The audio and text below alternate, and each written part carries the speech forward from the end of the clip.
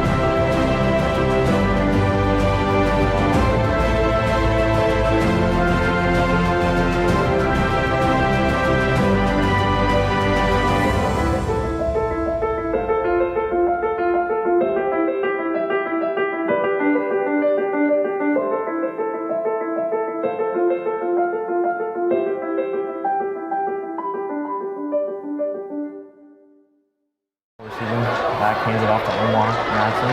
A good hole there. He finds it. Oh, dang. Oh, he's fine. He is free. Dang. Big run for Snap a Kugel. He fires over the middle. He finds a receiver. wide open, and he's still going. First down for the Tigers. Tigers are already coming out. Coach Johnson, the wide receivers coach, and he said this is probably the fastest wide receiving core we've ever had in Auburn football history. Madsen found the gap. The shotgun steps back. Oh, a lot of pressure there. Pressure, and he finds a man. Peyton Clark makes a man miss, and down to the 18-yard line. Really thought he 5 yards. Right around. For the Tigers. Really, just like the yard line. second down that we've had so far. That's what it felt like. Madsen hand off, and he with walks a into the end touchdown. zone.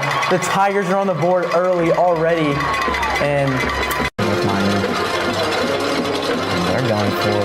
Looks like a screen pass right at the gate. By first, but then you found that running back inside there. Good tackle there. Last week they said that this is the chance to win the state, and then there it is right there. A big fumble! The Tigers pick it up, and the Tigers are gonna score! Wow! Let's go! Touchdown! Yeah, I mean, if you got a small team like this, you really gotta run out of energy fast. Running out of time, and he hits the deck. Sacked. For the kicker, I guess. No back in the backfield with Polanco. High snap once again. He unloads. He's got an open man and overthrew him. He had him like behind the O-line a little bit, but they're going to go in motion. It's going to be a screen. Looks like Antonio Welch. Welch cutting back. Misdirection, and he's going to find a first down. Kugel with the block there. Oh, fumble. But the Tigers recover. Wow. It's amazing to see around the region, you know. Kugel drops a lot back. of games. He unloads to Welch. He's going to get the edge and get a first down on the 15. Right there, Antonio Welch, you know. It looked like. Off of Madsen. Finds a hole again. Madsen might score here. Madsen down at about the 2-yard line. Tigers in.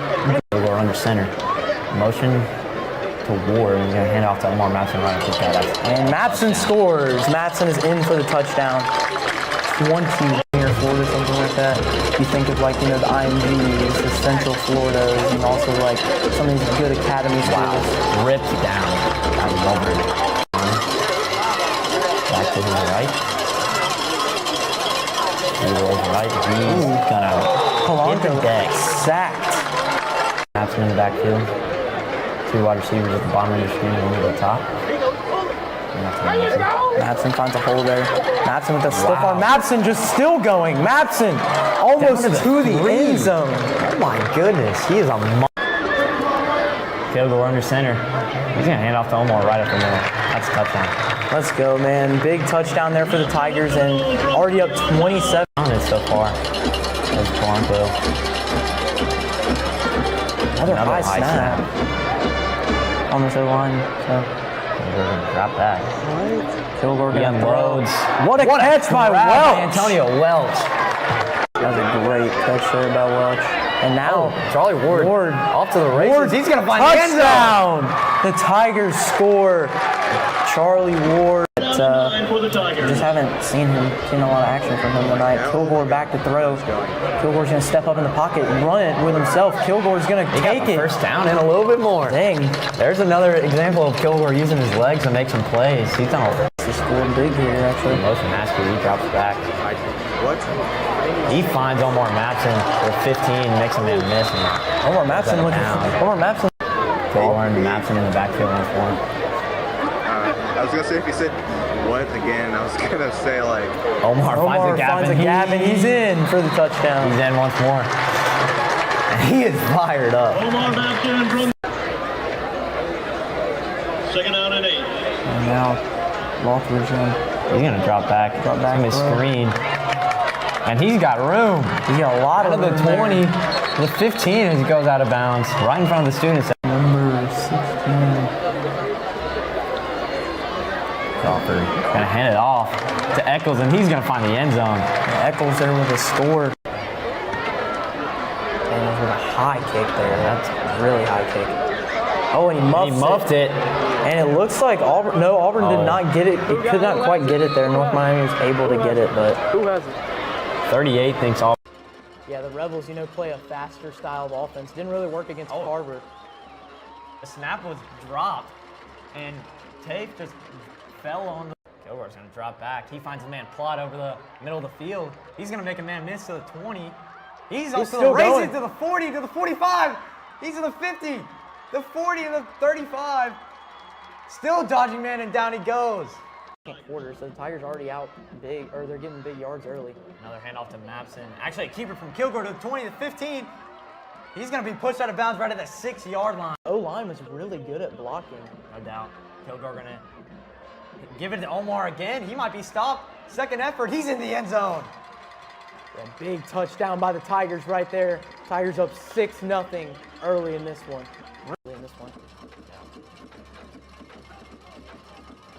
Taking the shotgun, man in motion. He's gonna hand it off to Purdy. And he is met. Yeah, he by went nowhere Greg there. Williams. There again. Gonna confuse the Rebels defense. It's gonna be a pitch. Kilgore's gonna take it himself.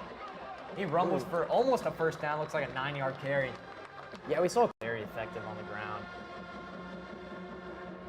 He's gonna hand it off to Mapson. He's gonna be patient and finds a hole for the first down. That big run there. Kilgore gonna give it a pink plot on the jet sweep. He's gonna get to the 35 as he made a few men miss on the way. Looked like Welch and Askew there in motion. Kilgore's gonna drop back. He's got all the time in the world. He fires and he finds Antonio Welch, who gets met by Vestavia Hills. It'll be 14-0 for the Tigers late in this first quarter. Kilgore under center, man in motion. Gonna pitch it off to Mapson. He finds a hole to the 5. He's gonna rumble into the end zone. Touchdown Auburn. Big run there from Mapson. Tigers. Looks like Rebels will be able to return this one. Out of the 30 to the 40, he's got room. To the 50. It's a foot race. Looks like Rebels are gonna win this one. Touchdown, Vestavia. Big opening touch. Snap is underway. Kick is up and it's got the legs. It's gonna be good. Tigers up 7 by himself in the backfield. He's gonna drop back. Finds his man over the middle. Intercepted! That's Isaac Binford down at the 8-yard line. Tipped from a Vestavia. Able to just absolutely stuff the Auburn guys at the line. So very good job from this defense. Kilgore gonna drop back. He unloads to the sideline. Finds Askew. He's still on his feet to the 25. The 30 and out of bounds. No doubt. Kilgore going to drop back. Can't find He anyone. feels pressure. He's going to roll out left, and he finds Joshua Askew for the first down and a little bit more down to the 40. He thought he stayed up, but I board down to the very bottom of your screen. Two other receivers at the top. Omar Matson in motion. Kilgore going to drop back. It's going to be a screen to Peyton Plott to the 35, and he's wrapped down by a Oh, no, he's defender. still going. He's still up. And down to the 23-yard line. Yeah, Jackson Kilgore, has been all over the place tonight. He's been throwing the ball, running the ball, so looking very good tonight. Kilgore going to fire over the middle. Finds Cash Reeve.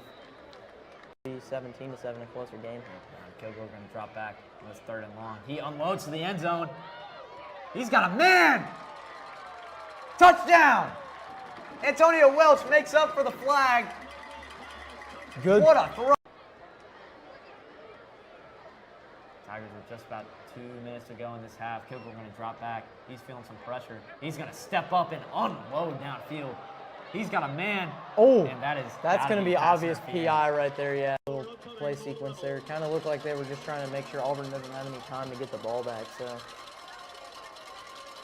He's going to keep it himself, and he is dropped. We did see Kilgore a few times, actually, in the first half, air it out a few times, so he was able to find some open guys downfield. Mapson going to get a carry early in this second half, trying to gain back some of that momentum that they lost late in the first. Mapson going to get it again, and he hits a hole to the 45. He goes down. Took a few mistakes for the Tigers. 2 men in motion. Kilgore going to keep it himself. Past midfield to the 45 to the 40. Down to the 35-yard line. Man in motion. He's going to pitch it out to Mapson to the left side. He's going to run around the left end. He's going to make him miss to the 15, and he gets stripped up. Peyton Plott in motion. They're going to give it to him on the jet sweep, and he's going to make a man miss. And he's still on his feet to the 5 and wrapped out of bounds. Back again, so good job by the Tigers not to get that holding call. Kilgore under center, man in motion. Pitch to Omar this time right, and he's going to thunder through a hole. They're on 2nd down in his goal.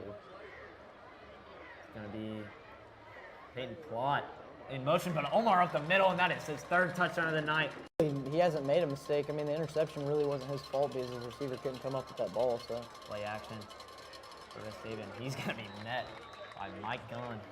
Really, they had 5 drives that they couldn't score, but then towards the end of that first half, they were able to score, so. Hardy's going to get the carry. He's just going to get a few. Tafe. Yeah, Tafe's been running and passing the ball tonight, just like Jackson Kilgore's done. Tafe's going to drop back. He's got pressure, and he's going down. Michael Foster came around the Defense a little confused here. Purdy again around the right side. Nice play from the Tiger defense. Another tackle for loss. Really what Auburn's defense has been doing too, or Auburn's offense has been doing as well. So Vestavia's defense, they've just been able to tire him out, and that's why Auburn's been able to score. Tafe under center. He's going to pitch out to Purdy. It's going to be a trick play. And it's ripped down from Caleb Pitts. Kilgore in shotgun with Mapson in the backfield with him. Going to be a handoff to Mapson, and he's got a hole to the 25, and he's down the sideline to 30. Yeah, you know, if you're Auburn, you gotta score on this drive because Vestavia's been moving the ball. Kilgore going to drop back and find his man Antonio Welch for a nice game. They're going to be a read option, and Kilgore's going to keep it himself down to the opposite 40-yard line.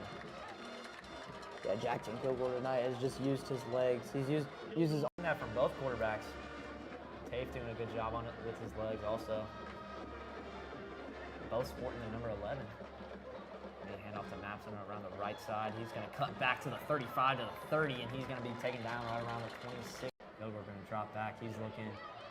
He's going to step up. He's going to take it himself to the 25, to the 20, to the 10. Man. And he's pushed out of bounds right around the 7. Mapson. Kilgore under center. Askew in motion. It's going to be a jet sweep. He makes a man miss. To the 5. He's going to go around the left end, and he's going to walk into the end zone. Touchdown, Auburn. Joshua Askew. Yeah, big jet sweep there for the Auburn Tigers, and now puts him up. Screen, right side of your screen. Mapson in motion going that way. Kilgore's going to drop back. He's going to step up. He's going to take it himself. Using Across his the legs 25 again. to the 30. 35 to the 40, and he's dragged out of bounds. That might be a late hit. 9:20 to go, man in motion. Kilgore's gonna roll out left. He's gonna make touchdown. Touchdown there. Peyton Plott making it look easy.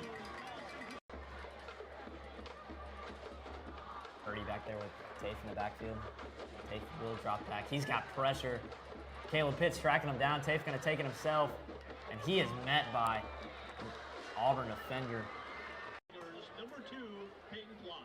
About 7 to go here in this thriller. Oh, it's Punt a it. block punt. The ball is still loose. Last week. Correct. And in motion, that's Cash Reeve. It's going to be Charlie Ward up down the left side and touchdown Auburn. Yeah, He Charlie walked Ward- in, untouched. Charlie Ward, last week saw him score a touchdown, another touchdown here tonight. So He now with a new back in the backfield. Hand it off to him. And that's Greg Williams again with another tackle. Once again. 3rd and 9 here for the Bulldogs. Key gonna take it himself, and he's met by Michael Foster. Key stays up without his helmet. And he will be taking blocking and everything, get no more some holes and gaps, score those touchdowns. pitch to Mapson here on this 3rd down. He's going to get the 1st down and more. He's at the 45. He breaks a tackle down the sideline. He's free. Omar Mapson's going to score. Opelika to face the Bulldogs. Freshman kickoff is at 5 p.m. and JV starts at 6:30. Bulldogs going to take it out of their own end zone. Miller is met by a Tiger return team. 2 receivers top screen for the Bulldogs. 1 hidden behind. High snap. The ball's down and Hewley's going to fall on it. 5 wide for the Bulldogs. He's going to drop back. He's got pressure from Greg Williams. Key stays up. Might have been a face max. He's going to unload downfield. Was Jamari Miller. He on a 3rd and 10. Kilgore going to drop back. He's got time. He's going to unload. He's got Joshua Askew for the 1st down. Yeah, from Kilgore there. Yeah. Kilgore is going to drop back. He's got time. He's going to get out of the pocket. He's got defenders chasing him. He's going to take off. He gets the 1st down and more. He runs out of bounds. Kilgore under center once again. Same formation. He's going to keep it this time. Bulldog D-line running after him. Kilgore unloads. He's got a man. That's Peyton Plott across midfield to the 35, and he's hit out of bounds right around with Ward in the backfield. Going to be Welch in motion. They're going to fake the sweep to Welch, and Ward's going to get the pitch. He stiff arms a man. Now the 10 to the 5. Ward's going to score. Touchdown, Auburn. 3rd touchdown this season from Charlie Ward. Yeah, it's going to be a short 3rd down here for the Bulldogs. Key's going to hand off Hughley. He gets, well, it'll be close. I don't know if he got the 1st down. Yeah, he might have not gotten the 1st down. They might, looks like they might give him, looks like they're going to give him the 4th down here. So Tigers, good stop on defense. I don't think the Bulldogs go for this. He's going to fake the handoff and keep it himself. He's going to unload downfield. He's looking for Askew. And he's caught it to the 20. Askew might find the end zone. And he's going to be dragged out at the 2-yard line. They're going to stack the box, and they're giving it to Omar right up the middle. Tigers respond in a matter of seconds. Yeah, Omar Map Down to 13 seconds. They're going to give it to Hughley, and Hughley's dropped by Carnell Jackson in the backfield. Plot to the top. You got Mapson in the backfield, and Kilgore in shotgun. He's going to look and spin the other. He's going to dump it off to Mapson, and Mapson's going to get right across midfield. They're going to hand it off to Omar. They're going to pitch it to Peyton Plott. And Plott to the 40. He's got blockers ahead. To the 30. He's dragged out of bounds. It's going to be a 1st down. Going to pitch it off. No, he's going to keep it. He's going to unload to the end zone. He's got a man. Wide down. Joshua Askew. Wide open in the end zone. And a dot from Jackson Kilgore for the Tigers to take the lead with 5:30 to go.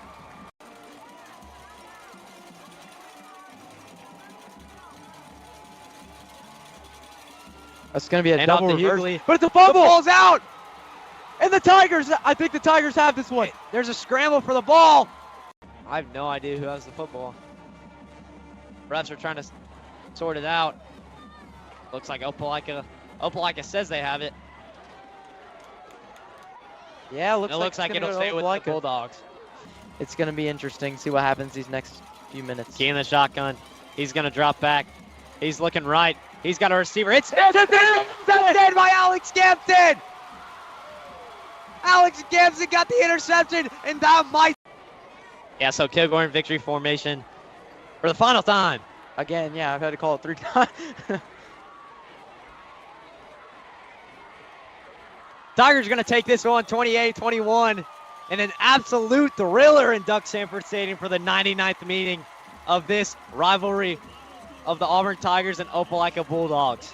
Yeah, I mean, just an outstanding matchup. These Auburn Tigers were able to, you know, go on and win this game after some great executed drives later on in that in the second half, and just a great performance by the Tigers. And I would say that play by Alex Gamston definitely sealed the game.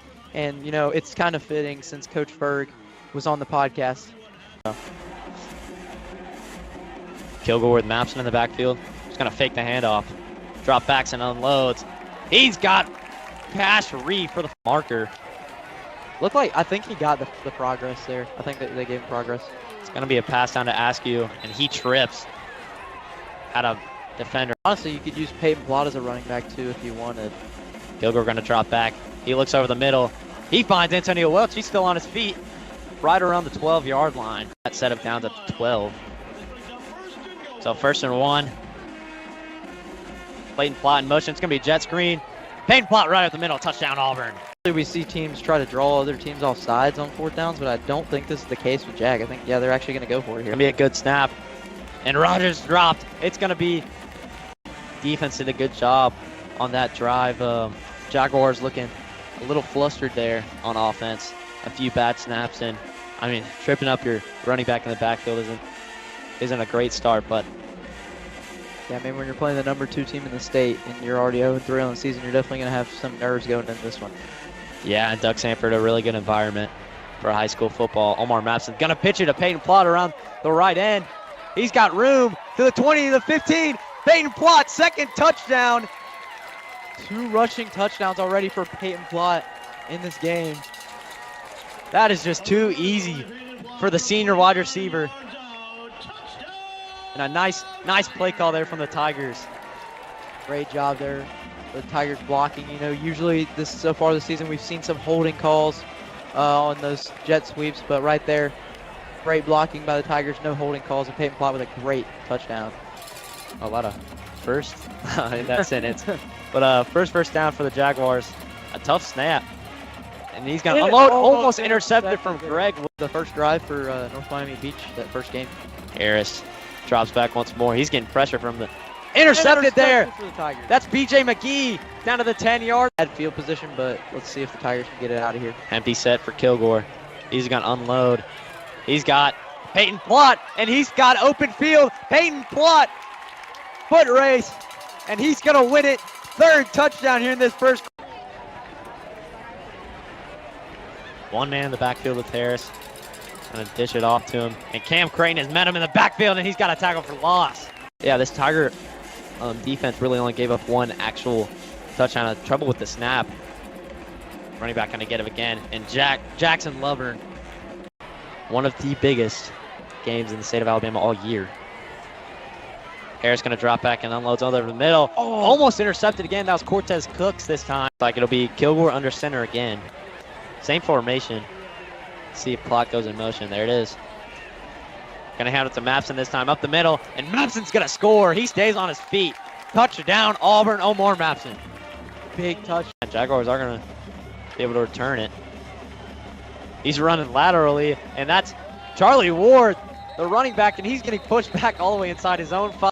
Harris. Bad snap again. Seen that a lot. The handoff. And Jackson Lovern with some help from BJ McGee and Alex Scampson. Sorry, that's Jackson Lovern.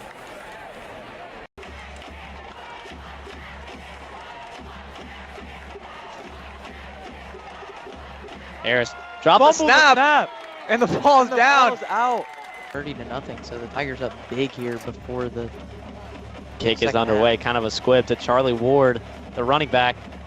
He's showing his patience. He's going to get around to the 40, and the flag is thrown. He's going to get pushed out of bounds right around the 30-yard line. Yeah, it's going to be Brazel in motion.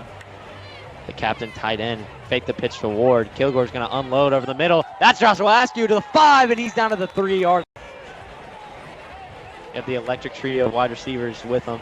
And Kilgore's going to roll out. He's looking for Askew, and he's got him for a touchdown. Another Auburn Wide receiver to the top of your screen. Harris going to drop back, and he's getting pressure from Greg Williams. He avoids it. He's rolling out right, and he's just going to take the hit.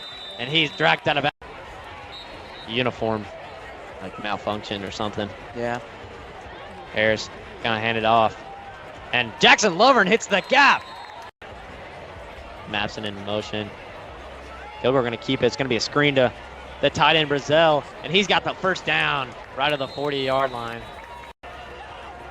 So Mapson in the backfield, Kilgore. It's going to be a handoff to Mapson. 35, he's got room, and he's going to be taken down around the 26. Tigers have been using that tight end room really nice tonight. Handoff to Mapson around the right edge, and he's going to break a tackle. He's to the 15-yard line. Kilgore navigating his offense. Peyton Plott in motion. They're going to hand off to Mapson this time. Mapson right up the middle to the 5.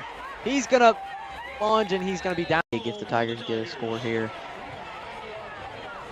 Mapson in the backfield. He's going to give it right to him, right up the middle. Touchdown, Omar Mapson, his second of the night. Substitution there for the Tigers defense. Harris going to drop back. He's going to loft one up, and he is hit by Jackson Lovern. Stack to the top of your screen. Big handoff to Mapson, right up the middle. He gets a nice gain for the first down and more, and he's still on his feet, and he's dragged down. Timeout. So Kilgore and Mapson in the backfield. And they're going to pitch it to Mapson around the left edge, and he's going to get the first down.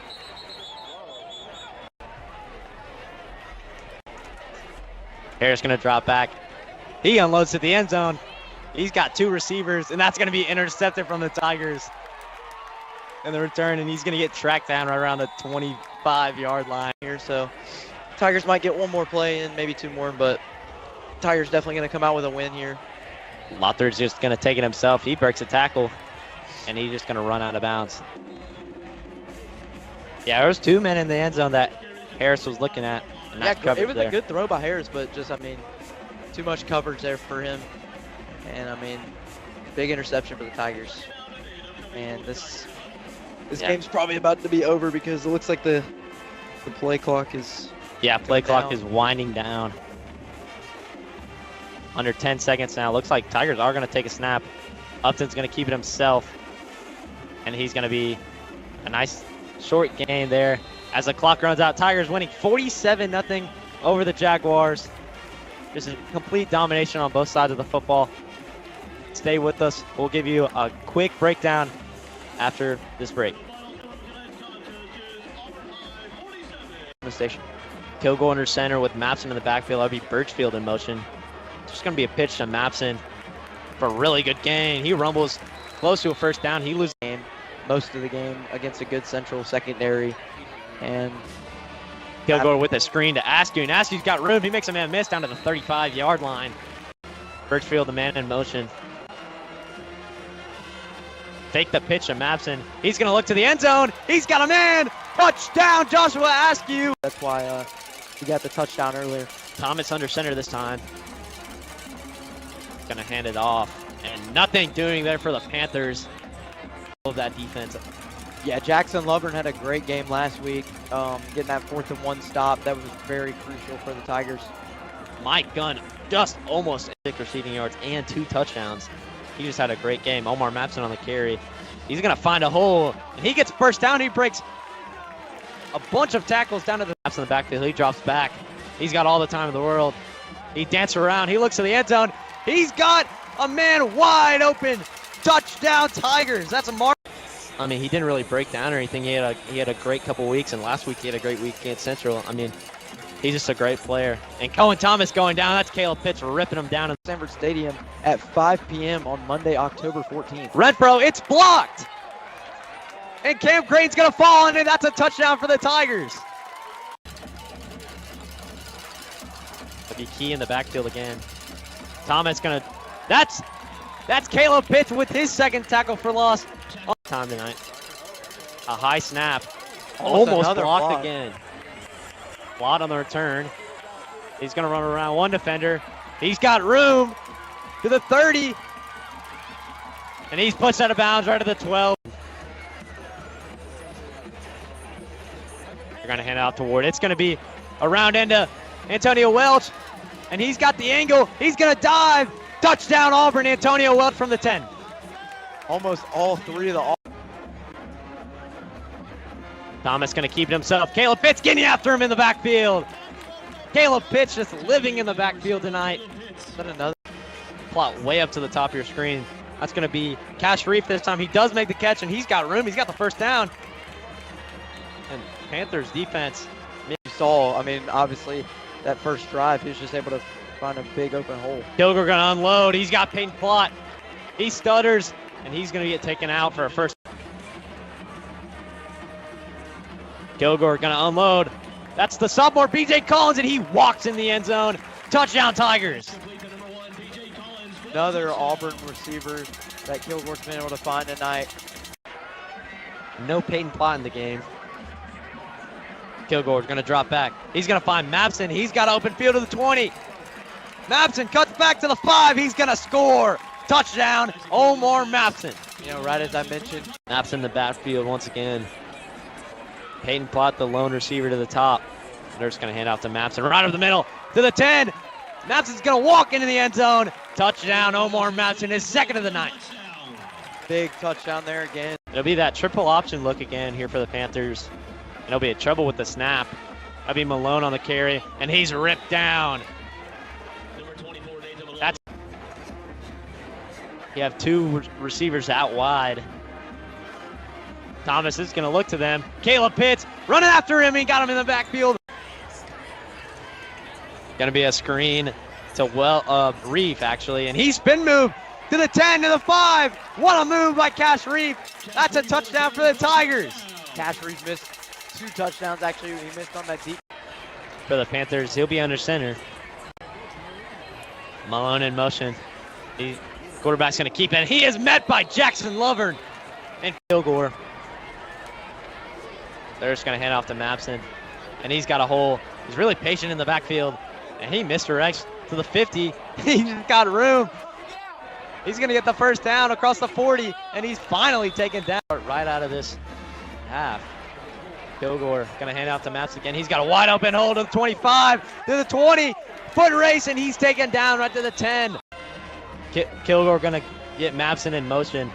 And he's going to throw it to Birchfield. To the 5, Ryan Birchfield's going to score. And what did I say? I got to get some of those guys reps. Absolutely. Lothard's going to have to Eccles right up the middle. Touchdown, Larico Eccles from 5 yards out. His second on the season.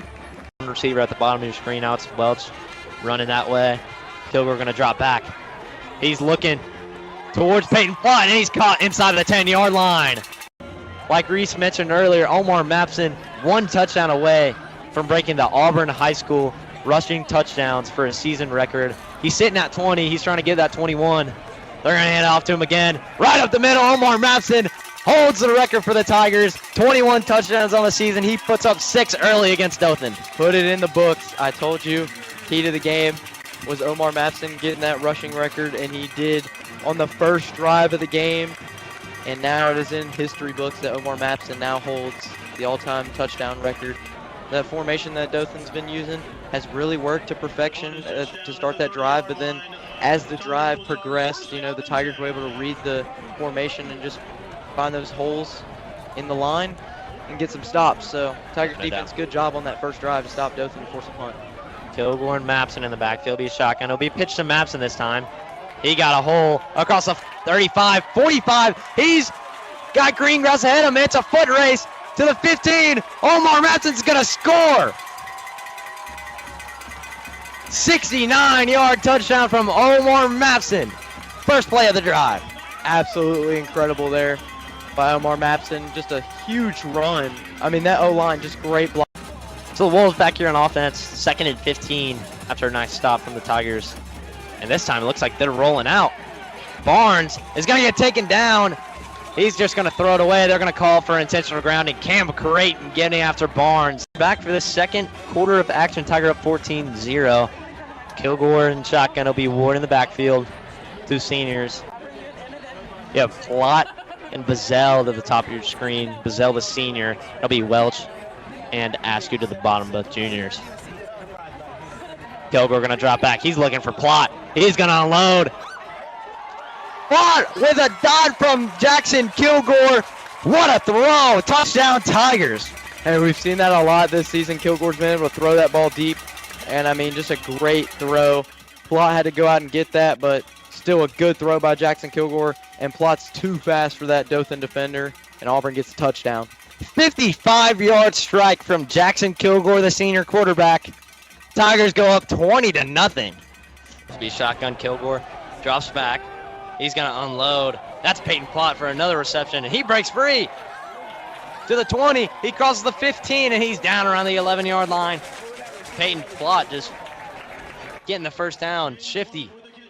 Another good catch by Peyton Plott. First that touchdown pass last drive, and another big play for Peyton Plott here to get the Tigers in the red zone. Poor tackle attempt there from the Wolves.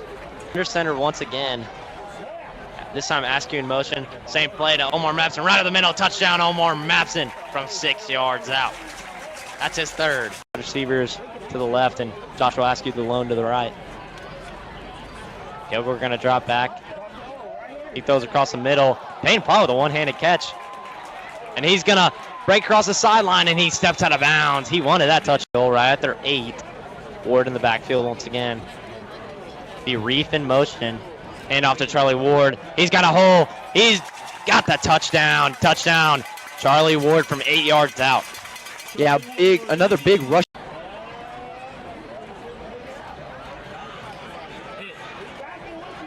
And a really good job from the Tigers kickoff unit. Looks like the ball might have came out. I think Dothan falls on it. Vickers going to keep it himself, and he hands it off. That was Thomas, and what a hit. Here's that single T formation. Vickers, Alexander. And it will be Alexander on the carry. It looks like the ball came out for a second. Dothan here on this 2nd and 13. They're going to drop back and unload downfield. First time for the night. And it's underthrown, a little off target. Looking. Birchfield in motion. Just going to hand it off to Ward. He's very patient in the backfield, and he got a hole, and he's across the 40. He breaks a tackle down the sideline. There is a flag thrown. Charlie Ward streaking to the end zone down the sideline. Touchdown, Charlie Ward. There might be a flag coming back, though. Yeah, I believe it's going to be a holding call or a block in the back here on the Tigers.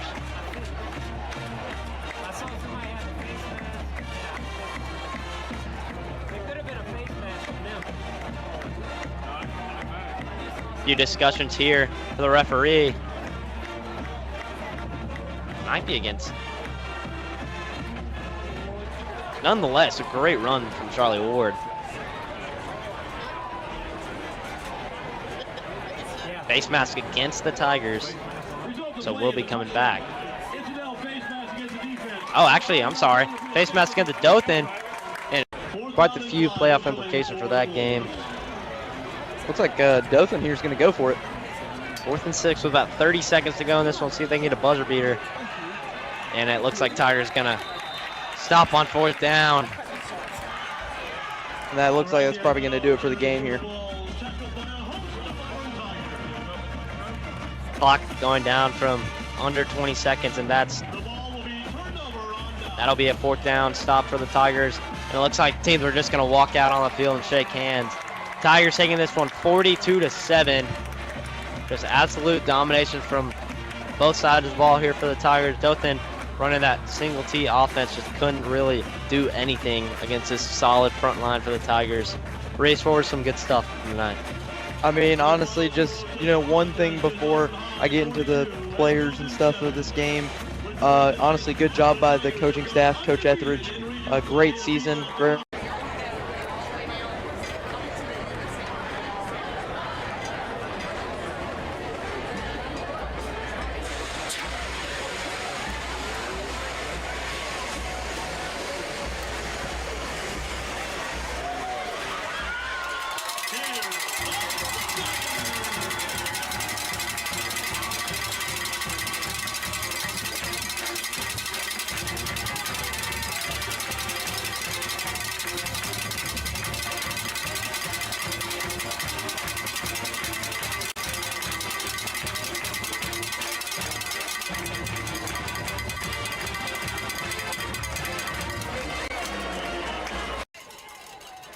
And he's getting nowhere there, and that looks like that's good. So 3rd and 1 here from about midfield. Sanders back there again. Sanders going to take it, and he is stuffed behind the line by a sea of defenders. And Auburn Tigers offense, he has about 138.1 rushing touchdowns per game, and he also has 26 total touchdowns for the season. great throw there by Kilgore, and Plott's going to find a hole. Plott's going to run down the field, and Plott gets to about the 43-yard line there. Mapson takes the handoff, and Mapson's going to go. Mapson to the 30, to the 20, to the 10, to the end zone. Omar Mapson in for the score, and the Tigers are up early in this playoff matchup. Would not expect that to happen. Yeah, how do you respond to that tempo? Sanders up the middle again, and met by Jackson Lovern again. Jackson On this game to be a key factor for the offense.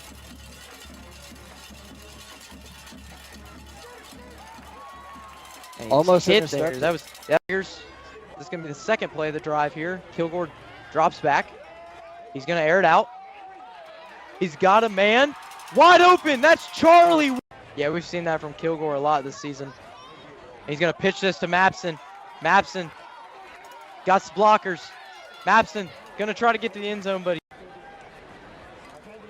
Kilgore hands it off to Mapson. Mapson, easy way to get in for the touchdown. And it is 13-0. Picks this one off, and this is going to be returnable as Bob Jones is going to take this one out. And Bob Jones got it. Oh, he got absolutely laid out there. Now Jackson back under center again.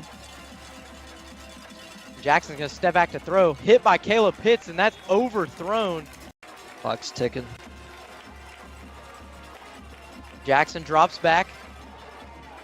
Finds an open man, but hit by Alex Gam. Jackson drops back. Looks like they're going to pass it long. He's going to throw it deep.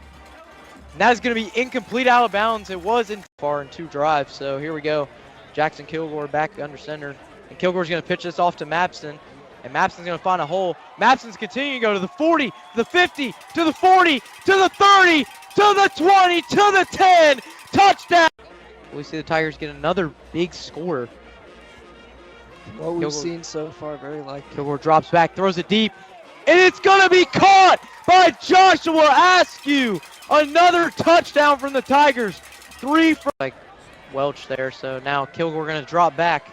He's going to throw it over to Askew. Askew is a fast man, and he's going to the 40, 30.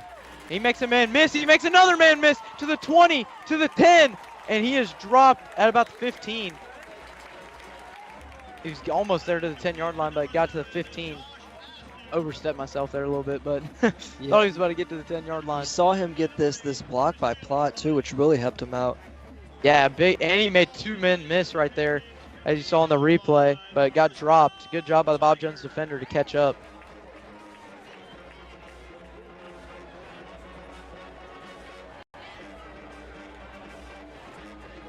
Kilgore throws this to Birchfield. Birchfield gets, I believe he's going to be down at the 1. I thought he got in. I thought he got across. Kilgore going to hand it off to Mapson, and Mapson goes in the end zone. Touchdown, Auburn, 34-7. With 8 minutes and 28 seconds in the second quarter, a lot of scoring has gone on so far in this game, and the Tigers already up big. Of course, with a 2nd and 10 here. Sanders with the run, and he goes nowhere. Carnell Jackson and Alex time on the 6th drive tonight. Jackson Kilgore drops back. He's going to throw it deep. He finds a man wide open, and he's going to the 10, to the end zone. That's Wow. Antonio Welch with the Bob Jones has been in their last few drives that they've gotten in this place, and that's going to be a fumble, and it's going to be recovered by Jackson, but Pitts gets him behind the line. Back there again. Plott in motion, and Plott's going to take it for a jet sweep, and Plott's going to find an open hole. Plott's going down the sideline to the 40, to the 50, and he has ran out of bounds at about the 45-yard line. Kilgore drops back, steps up in the pocket. He's going to throw that one, and that is caught by The Vestavia Hills And then tonight, you're just seeing a lot of blowouts. Kilgore drops back. He's going to find Charlie Ward wide open. He walks into the end zone, and that's going to be 48-7. Incredible passing plays they've been having. And then from Bob Jones, you want to see them on the defensive end. You want to kind of copy Auburn and apply that pressure that they've been giving you.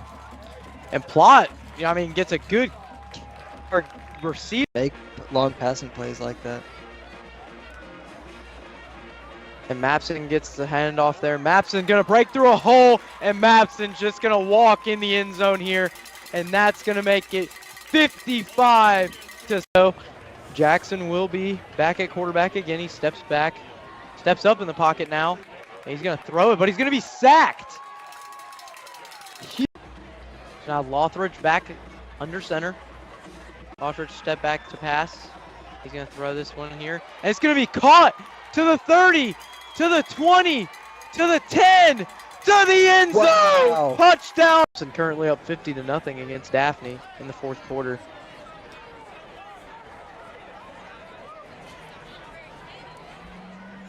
Now Jackson drops back, finds an open man across the field, makes a man miss. I believe that's Caleb Sanders on the catch.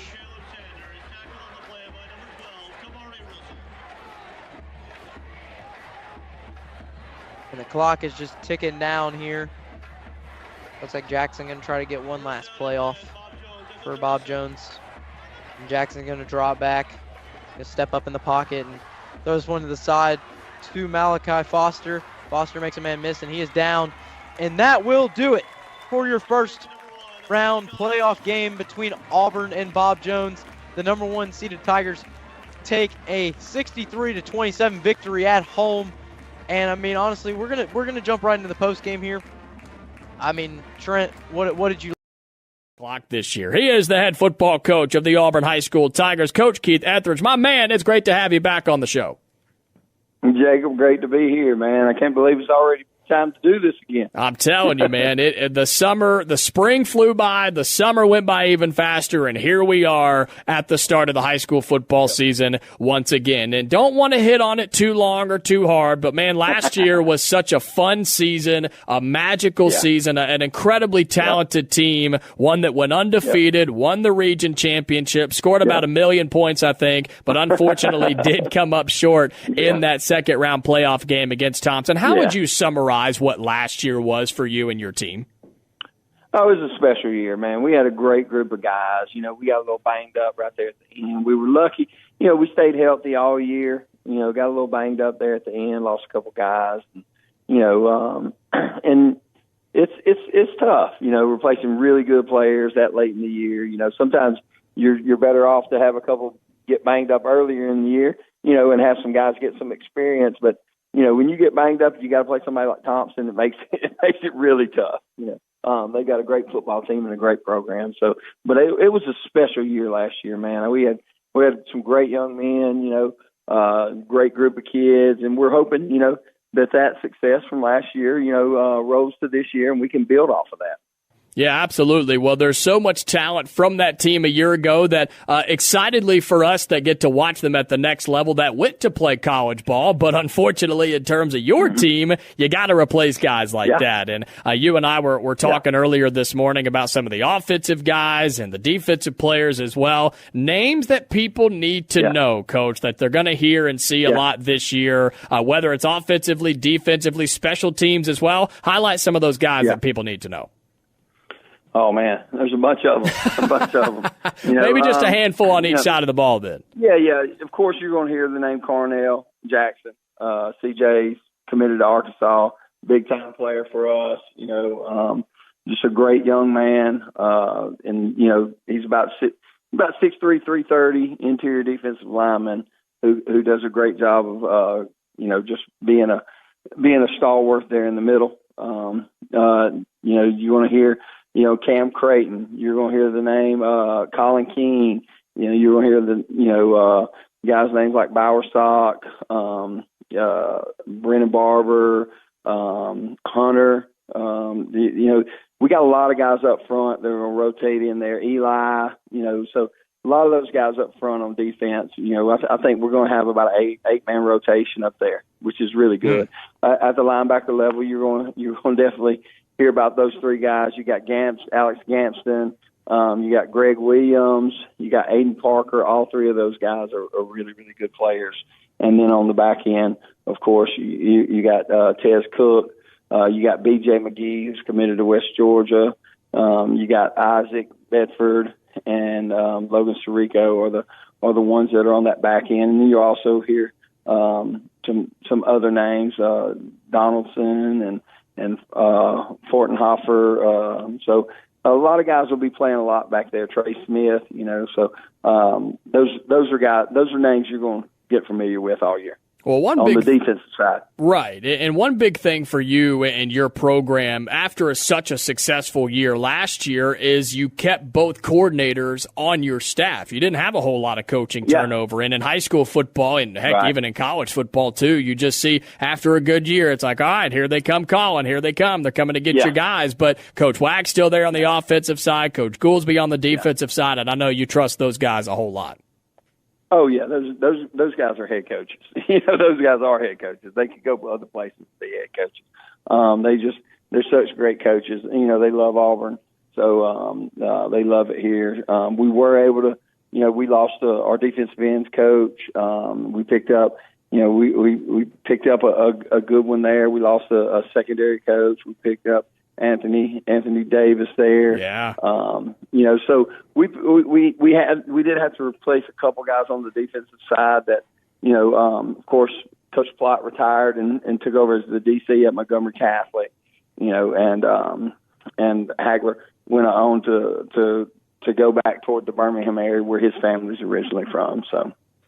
Well, some turnover, but not a lot, and I know you guys have found replacements for those and feel confident about what you and your staff are going to be able to do this year. We're talking with Auburn High School's head football coach, Keith Etheridge, here on ESPN 106.7. And the season opener, I know as a coach, you get a little worried, you get a little nervous because you don't know exactly what you guys got, and I know the spring wasn't what you wanted it to be in terms of actually getting some game action and jamborees and things like that. And so what is your message to your team in week one about just executing and trying to do things the right way to walk out with a W?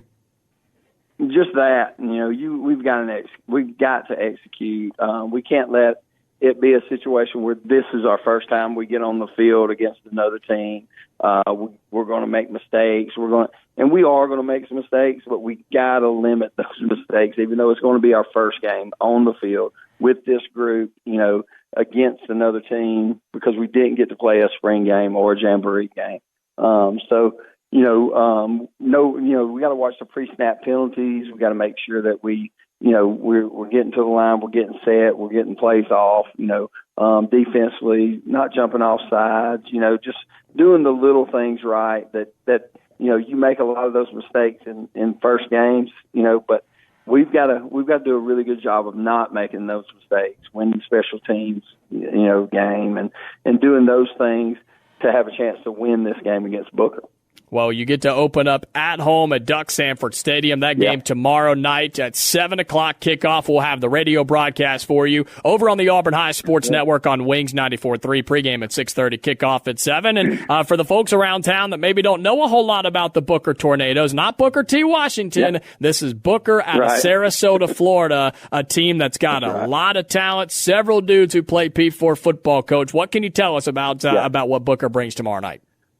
They got a great football team. A lot of guys that are very athletic. A lot of guys who have P4 offers. I think they got 5 or 6 who are already committed to Power 4 schools, and they've got 4 or 5 that have those offers that haven't committed yet. So they've got a wealth of talent. They're going to be well coached. That's a hotbed for high school football in that Sarasota area, sort of right down the road from Tampa, but between there in Miami, lots of athletes down there, and they play a great brand of football. So, we're going to have to, have a good game plan ready, and we got to execute that game plan. I think we have a good game plan. It's just going to be execution and trying to keep them from making big plays because they got big players all over the place.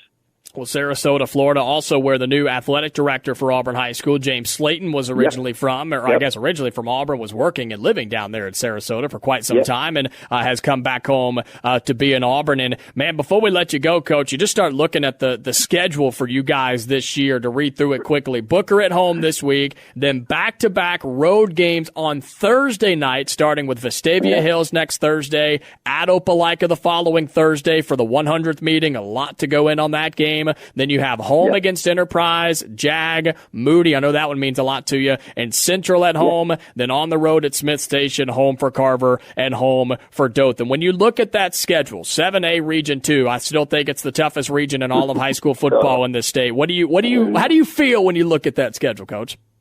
Well, you've got to be ready to play every week when you come to play in this region. And even our non-region games are against really, really good teams. So, every week you got to be ready to come and play and put your best foot forward. And the good thing is we got a great group of kids.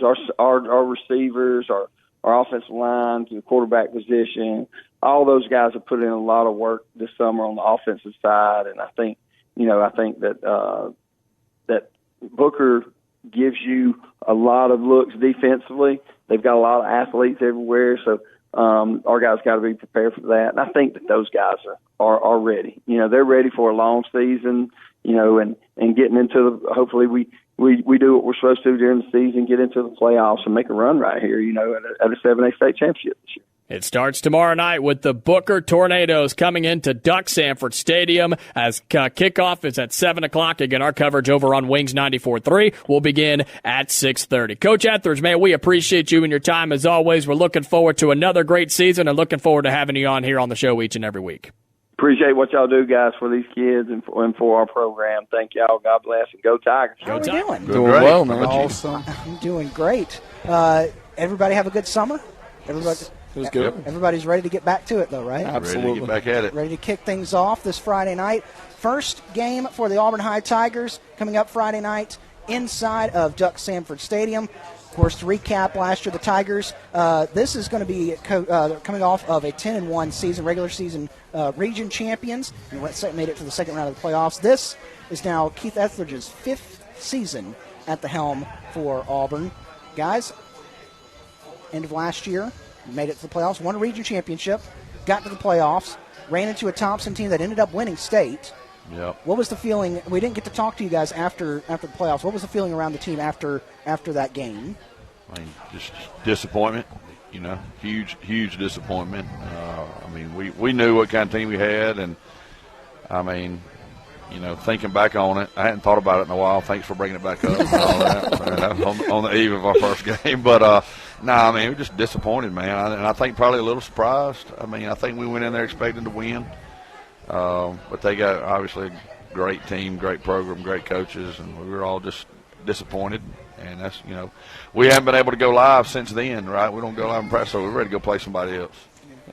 So when you look at, last season, and I'm not going to keep talking about last season, but you go into the spring. I didn't get to talk to you guys after that game, so I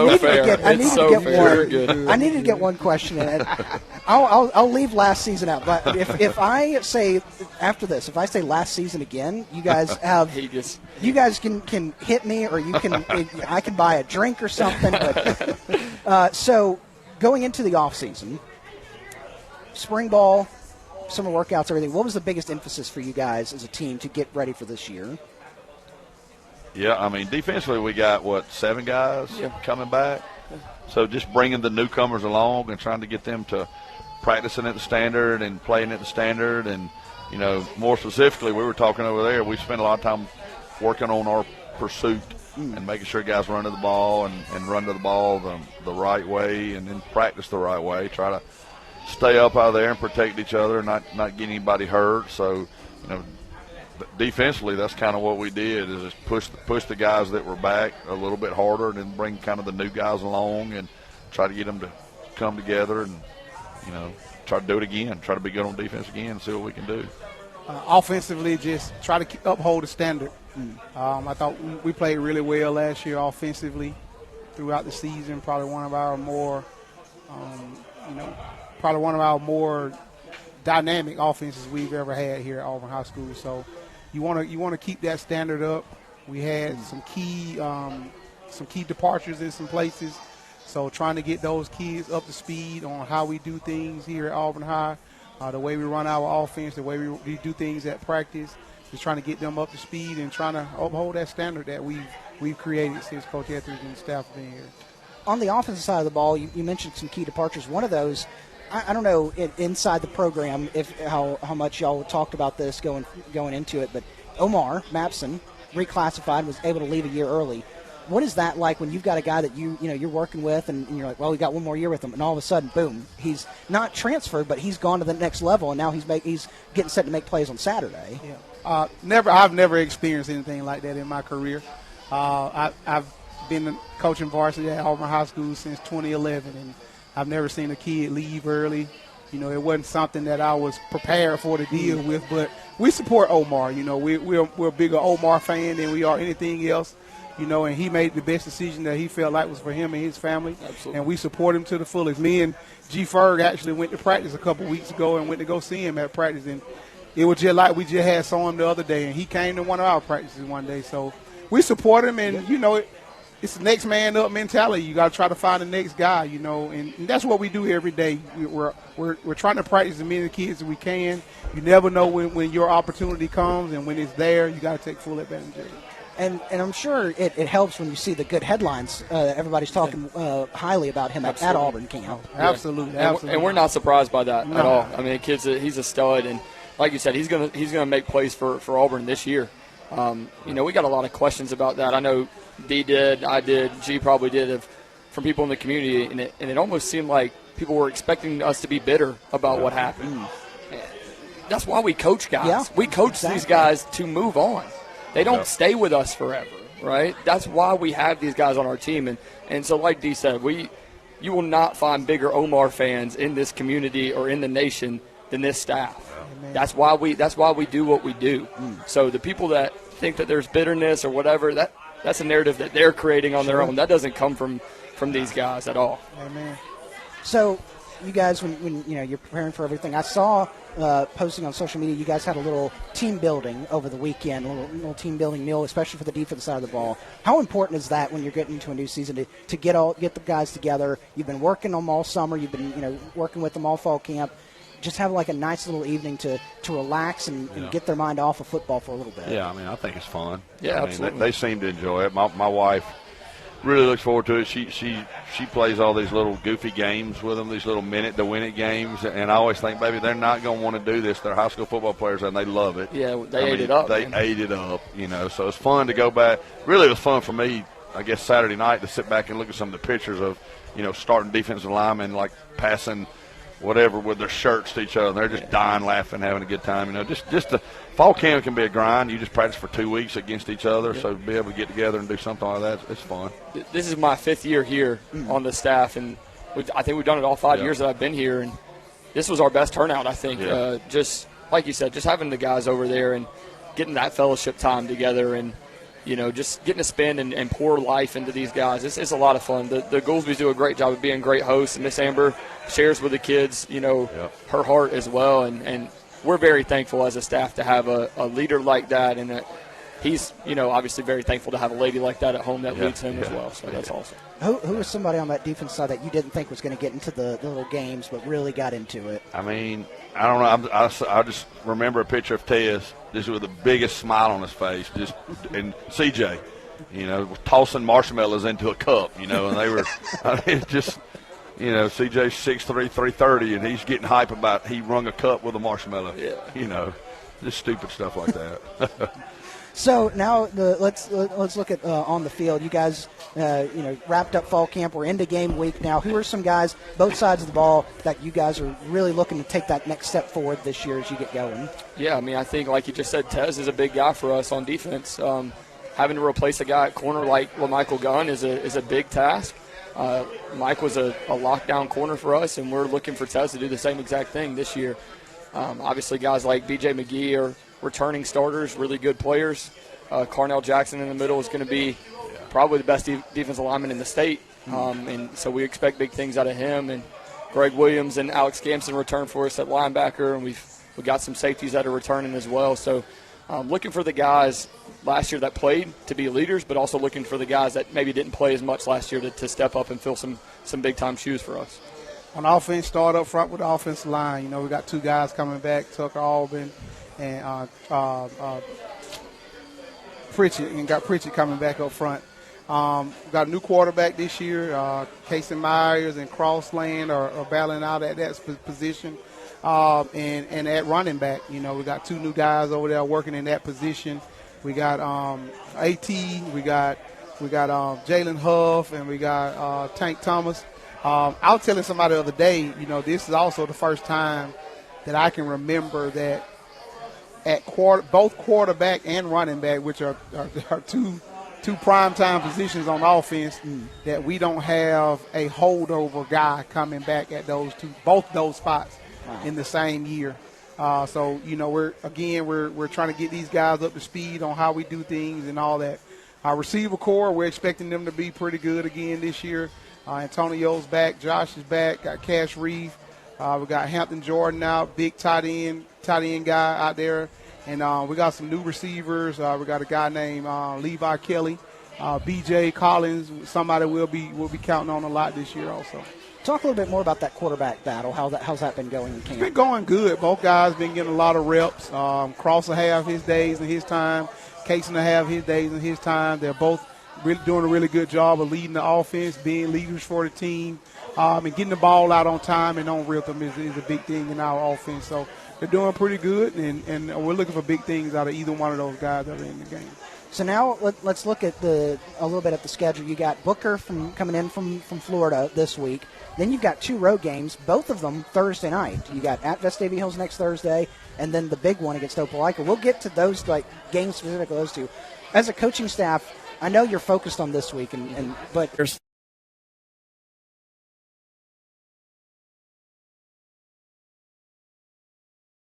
when you look ahead at preparation for 2 Thursday games back-to-back, I know sometimes you'll have one and you go back to Friday. What's that like to know that you've got back-to-back Thursday games when it comes to prep work? You got to get started today. Like, we practice on Wednesday mornings, so we don't practice in the afternoon. So once we get through Wednesday morning, go to the next opponent. You go ahead and start kind of scouting early. Same thing tomorrow, just kind of scout early just to get a plan, especially with it being a Thursday game. I mean, we were just – G. Ferg and I sitting over there and talking about Vestavia's offense and just trying to look at what they did to us last year. And then, you know, obviously we'll get the Friday night game and kind of compare and see what they got coming back and just start early. You know, I think our practice schedule this week will probably be the same. Yep. You know, but as far as us preparing, you got to get started now. It's kind of a gift and a curse. Like, you sit around all summer waiting to play ball. Like, right now we're actually in game week, and it still feel like we're years away from getting to Friday night. Yeah. But then when you talk about 2 Thursday games, things are going to hit pretty fast. Yep. And so you just got to be prepared. You know, you got to multitask as much as you can. You know, especially on our end. We'll get the kids. We got to keep the kids where they are right now and keep them focused on what's going on. And we'll do all the things to get them where they need to be up to speed when it's time. Now let's look at Booker coming in this Friday night at the Duck, coming up from Florida. How hard is it to scout a team from out of state? Very. Yeah, very, very tough. It's tough to get film from them, really. I mean, just you don't have any common opponents, and that's usually kind of the deal. We don't have much on them, but, I mean, we know what they've got in terms of talent. They've got plenty of that. And then every state isn't the same. Like, you know, like here in Alabama, you know, you can get on and find rosters. That's kind of a centralized place to find rosters. Like, you can't do that in Florida. And you know, you can go to all these different sites, but you know, they're not always accurate on the information that you get. I'm using Twitter more than anything else to figure out who's on the team and who's good. I mean, really. Yeah, no doubt. So, from what you guys have been able to piece together, what is Booker going to throw at you guys on Friday night? Much speed. They got one wide receiver committed to Michigan State, one committed to Pitt, quarterback with an Ole Miss offer. They got a couple running backs that are supposedly big track guys, big offensive line. So, you know, they're going to throw it all at us. I mean, quarterback, what do we say, 6'3", 200 pounds. And the receivers can go. I mean, they can really go. That's what I think we'll play well. I think I mean, surely it's the first game. We're going to play hard and all that, and I think we'll play fine. But, you know, like if a guy falls or a guy don't fit tight, like number one can go score. You know what I mean? So you just worry about that speed that they bring into the game. Same thing defensively. So 0 is, I think one publication had him rated the number 2 corner in the nation. Wow. He's going to Florida State. That Pitt guy they were talking about at wide out, he also plays corner also. They got a safety committed to Vanderbilt. They got a D lineman committed to Indiana. Then they got another junior that's about 6'3", maybe 220, 225 with a Penn State offer and some other Power 4 offers. And then the guys I had mentioned, I mean, they all 6'2", 6'3", they run well. You know, they got a lot of length. I mean, that corner that's committed to FSU, 6'3". You know, so they got some length and they got some speed. Same on both sides of the ball. So Friday night, kick things off against Booker at the Duck. I know you don't need anything else for the kickoff game or for the first game of the year. Is there anything else going on at the Duck, or is it just the kickoff football Friday night? Come see the brand new turf. Yeah. That's right. Yeah. I've driven by it every single week at least, and every time I drive by, I'm like, are they going to have it done for the season? Yeah. Are they going to have it done for the season?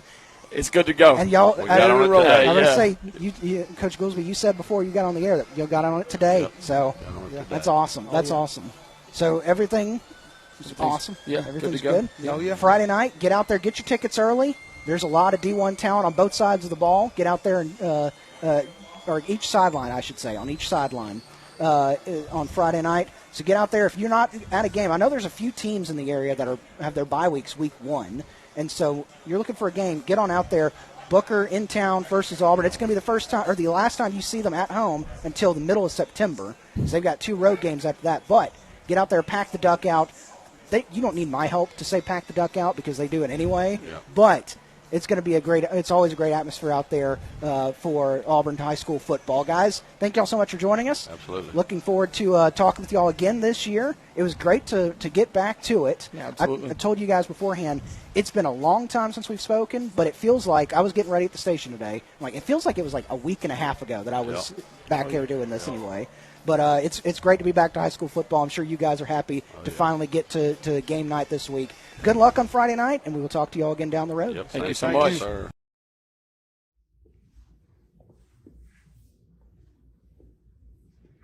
From Auburn High School to the Pro Football Hall of Fame, I am DeMarcus Ware, and this is home of the Auburn Tigers.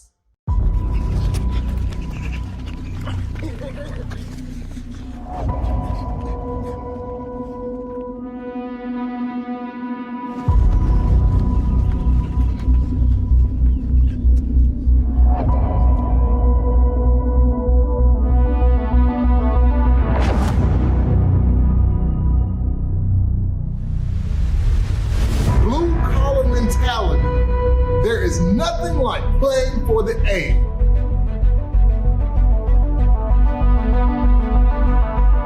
This A. We won't make it easy on you. In our house. Take no prisoners, leave no doubt. Take no prisoners, leave no doubt. We got to get pressure on the quarterbacks. Either got a seat at the table, you're on the menu, baby. Hey! Give a pregame speech. Right now, I'm going to just tell you that I love every single one of you. We had a great fall camp. Now it's time to go to work, right? The road to Tuscaloosa starts today, right? I love every one of you. Play your tails off, no matter what, right? No matter what.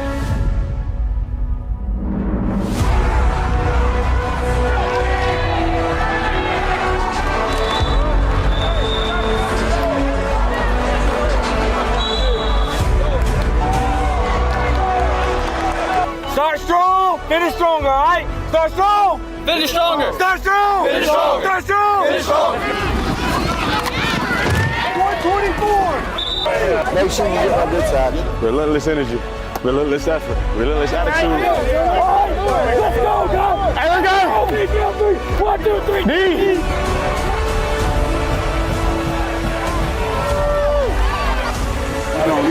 Somebody take over. Somebody.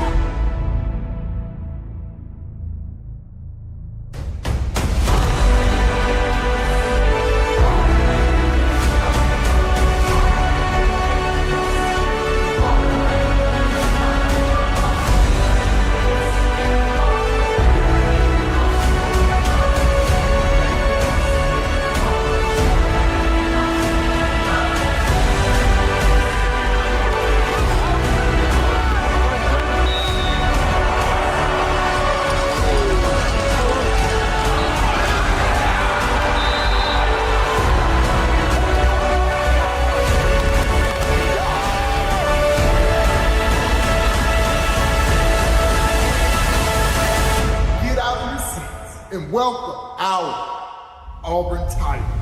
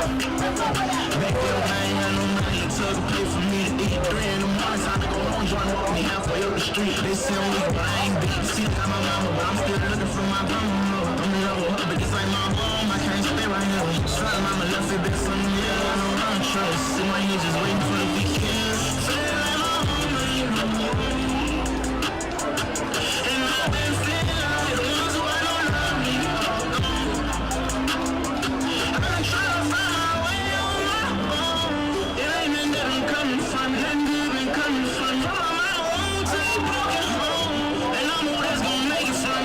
You know who made it from.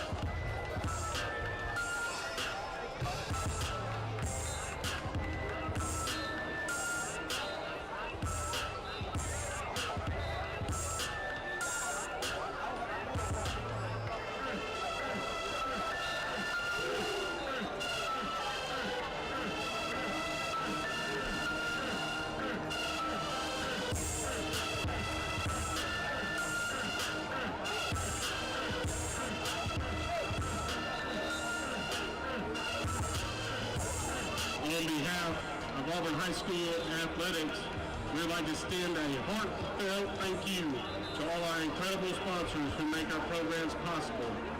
Your support helps our student athletes thrive both on and off the field. A special shout out to our anchor sponsors, Northcutt Realty and Bright Investments. Your commitment to our community and our teams is deeply appreciated, and we're proud to have you as part of the Auburn High Athletics family. To all of our sponsors, thank you for standing with the Tigers. Let's keep this energy high and cheer on our teams on to victory.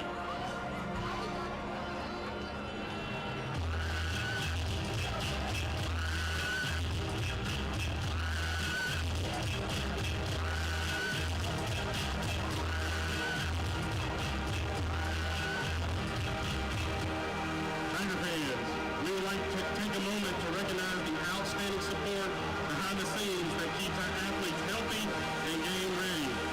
Auburn High Athletics is proud to partner with Encore Rehabilitation for district athletic training services. Their expertise and dedication are vital to our student athletes' success. We also extend our sincere thanks to our team doctor from the orthopedic clinic. Your care and commitment ensure athletes receive top-tier medical attention when it matters the most. Thank you, Encore Rehab and the Orthopedic Clinic, for being essential members of the Auburn High Athletics team.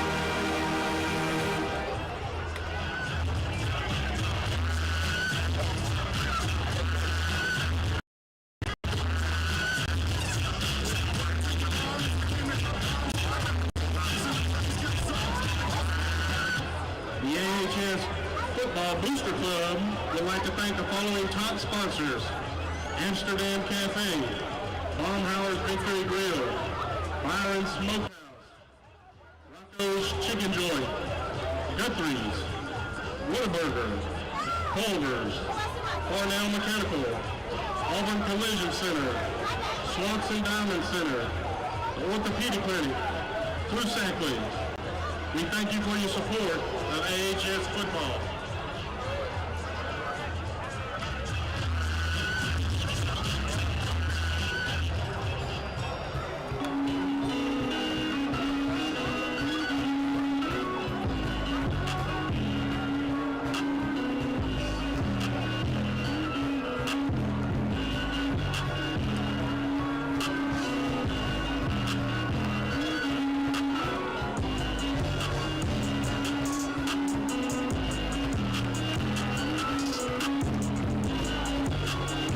Tonight's probable starters for your Auburn High Tigers, coached by head coach Keith Etheridge. On offense, at left tackle, number 55, R.J. Davidson. At left guard, number 64, Jaden Spinks Evans. At center, number 62, Tucker Alden. At right guard, number 68, Karan King. At right tackle, number 75, Trenton Pritchett. At tight end, number 44, Hampton Jordan. At quarterback, number 15, Kason Myers. At running back, number 0, Jalen Huff. At running back, number 13, Safon Payne. At wide receiver, number 7, Joshua Askew. At wide receiver, number 5, Antonio Welch. At wide receiver, number 4, Cash Reed. At wide receiver, number 3, Levi Kelly. At wide receiver, number 1, DJ Collins. Now on defense, at defensive back, number 2, Cortez Cooks. At defensive back, number 1, DJ McGee. At safety, number 4, Isaac Benford. At safety, number 7, Logan Sirico.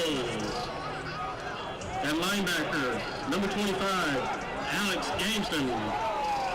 At linebacker, number 11, Aiden Parker. At linebacker, number 3, Greg Williams.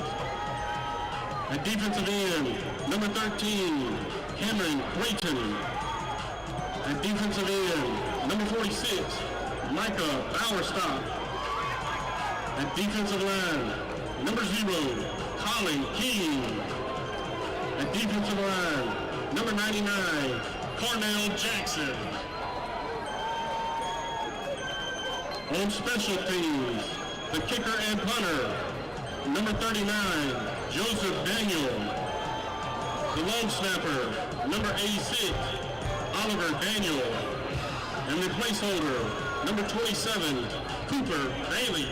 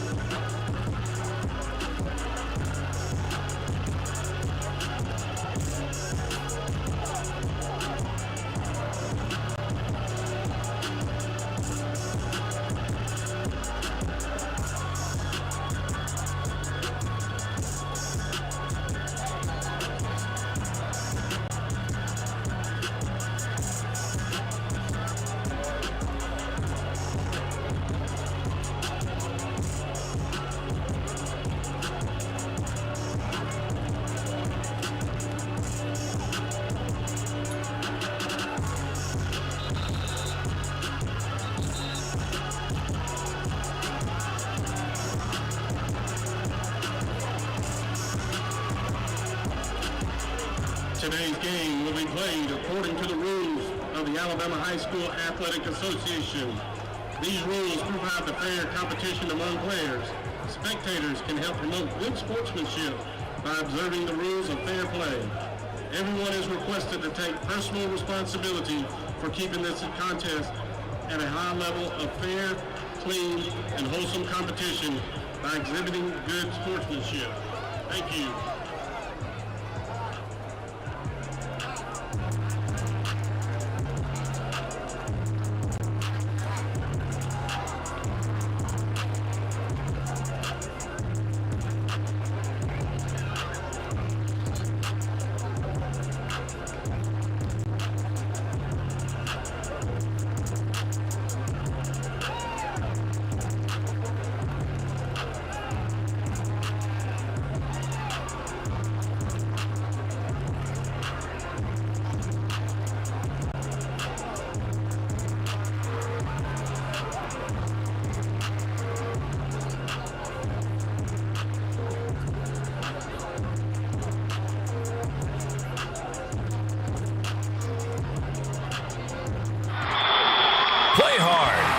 win. But when sports injuries occur, you can rely on Encore. Our professional team treats all types of sports-related injuries for athletes of all ages. Our licensed therapists work closely with the patient, your family, and physician to get you back into action quickly and safely. At Encore, we love to see you move. Log on to EncoreRehab.com for a location near you.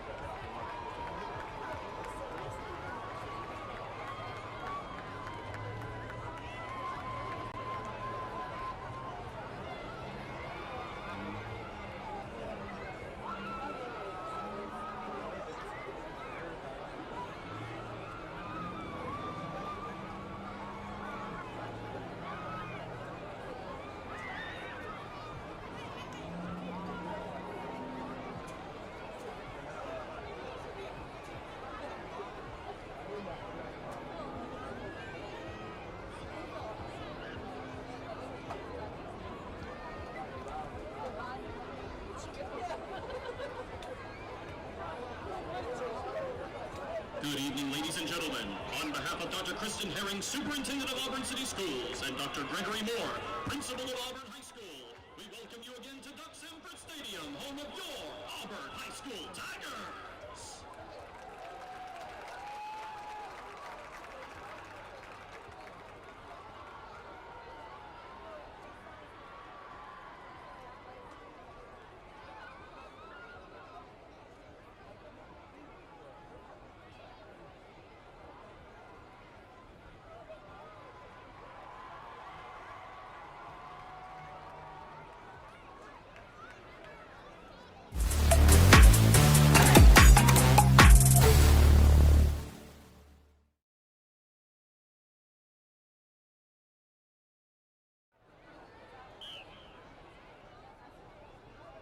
Your host, Reese Kinder, and alongside me today is James Tippins. We are both ready for this exciting football opener between the Auburn High Tigers and the Booker Tornadoes. And James, how are we feeling tonight? Great, man. Great, man. Excited to see this new look Auburn offense coming off a strong season last year. Yeah, I know. 10-1 on the season last year, the Tigers were, and then, Booker 10-4 on the season last year. So this should be a really good matchup, and we're going to get into that here in the next few moments. Yes.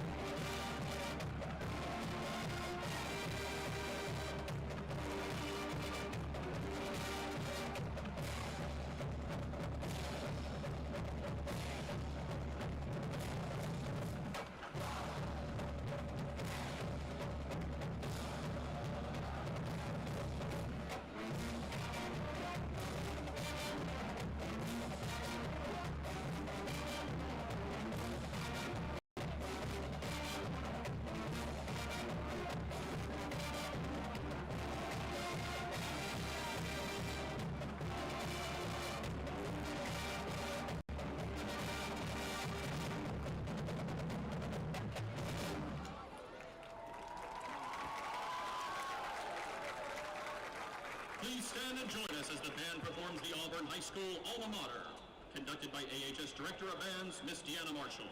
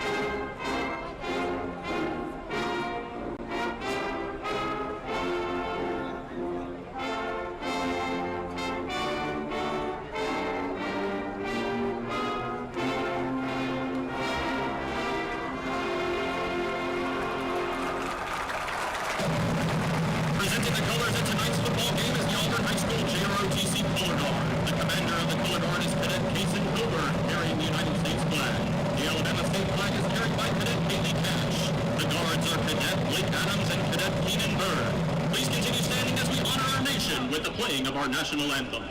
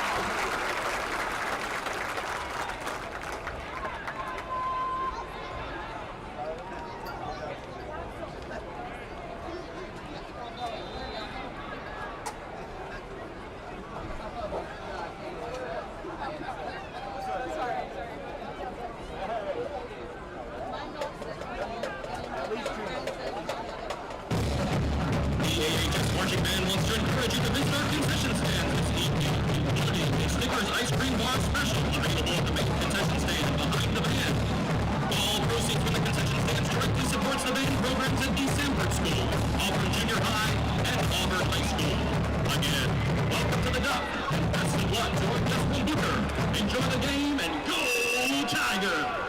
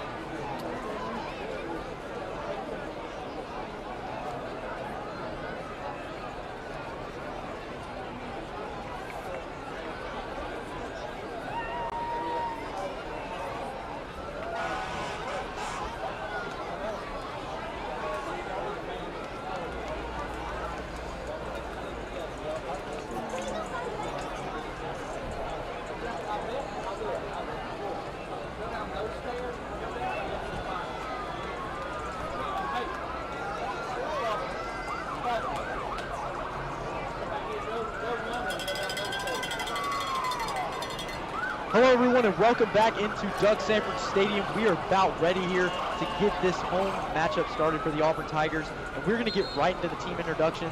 This Auburn team enters the season as one of the top programs in the state of Alabama under head coach Keith Etheridge, who has transformed this program since 2021. And you know, Coach Etheridge has been a solid coach these past few years for Auburn, and last year coming off of a 10-1 season. And James, just tell us a little bit about that. Yes, Coach Keith, man, I mean, leading us to a regional championship last year. Just really strong leader, just rallied these boys together. Really excited to see what he brought us this season. Yeah, I know these opening games, you know, we're playing out-of-state teams from Booker, Sarasota, Florida. This is a great program in Booker. You know, last week played that Jamboree game actually against Manatee, the Manatee Hurricanes, and won 8-0. So really interested to see what this Booker team brings in this big matchup here, first week of the season. And actually, this is a fact here that Auburn has not lost a home game, lost an opening home game since 2014 to Gadsden City, 34-28. And, you know, this Booker team coming in here with some big recruits, some big names recruits, Tyron Wortham, a Michigan State commit, defensive lineman Cavante Hugan, Indiana commit, and DB Dylan Wesser, Pitt commit, and also Kajarius Hayes, Vanderbilt commit, plus a dynamic athlete in Chauncey Kennan, 5-star FSU commit. And this talent pool is very deep for this Booker team. This is no small task for the Tigers. And James, what do you have on the Booker Tornado? Yeah, I mean, they're talented. They're really deep. It's going to cause a lot of problems for the Tigers. Really just come out here and just show them what we've got. Yeah, Booker last year finished the season in the 3A semifinals in 2024, and they're entering 2025 actually with a new coach, Coach Carlos Woods, who's a Super Bowl champion and former NFL coach now at the helm, and both the football and athletic programs. And I mean, this Booker team is just really solid. I'm really excited to see this matchup here with the Tigers. And you know, actually going into the Tigers offense, we are going to look at starting quarterback Kason Myers, a transfer from Pike Road. And James, tell us a little bit about Kason. Yeah, Kason's a really talented kid. I mean, he's got the height, he's got the build, he's just your prototypical quarterback, super athletic. Can't wait to see what he brings to the Auburn Tigers this year. Yeah, I know. We got two transfers, actually, Crossland and Kason Myers, so be interested to see if we use two QBs tonight, but Kason Myers will be the starter tonight for the Tigers. But we are going to come back after this team entrance, and we will see you guys at the kick in 2 minutes.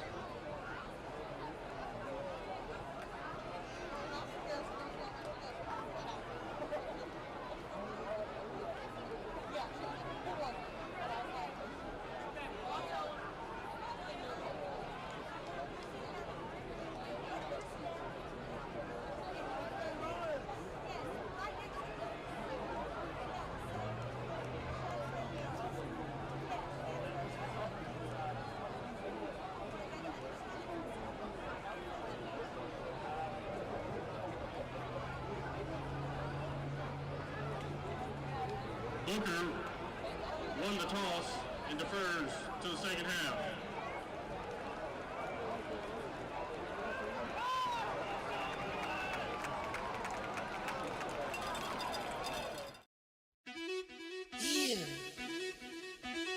Yeah.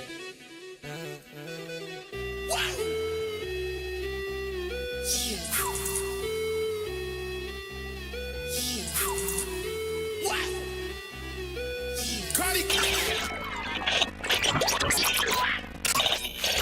Will drops back, throws it deep, and it's gonna be caught by Joshua Askew. To the 20, to the 10, to the end zone. Omar Matson in for the score. 13 hours till I land, had me out like a light, like a light, like a light, like a light, like a light, like a light, like a light. Yeah, Pastor Dawson Sell, he sending texts, ain't sending kites. Yeah, he said keep that on like Omar Matson's gonna score. Yeah, it's absolute. 60.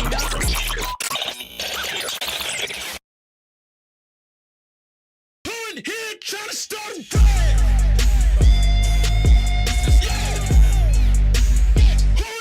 Trying to start a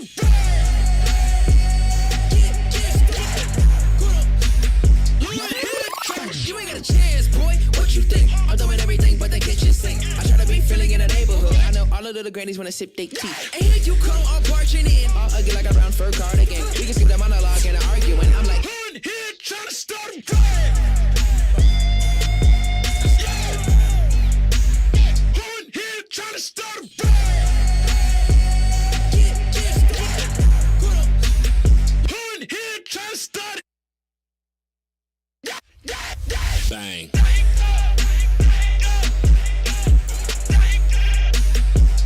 Here, try to start it.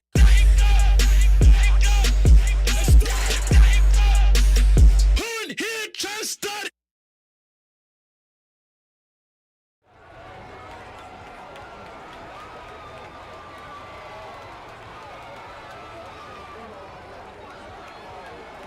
Hello, everyone, and welcome back into Duck Sanford Stadium. We are just about ready now to get this game underway, and we're going to get into our keys to the game.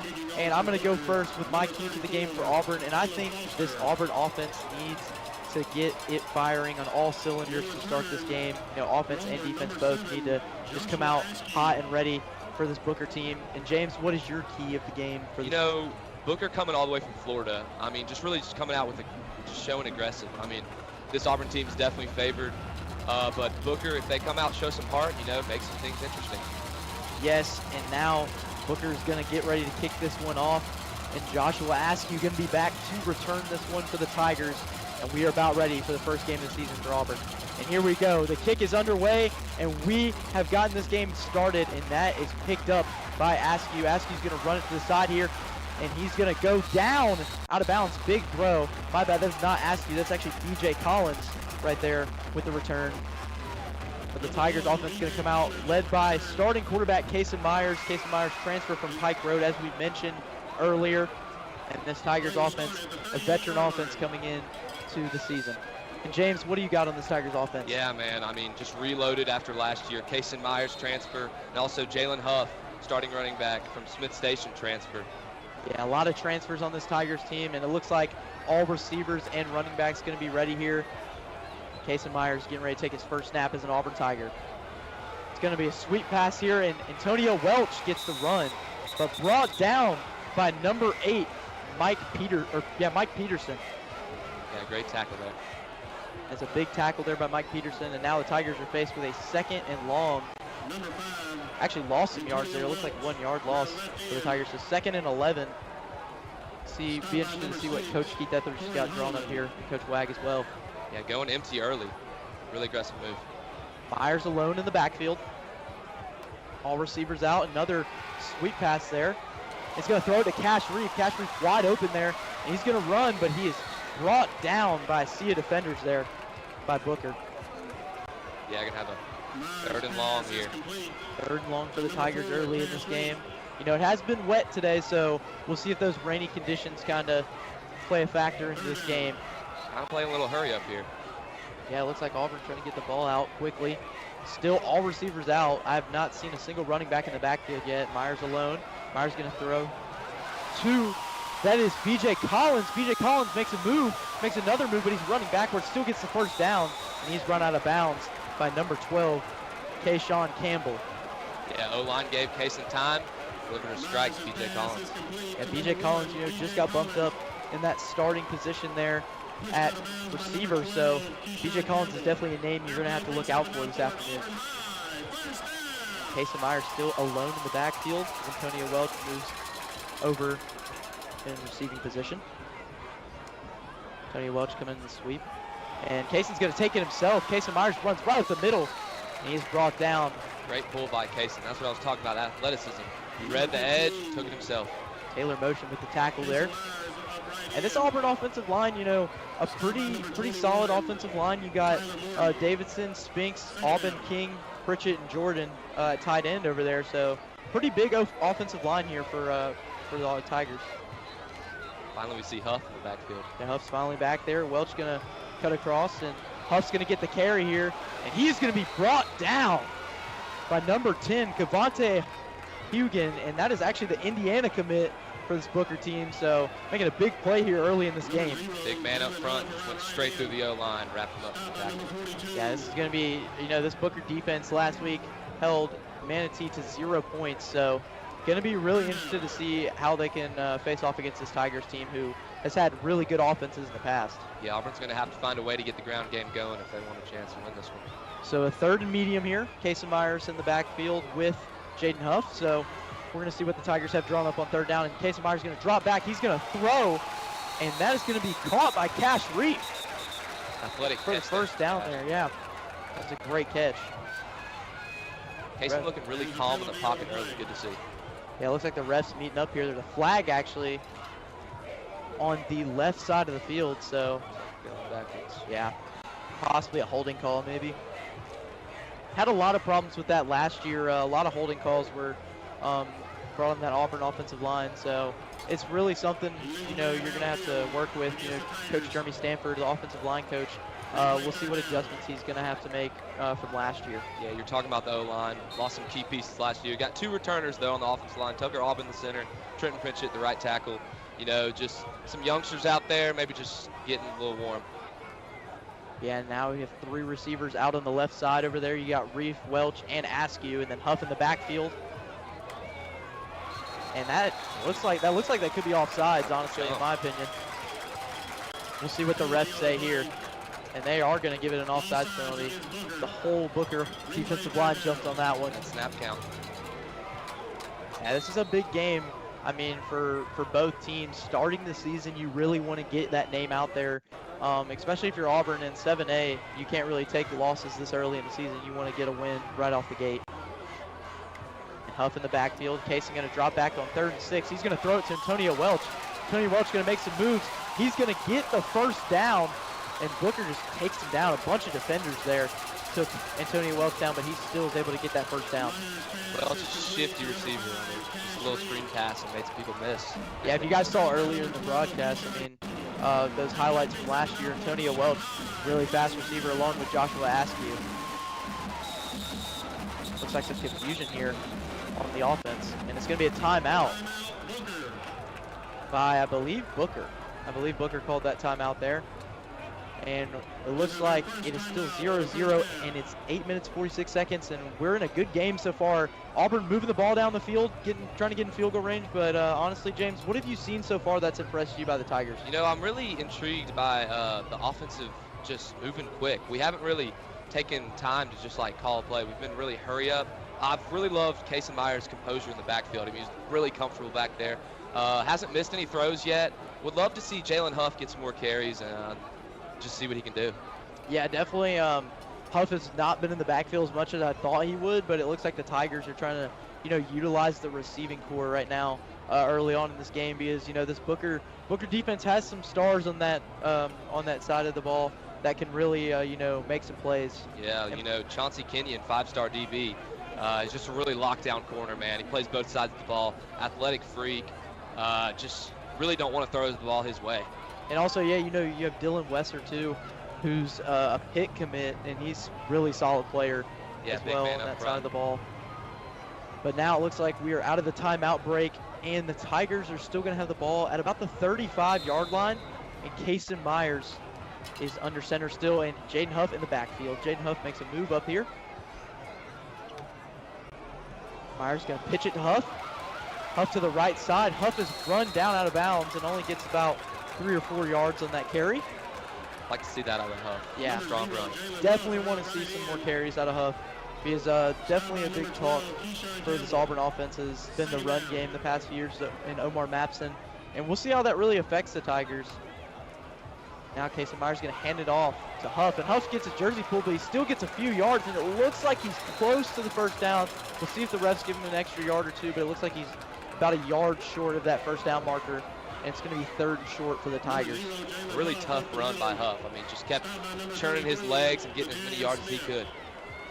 Yeah, it looks like Levi Kelly on the right side of your screen here. Also, Antonio Welch, Hampton Jordan, and Joshua Askew out there. Welch makes a move across, and another jump off sides by the Booker Tornadoes. The snap count must be really good for their D-line. Yeah, you know, we see that a lot. Like, we see a lot of quarterbacks tend to fake like a clap or something to get the team to jump off sides, and it really seemed to be working here for Auburn. Great first drive for Auburn. And the Tigers in field goal position. So even if they miss this third down, they can choose to kick a field goal here. And Huff in the backfield. Huff's going to get the carry here. He's wrapped up by a sea of defenders there by the Booker Tornadoes. And Dylan Wesser actually on the tackle there for the Tornadoes. Looks like Cavante Hugin's helmet comes off, so he's going to have to come out of the game. But it also looks like the Tigers might be going for this.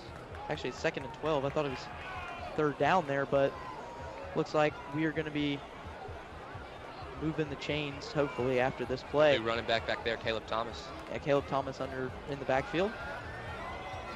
Myers drops back, and he is brought down by the Tornadoes. This Tornadoes defense really solid. I mean, they just have a lot of playmakers on this side of the ball, and that was actually Corey Holloman that brought him down. Really solid defensive player on this Booker Tornadoes Yeah, team. just got back there in a hurry, and Myers had nowhere to go. Yeah, that's one thing, you know, we got to look out for tonight. Is the O-line going to be able to protect Myers in the backfield? Because so far they have, and that was like the first sack given up so far. So I'll be interested to see what happens. Yeah, 3rd and long, looking to tie up with deep ball here maybe. Now Huff in the backfield. Kelly on the right side of your screen. And Reef, Askew, and Welch all out as well. And Myers going to drop back. He's going to throw it. And it is going to be caught by Antonio Welch. Brought down at about the 4-yard line. What a catch by Antonio Welch there. Heck of a catch. And now the Tigers are in business. They're about to possibly score here. Man, veteran receiver making the DB look. And now the Tigers looks like they're gonna bring out someone here to substitute. Now it looks like Askew, Welch, and Reef all on the right side of your screen. And it's gonna be handed off. Actually, Myers gonna keep it. Myers just bull rushes everybody, but he is brought down at about the 3-yard line. And again, running the hurry up. A great read by Casey. And Casey Myers, it looks like this Auburn offense tends to do like a read option sort of style offense, you know, and that's really good. I mean, you want to get your quarterback moving. But we are going to now go to a timeout break, and we will be back after this timeout is over.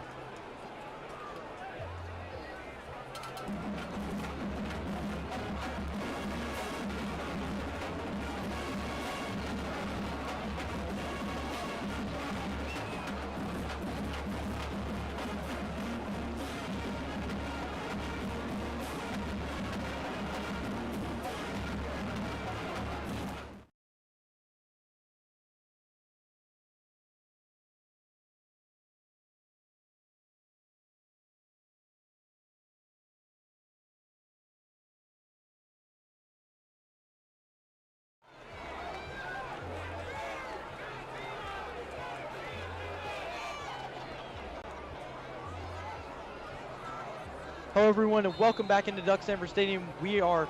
Auburn Tigers are about to score possibly here with 5 minutes and 51 seconds in the first quarter. And Casey Myers is going to hand it off. And he's actually going to throw it, but that is incomplete. And the Booker D-line just back there in a hurry. Casey had nowhere to go. Yeah, now Auburn's going to be faced with a 3rd and 4 here. And we'll see if Auburn could possibly score, because this Auburn team trying to start off the season with a touchdown, not a field goal. And honestly, you know, 4th down, if you get close enough, you could still possibly go for that as well. Yeah, Auburn definitely wants to finish off this drive. Really good drive so far. Ran a lot of clock. Just got to finish it off here. Yeah, it looks like Huff in the backfield. Cash Reef moves over to the left side. And Welch going to come across. And that, I believe, is going to be a penalty here. Penalty on the play. Is that going to be a penalty on Booker or Auburn here, waiting on the ref signal? And it's going to be on Booker, so that's going to be an automatic 1st down for the Tigers. That's good news for Auburn. You know, don't have to really worry about the 3rd or 4th down now with moving the ball up to, I believe that's the 2-yard line. So Tigers in great position to possibly score. Yeah, the Booker defensive line, a little jumpy to start the game. Correction, that's actually not a 1st down, but it will be a 3rd and 2. Myers under center. Huff on his right side, or on his left side. Almost jumped there. Booker did. Again, that would have been the 3rd offsides penalty on Booker tonight. Actually, 4th offsides penalty. Reef, Welch, and Askew. Welch moving across. And another penalty here. That's a second penalty in this red zone so far, and I believe it's going to be on Booker again. Yeah, offsides again. I mean, it's a little jumpy, maybe a little anxious to start the game. And now Levi Kelly coming in the game for the Tigers. Asa Myers actually coming out. Very interesting move here, and that's going to be cross land coming in. Actually, no, it's a weird setup here for the Tigers. Different formation, maybe a little wildcat. Oh, and that's a false start penalty on the Tigers there. Yeah, you could see that coming right there. You saw whatever formation that was, someone moved early, so that's going to move the Tigers back 5 yards, and not good for Auburn here. Yeah, Casey coming back on the field. Yeah, Auburn tried a little trick play, but it did not really work there. Looks like we had linebacker Greg Williams. Yeah, Greg Williams was in. Now Levi Kelly comes back onto the field. Levi Kelly actually transfers well. Pike Road. Yeah, a lot of transfers on this Auburn team, so a completely new squad for Auburn this year. Now Casey Myers is going to be under center still after that trick play confusion.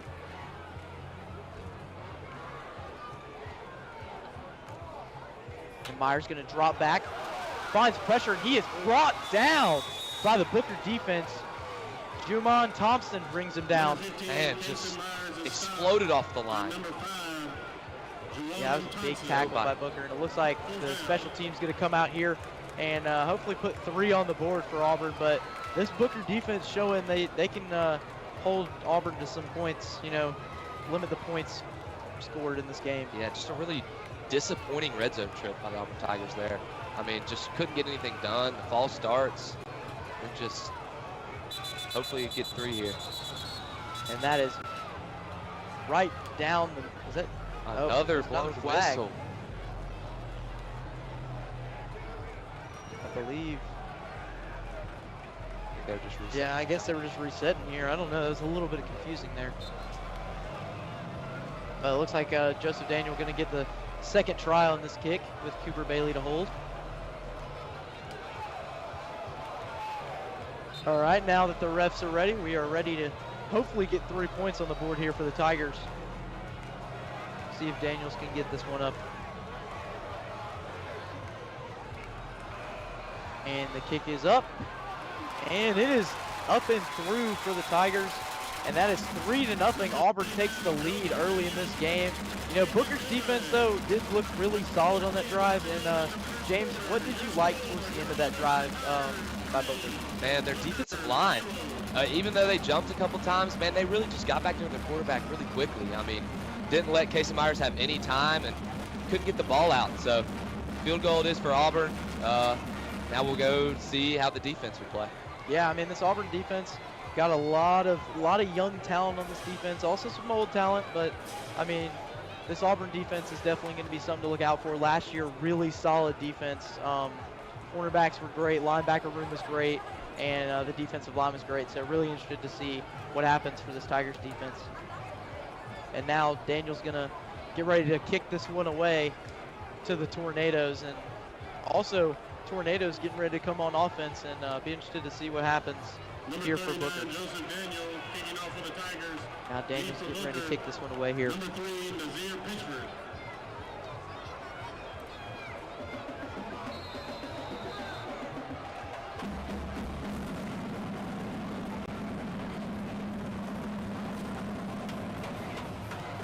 And this one is kicked way back in the end zone, and that's just going to be a fair catch for Booker.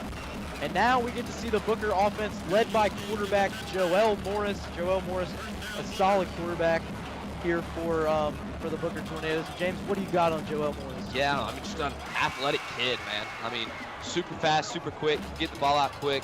He's a senior, he's a veteran, team captain. He's got a threat, Chauncey Kenyon out there, Tyron Worthman and Dylan Wester, just some really studs out there on the offense. Yeah, and you see team captain Joel Morris, 6'2", 180, solid quarterback here for the Booker Tornadoes, and I think we'll be interested to see what Booker does here in his first drive on offense. Oh, Morris got the whole defense to jump offsides. I don't know if that's an offsides yet because it did look like the O-line moved, but that was weird. I mean, Morris just did the fake snap, and I mean, kind of did what Casey Myers did earlier against Booker, but you see Coach Goldsby's kind of arguing there. Yeah, jitters early. Coach Etheridge and Coach Goldsby both arguing. Yeah, not so happy coaches here. Yeah, that's actually going to be on Booker. I guess Coach Etheridge's plea to the refs worked there. Looks like Booker's going to be moved back about the 10-yard line now. Actually, 15-yard line. So Booker getting started at the 15. It's going to be first and 15 here early on for this first Booker offensive drive. In a weird formation here, the whole O-line goes over to the right side. The screen pass, and it goes nowhere. Brought down by number 2, Cortez Cooks. Yeah, Cortez Cooks got back there in a hurry. Read that like a book. Yeah, that was a weird formation. I've never seen that before. The whole O-line went to the right side of the field, and Auburn read that perfectly. Goldsby told him to come over to that side of the field, and they were ready. Cortez Cooks with a huge tackle early on in this game. Now looks like some substitutions for the Tornadoes. Tornadoes now all the way back to almost the 10-yard line, so it's a 2nd and 19 for the Booker Tornadoes. You know, a little bit of confusion here. I guess timeout for Booker, and that's going to be their second timeout of the first quarter. And we're going to take a little break here, but don't go away. We are coming back for some more action between Auburn and Booker.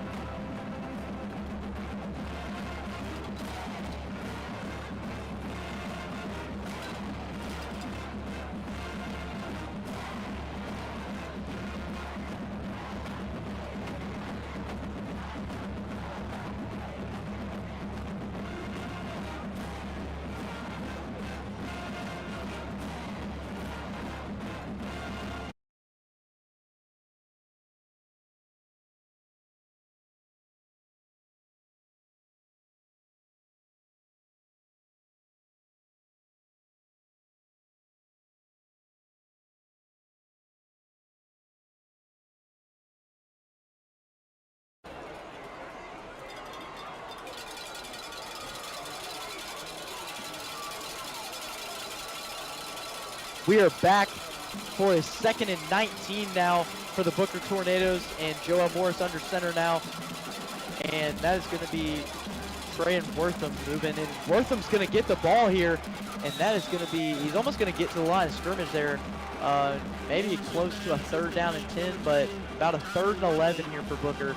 3rd and long. So Tyron Wortham, quick kid, been in Michigan State. I mean, just came in motion, and Morris got it to him quick.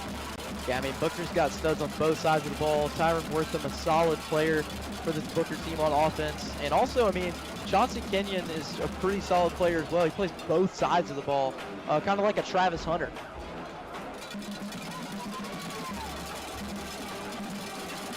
Four receivers wide for Booker.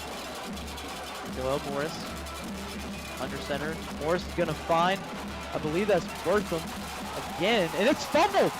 Is it going to be picked up by the Tigers? It is picked up by the Tigers. A fumble recovery by Auburn.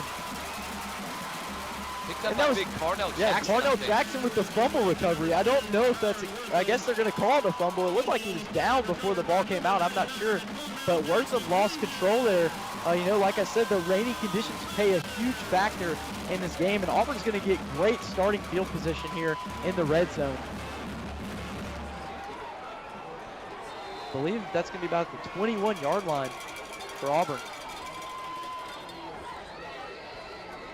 Yeah, and you know, last drive Auburn held to a field goal. This Booker defense in the red zone was able to stop them. And James, what do you think Auburn needs to do to get into the end zone and score a touchdown here early on? Yeah, I really still like that run game. I think we try to lean on that, get as much momentum as we can, and just get into the end zone. Up in the backfield on the right side. And it's going to be a timeout by Auburn. Coach Etheridge did not like what he was seeing. and looks like Auburn's going to have to reset here. And a really sloppy start to this game for both teams. Yeah, I mean, like I said, the rainy conditions, I think, kind of play a huge factor into that. Just like early on, it looked like it was going to be a big chance of rain. The rain kind of subsided, but still, I mean, a wet field. And both these teams have played, both defenses have looked pretty good, but both offenses have kind of looked a little sloppy early on. Yeah, want to see more of the playmakers. Yeah, currently 81 and partly cloudy right now for this game. Now Auburn going to go back out onto the field with Casey Myers still under center. We were wondering, that was like before the game, like would Crossland possibly see the field a little bit, because a little bit in practice they said over the summer they could possibly run 2, but they decided to go with Casey Myers. So Casey Myers still under center right now. Huff in the backfield. 4 receivers wide for Auburn. Kelly, Askew, Welch, and Reef. And he's going to throw it to Kelly. Kelly drops that one. He was basically almost wide open, but good defense there by Dylan Wester. Yeah, Dylan Wester, Pittsburgh commit.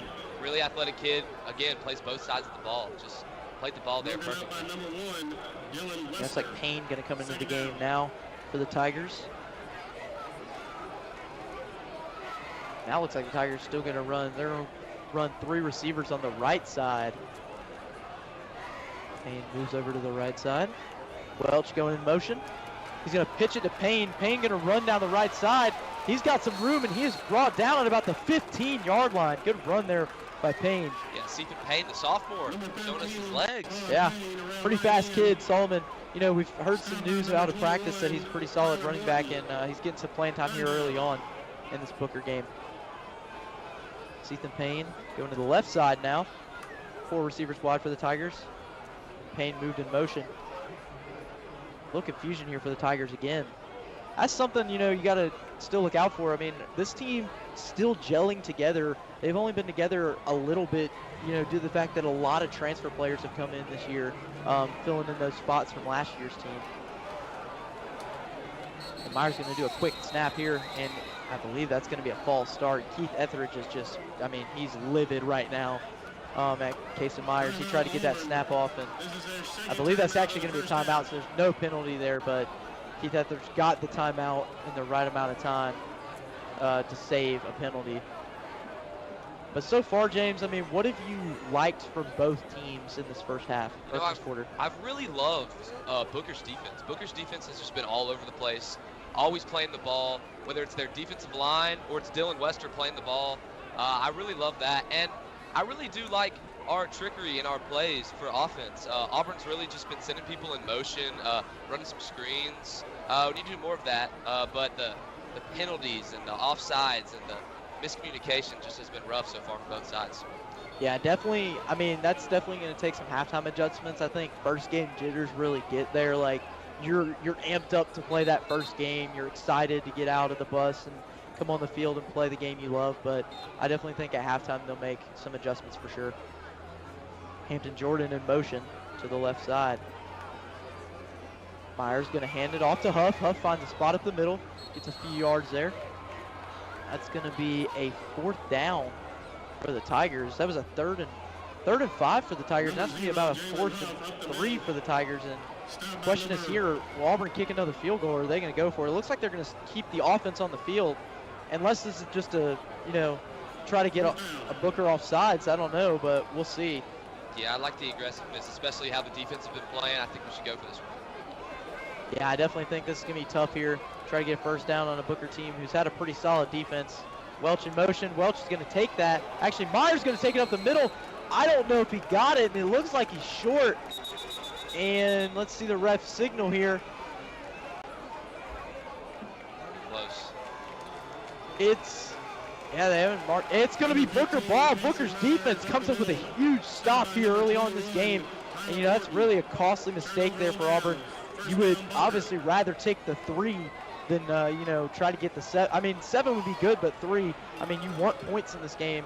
And Booker showing why that defense has been so solid so far. in this first half. Yeah, Booker in the clutch moments, their defense just really coming up strong. You like to see it. Yeah, you know, like we said, 10-4 overall last year. 3-0 in Class 3A, made it to the semifinals. This team is not a team to underlook. They're not a cupcake. They're not, I mean, this Booker team has solid players, solid talent, and Auburn's definitely finding that out here early. 1:26 left here in the first quarter. Looks like 2 running backs set in the backfield here for the Tornadoes. Actually, 3 running backs set. Another weird formation for Booker. Going to put 4 receivers on the left side there. Or actually on the right side. Morris going to try to find some room, but he's going to run it here. Morris makes some moves. Morris is out in the open field. Morris is 20 to the 30, and he is brought down at about the 30-yard line there. And good run by Joel Morris. Yeah, Morris just showed us that athleticism, man. His leg is on the move.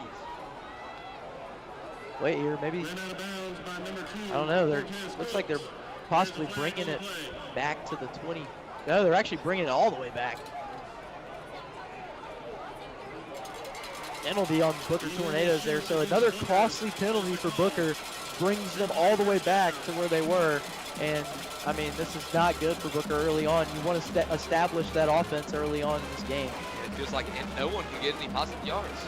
Yeah, I mean, Joel Morris there had a solid run to about the 30-yard line, and then penalty brings it back. So I don't know here. We'll see if Booker can get out of this tough situation deep in their own territory. Lots of trickery up front for Booker. Yeah, Booker looks like they like to run a lot of trick plays. So does Auburn. I mean, Auburn came out running a lot of trick plays too. Looks like the exact same play here for Booker. 4 receivers on that right side for Booker. And Moore's going to drop back. He's going to throw it. He's going to find a man open for a few yards there. He's actually going to break a tackle, and he's going to be brought down. That was Nazir Pitchford on the catch there. Yeah, great catch and run. Great ball from Joel Morris, getting it out quick. First down. And Nazir Pitchford there with a great catch. And actually, it looked like he lost a few yards. I don't know. But it's going to be I believe that's going to be a second down here for the Tornadoes. Yeah, lots of movement up front before the snap. I mean, it could be playing with some of the Auburn DBs. Yeah, Pitchford out on that left side there. This one's not a trick play, you can tell here with the 3 receivers on the right side. And Morris going to hand it off. And he's going to be brought down by Greg Williams. Greg Williams with a huge tackle. And you know, Greg Williams, a great linebacker, plays middle linebacker for this Auburn team. Just a really solid linebacker room we have here for the Auburn Tigers. Yeah, he's a returning veteran. Just a leader on this Auburn defense.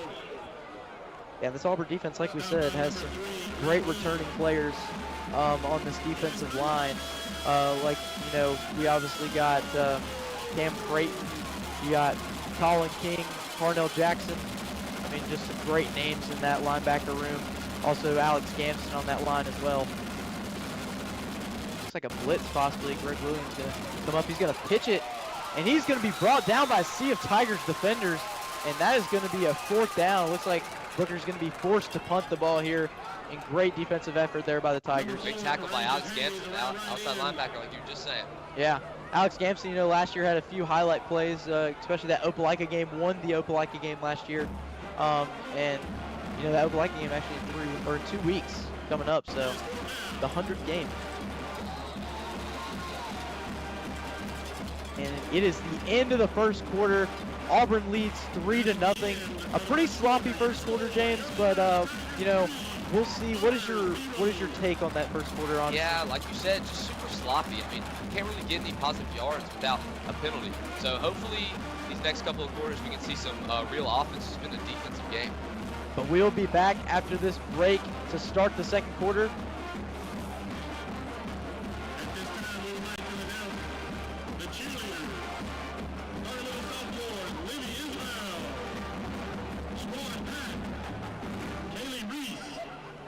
Reagan Schneider, Sally Stanley, Nally Wilson, Junior C.J. Clark, Chloe Johnson, Reagan Parker, Kate Pearson, Avery Riley, Michaela Sanford, Jenna Stanley, B.B. Wilson, and Della Wright.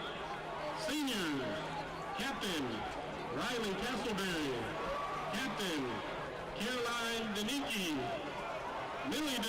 And now we are back to start this second quarter of action between the Auburn High Tigers and the Booker Tornadoes.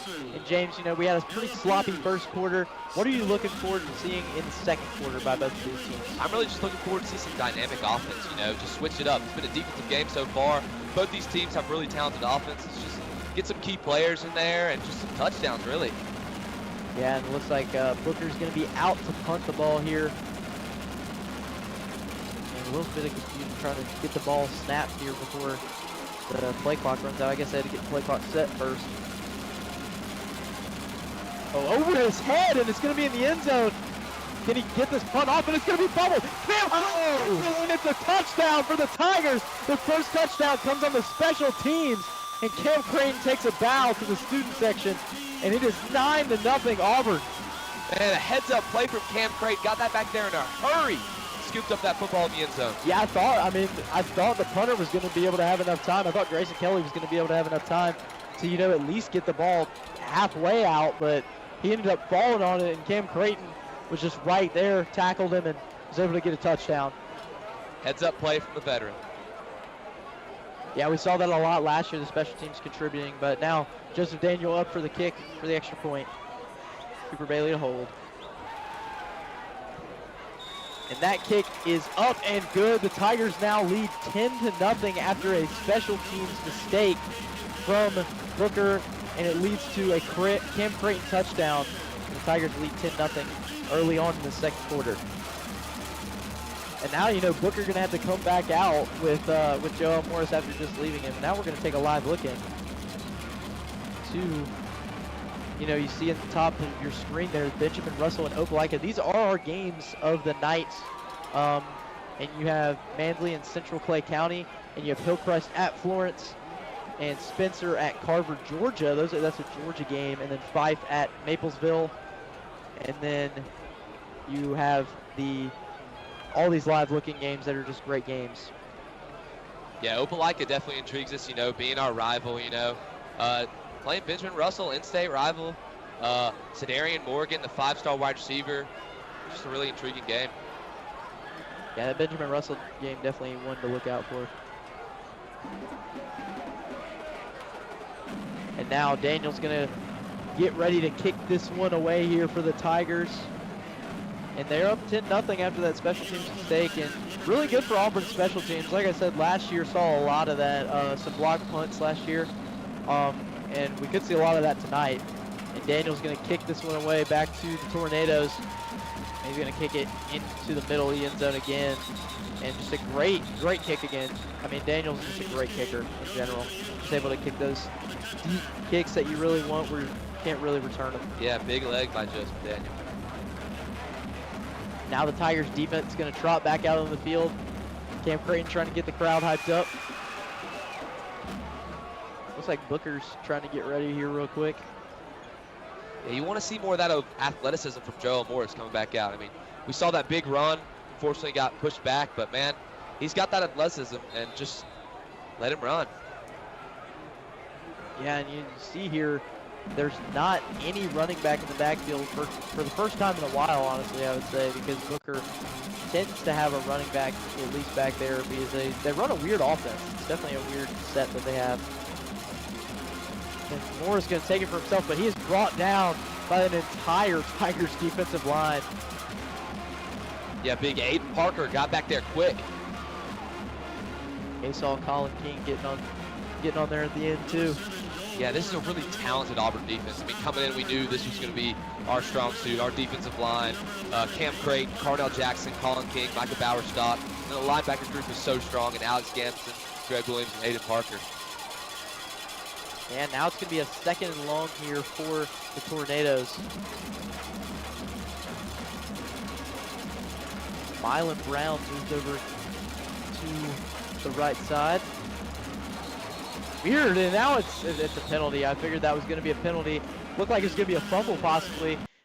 First one who would have gotten there would have been possibly Greg Williams could have gotten there, it looked like. And Micah Bowerstock was also in there as well. And again, another pre-snap penalty from Booker. Yeah, this Booker team too many pre-snap penalties, a lot of offsides penalties, and a lot of false starts. Auburn early showing a lot of blitz, bringing the backers in. Now Brown back behind the line. And Morris going to throw this one, and that is almost intercepted by the Tigers. That was an overthrow for Morris. Yeah, Cortez Cooks was right there. I know he's angry about that one.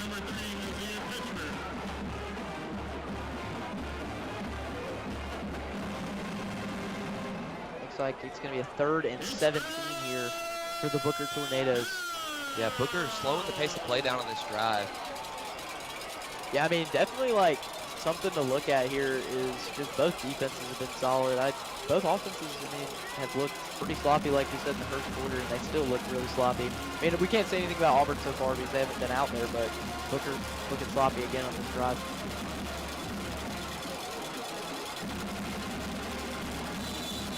Brown. And is that another false start penalty for the Tornadoes? The crowd maybe getting in their heads a little bit. Getting in their head a little bit. And they're going to be pushed back almost to the end zone here.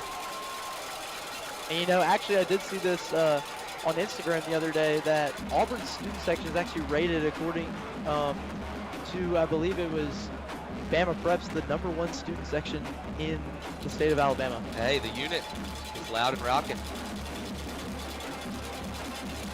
And now Joel Morris under center. He's going to drop back.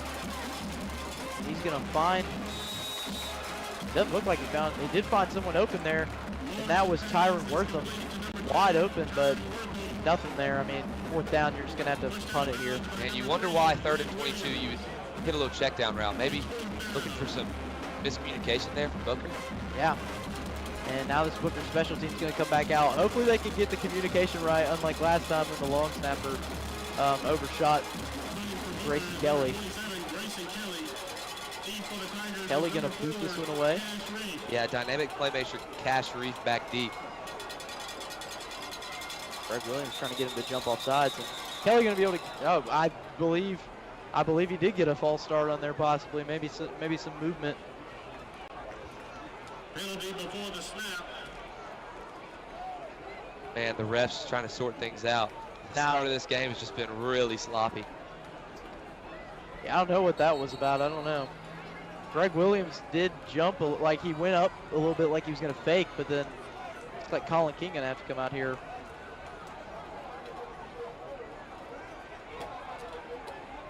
Colin King and BJ McGee both coming out.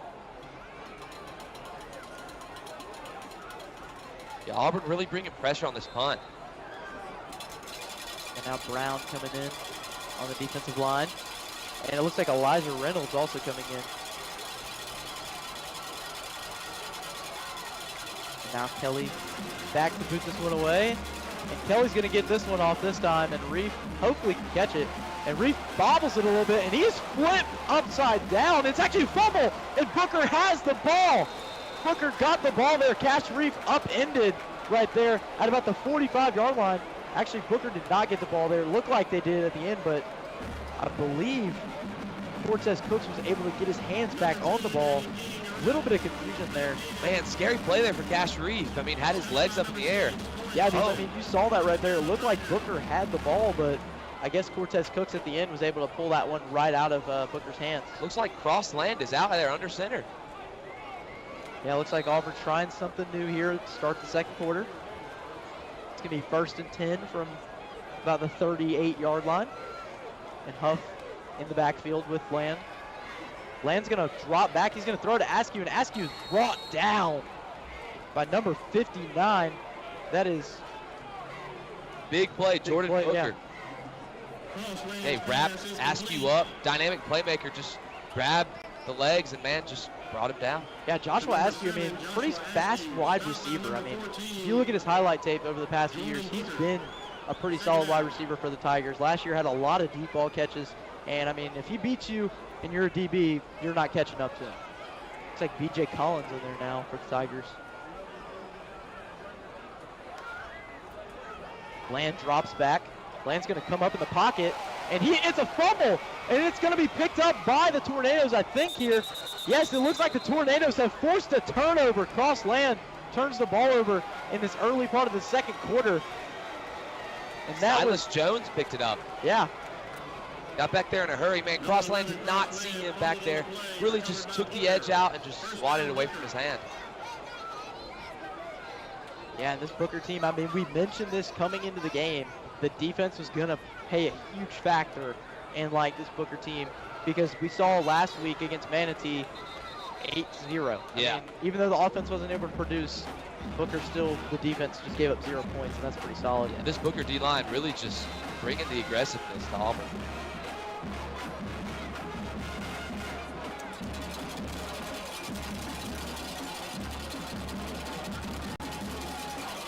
Joel Morris yelling, trying to get his man in motion there. Jameson Ligon not getting in motion, but looks like he's going to get in motion now. And Morris, a little bit of confusion with the running back, and Morris is going to be brought down and just like slides down by himself. He was scared, I guess, to get tackled by Greg Williams. Greg Williams pointing at him a little bit there. Yeah, really sloppy play, miscommunication. I mean, Joel Morris was not on the same page as his running backs. Really just had to go down. Yeah, I mean, that running back, that play right there looked like it could have possibly been something. I mean, if they were able to, you know, get the ball handed off, but Morris, a little bit of confusion, like you said, had to slide down.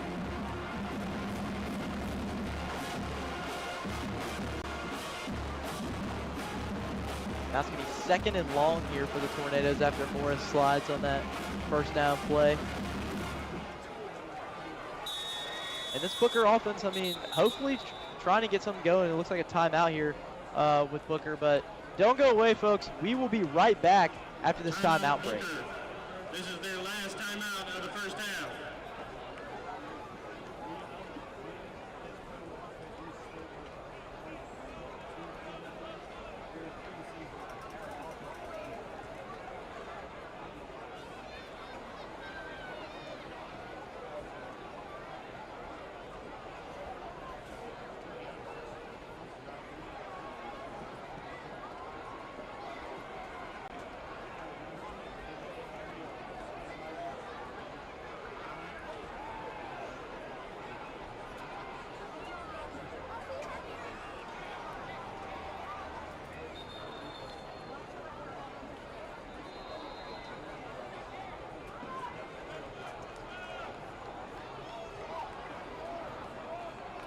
And we are back now with a second and long that Booker's faced here. And, I mean, you saw Joel Morris before the break went down. And Joel Morris is actually going to carry this one himself again. He's got some room, and he's going to be brought down near the 50-yard line by Cam Creighton. Number 7, Joel Morris. Huge tackle by Cam Creighton. It looks like a Booker player down on the field. Yeah, designed run from Booker. Really just using that athleticism from Joel Morris. Just the hole was not there. And I mean, we saw last like drive cross land come in, and you know, we talked about that a minute ago actually, how they possibly could run 2 QBs, and I mean, who knows what is that going to change like in quarters, or I mean, it just depends. I don't know what's going to happen. Yeah, haven't really seen much from the quarterbacks really yet. I mean, hopefully one will emerge, but as of right now, just some QB problems as of early. Yeah, you know, it's hard to replace a guy that last year, Jackson Kilgore, really solid QB, could run it and could pass it both. So, I mean, you're replacing, like I said, a lot of talent on this Auburn team with, you know, Omar Mapson, who actually is on the Auburn University team now, running back for them. He reclassified and decided to go to Auburn University early. But, I mean, like I said, just a lot of talent to be replaced here on this team. Yeah, you know, Omar, the all-time leading rusher at Auburn, just a big replacement, a big shoes to fill for this running back room and this team, you know, but hopefully Auburn can string things together and, you know, just be able to recover and get some wins. Yeah, and still waiting on that player for Booker to get up.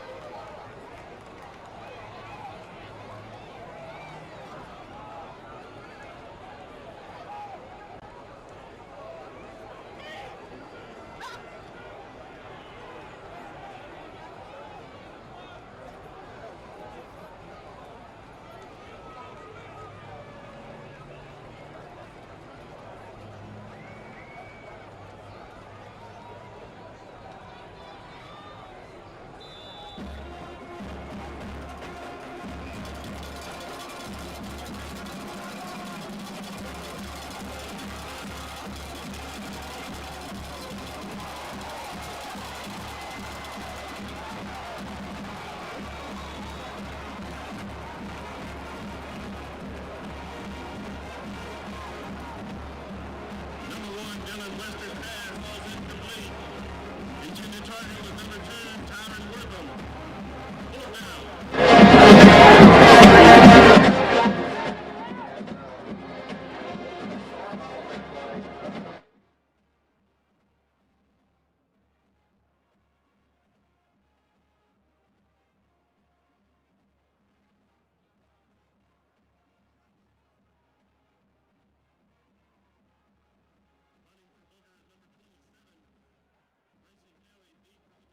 Now Booker is going to be in punt formation here again after it looks like a little bit of a trick play possibly, but I don't know what happened here. Ref's kind of beating. Oh, actually going to be looks like another false start on the Tornadoes, so they're going to be moved back 5 yards. Man, just a lot of miscommunication to start this game. Yeah, I mean, we talked about that like in the first quarter, how the miscommunication could possibly play a factor here in this game, and it's definitely hurting Booker right now, but looks like Kelly gonna be back to punt it, and looks like he basically got hit, but that's a short punt, and it's gonna be, looks like it's gonna be brought down at about maybe the 33, 34-ish yard line. Man, Cam Creighton was back there again for another punt. Yeah, I'm surprised that wasn't roughing the kicker, or roughing the punter, but they were able to get it off before it was. Now, this Auburn High offense going to come back out with Kason Myers under center. We saw Cross land last drive, but the Booker Tornadoes were able to force a turnover, so land is done for now, but Kason Myers back out. Looks like B.J. Collins also back out there as well. Huff in the backfield.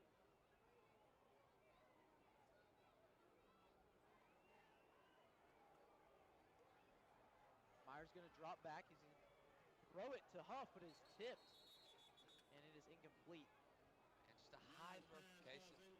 Huff wasn't able to bring it down. Yeah, and you saw there maybe the O-lineman possibly ran into him. Yeah, just more miscommunication. I know I've said that a lot, but man, just really sloppy start for both teams. Yeah, I mean, hopefully just to get it together. I mean, R.J. Davidson right there was really close to Huff and could have possibly been just a little bit of a mistake there that they ran to each other, but looks like Myers, I don't know what happened here. It looks like maybe a timeout possibly. A little bit of a stoppage in the game really quick. Sideline warning here on Booker. Sideline warning against Booker. So Booker gets a sideline warning, and looks like we're going to be able to resume play here really quick, but Myers looking over at Coach Etheridge to see the play call here. And Huff is in the backfield again. Possibly another running play. And it's going to be a handoff to Huff. Huff's going to find some running room. He's going to make a few moves, and he's going to be down at almost the 40-yard line. And it's about to be a first down, possibly from the Tigers. Looks like about a 3rd and 4-ish here for the Tigers. And I love that out of Jalen Huff. Just keeps those legs churning and does not go down. Another injury here for the Booker Tornadoes. That's 2 injuries for this Tornadoes team, and you know, Booker can't afford to have any injuries. Considering the depth is not really, they're not really deep on their team. Yeah, hate to see it for a football team.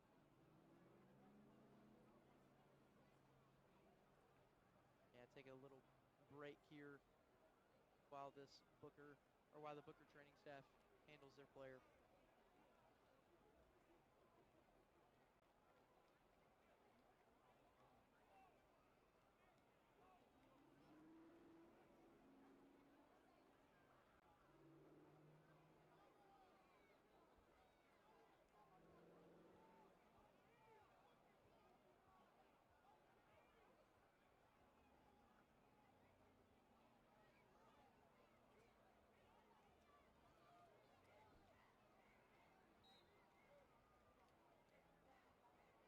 Now we are back on this 3rd and short for the Tigers after that quick injury timeout. And Huff in the backfield, Welch in motion. Huff going to get the hand, actually looks like Myers going to go up the middle. Myers going to find a way to the first down.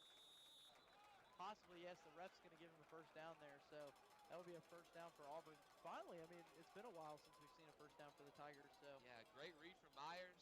Read the end and just took the ball and just did not go down. Looks like Karan King coming in the game now for the Tigers. Love to see a deep ball from Mason. I haven't seen one of those yet. Yeah, we know we mentioned earlier Joshua asked you a deep ball threat, so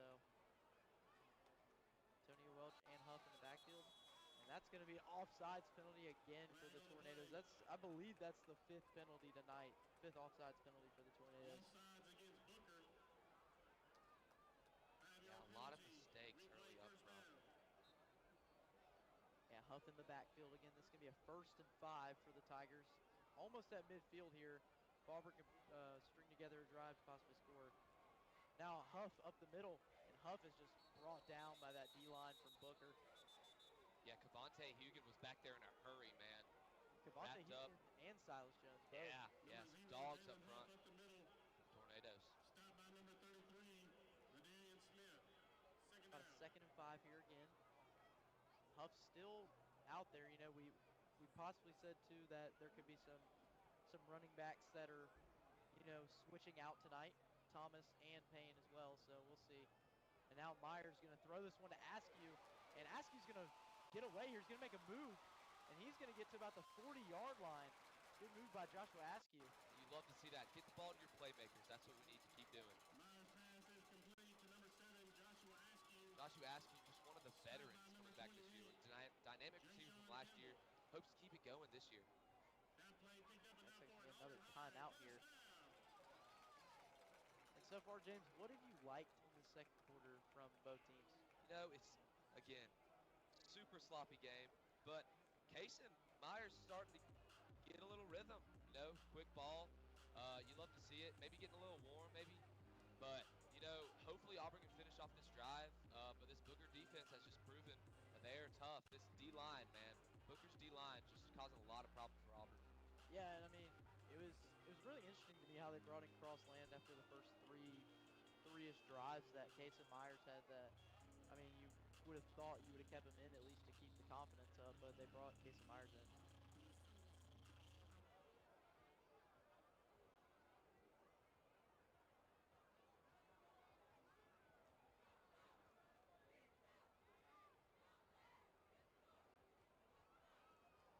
Yeah, so Myers ready to take the snap. Huff in the backfield.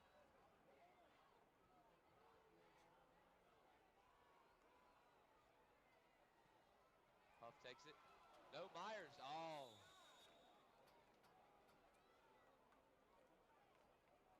Myers pass falls incomplete.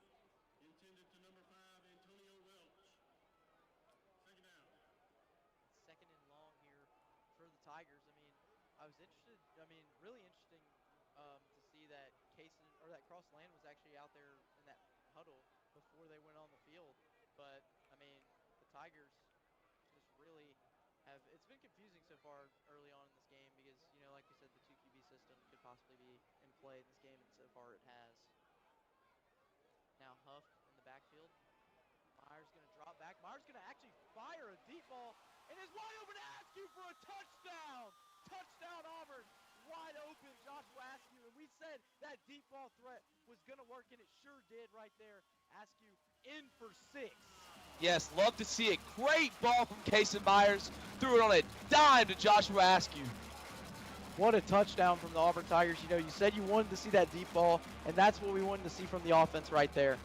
Great drive from the Tigers, and Case and Myers just a great ball there to Joshua Askew.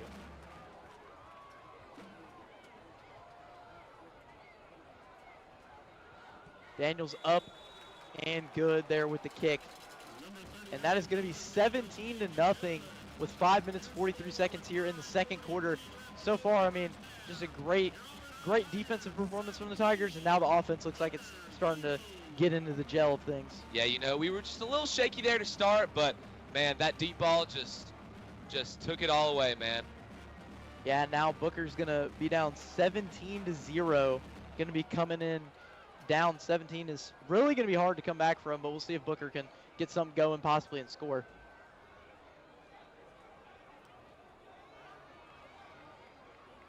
Kicking off for the Tigers, number 39, Joseph Daniel. Deep for Booker. Number 2, Tyron Wortham. And now Daniels is going to kick this one away. It looks like maybe a timeout here. I don't know. Maybe a switch of players.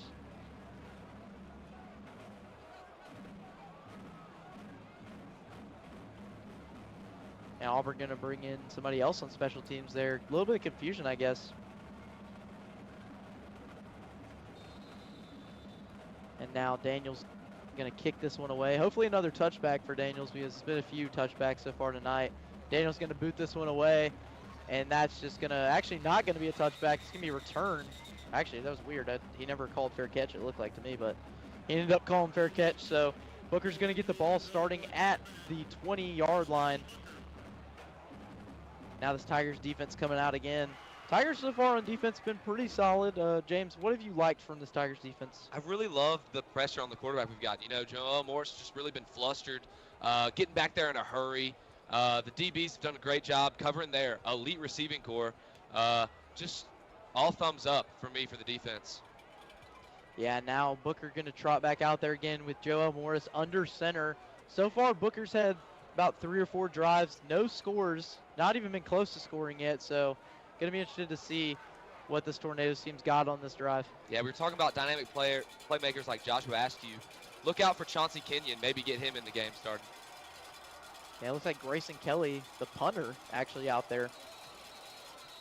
And that's going to be another penalty. Going to be a false start on the Tornadoes here. Just penalties kill, man. I mean, like the drives have just been killed by penalties for Booker. You know, in Auburn's territory, you know, the student section rocking could be hard to hear the snap count. Yeah, I mean, earlier we had the delay game penalty. Booker had that when the student section was really rowdy, moved him back to almost the end zone.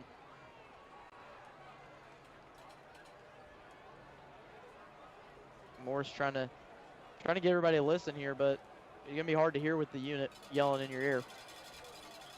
Williams blitzing, and Cam Creighton almost gets there. Oh, intercepted by Booker. It was almost intercepted by Alex Gamson, but tipped in to Dylan Wester's hands. Weird sequence of events there, but man, a heads-up play from Wester. Ball still live and grabbing it. Dude, I got a little too excited there. I thought that was gonna be a pick six. I mean, he was gone, and looks like there's a flag in the backfield. Another penalty. This one could possibly be, I don't know. This one is weird. Yeah, it's roughing the passer. I thought it could have possibly been roughing the passer because it looked like Creighton got in there a little late, a little too late, and was able to hit him. But that's going to be roughing the passer, and it's going to be first down automatically for the Tornadoes. So that's, I mean, I guess it's a plus for the Tornadoes, but we'll see how they handle this penalty that was not actually against them this time. Yeah, just some really costly mistakes up front again, just costing you a lot. A 10-yard play turns into a 25-yard play just because it was stupid.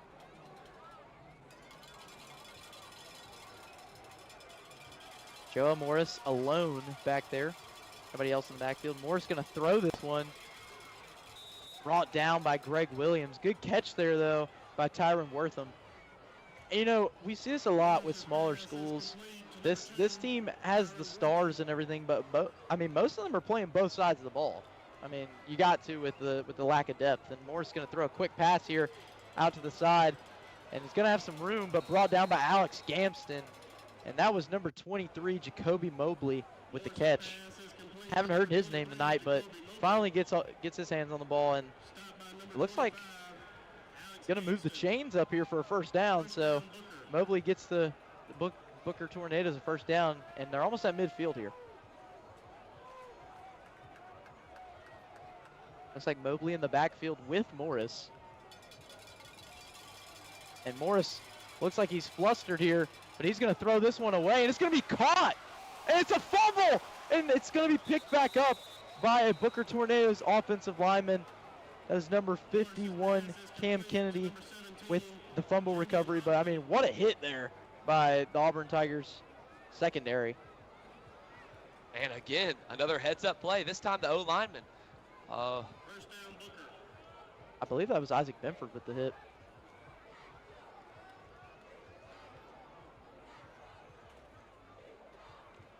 Now Booker trying to get things together here. Booker actually passed midfield for the first time in, I think, all game. Mobley in motion. Looks like Morris going to run.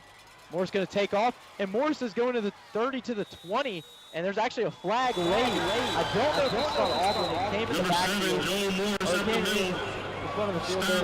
Morris was, but it was possibly penalty on the side, but we'll see here. Legs, well, Morris showing him athleticism. Yeah. Coach Edmonds is pretty upset here, but it's actually going to be a penalty on Booker. Don't quite know what the penalty was. It's going to block the back possibly, but Morris had a pretty solid run.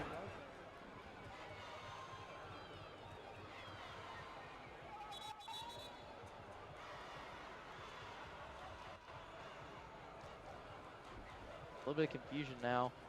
And ref, I guess they're trying to get the chain guys figuring stuff out here, but it's going to be 1st and 10 at about the 31-yard line here for the Tigers, or for the Tornadoes.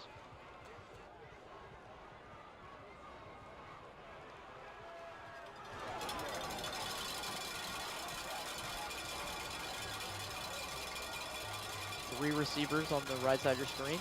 Moore's going to drop back. He's going to find a man. And it's going to be caught. And it looks like a flag again. And he's going to break free and get to about the 10 to 15-yard line there. And there's still a flag in the backfield, so it looks like it's going to be brought back again, depending on what the flag is. Yeah, and it's going to be brought back again. So every explosive play feels like there's a flag. I know, it seems like Booker's just having problems right now with penalties.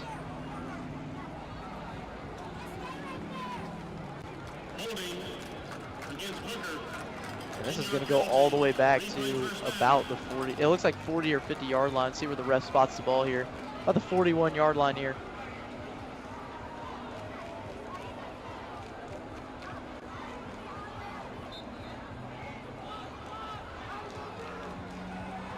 And now Booker going to be faced with a 1st and long. Usually you hear 3rd and long, but this is a 1st and long here. 1st and 20 for the Tornadoes. And Morris still just by himself back there. No running back in the backfield. And Moore's going to draw back to throw this one. He's going to step up in the pocket, find an open man, and he's going to go down the sideline, and he's going to be brought down at about the 20-yard line. And Joellen Morris just stepping up in the pocket, delivering a strike for 1st down. Well, that one was good right there. I mean, no penalty right there for the Tornadoes. They're actually going to get to move the ball forward a little bit, and hopefully Booker can capitalize off this red zone opportunity. Carter Chamblee, 1st down Booker.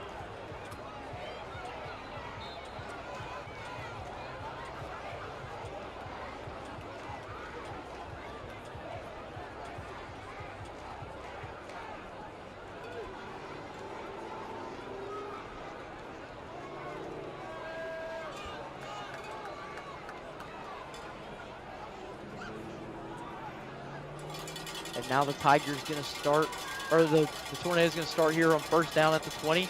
Moore's going to drop back. He's going to step up in the pocket. He's going to try to elude defenders, but he is brought down by, I believe that's Greg Williams. Greg Williams' helmet comes off there, and he's going to have to come out of the game for that, but that was a great tackle by Greg Williams. Big hit by Greg Williams. He almost body slammed Zillow Morris. Number 3, Greg Williams. Defensive line doing a great job, just flustering Morris, getting back there quick. Yeah, now Booker going to be faced with a 2nd and 8. He did get a few yards there, so it's going to be 2nd and 8 from the 18-yard line here. No running back in the backfield for the Tornadoes. And now Moore's going to drop back. He's going to find a man wide open, and he's going to be caught at about the 1-yard line by Tyron Wortham. We've heard his name a lot, man. Going to him again and again. I mean, yeah, Tyron Wortham, solid player. I mean, just a great wide receiver for this Booker team. And we were wondering if he was ever going to get close to the red zone. You know how Booker's been making mistakes lately, so. Yeah, looking to finish the drive off here. And now Moore's trying to get the snap off here. The coaches look like they're a little mad here, but Moore's going to get sacked, brought down by the Tigers defense. Huge play for the Tigers. Aiden Parker got back there quick. Yeah, we've heard that name a lot too. I mean, Aiden Parker, just a quick defender. And Morris needs some help up here after the huge hit from Aiden Parker. Yeah, Aiden Parker, big dude, 6'3", 220, brings that size to that linebacker room. And Cam Creighton going to be coming in. Looks like Booker, you see Booker there, it looks like they're a little worn out after this first half, but hopefully the Tornadoes can, get something going here and possibly score.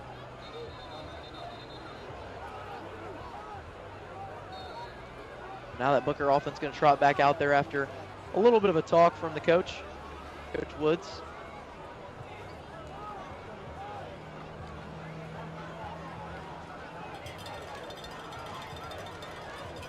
And it's going to be 2nd and 13. 2nd and goal, but 2nd and 13 here for the Tigers, or for the Tornadoes.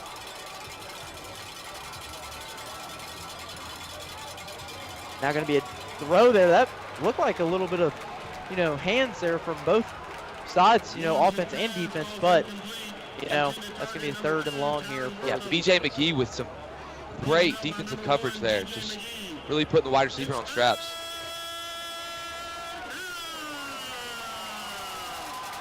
Yeah, 3rd and long here for the Tornadoes. And Auburn trying to get the crowd hyped up. Trying to make sure Booker only gets a field goal, maybe no points on this drive. Be a big stop here for the Auburn.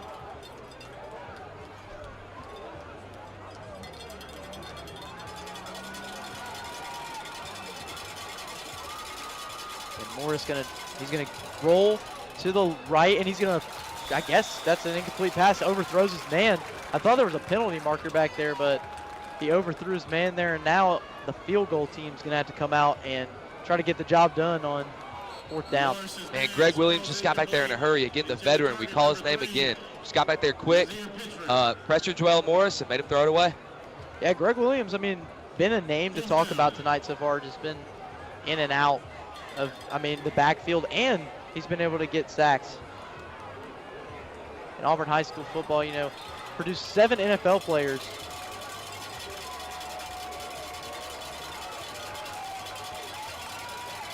Fourth and 13, and it looks like Booker's going to go for it, and it is going to be incomplete. And Auburn gets the stop on 4th and goal there. Just a little short pass. It looked like Joel Morris could not find the open man there. He was open, but it was just too short. Yeah, big stop there. Again, the pressure from the defensive line. Eli Scott back there in a hurry. And now the interesting question is, do the Tigers bring back, it looks like they are going to bring back Casey Myers after that deep ball. A great throw last drive. And James, what did you like from the Tigers last drive? Man, you hit it on the head, man. Casey Myers deep ball to Josh Askew. We were talking about it. The deep plays, the big playmaker, Josh Askew.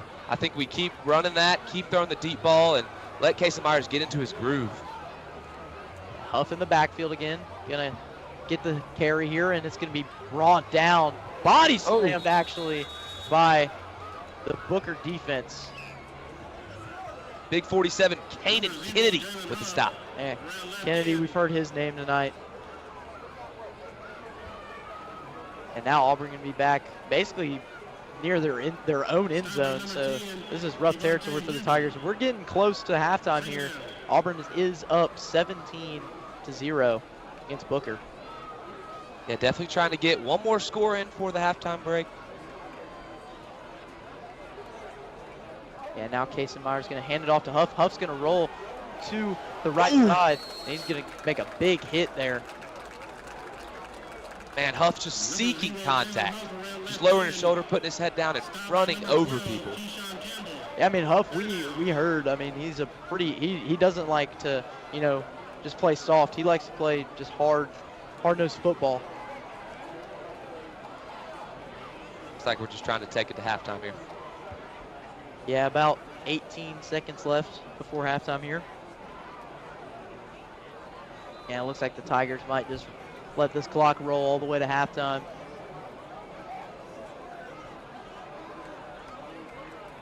Yeah, that looks like what they're going to do here. Well, that's going to do it for the first half of action between Auburn and Booker. Auburn up 17-0 at halftime. Pretty rough first quarter, but Auburn got things going in the second quarter. And James, what did you like from the Tigers in the first half overall? Man, I really love the defensive aggressiveness. Some key players, Greg Williams, Alex Gampston, really just getting in the backfield and pressuring Joel Morris. From the offense, I really, really loved the deep ball from Casey Myers. Josh Askew, the big-time playmaker, that deep ball was the best play of the half. Yeah, I definitely think, like we said, we talked about that, about Josh Askew needing to get some time in there, get some deep balls going. But, yeah, I'll be interested to see what Auburn can do in the second half.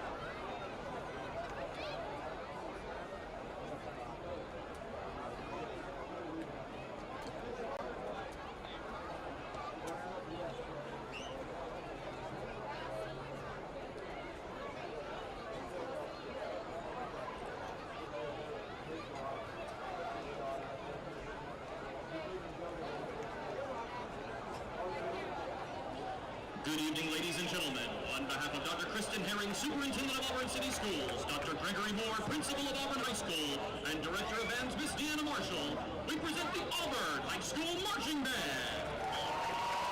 Tonight, we invite you to take to the skies as we soar through the clouds and find our wings. Featuring the music of Man of Steel, Fly Like an Eagle, Flight of the Bumblebee, Here Comes the Sun, and Mr. Blue Sky, we present our 2025 production, Up in the Air.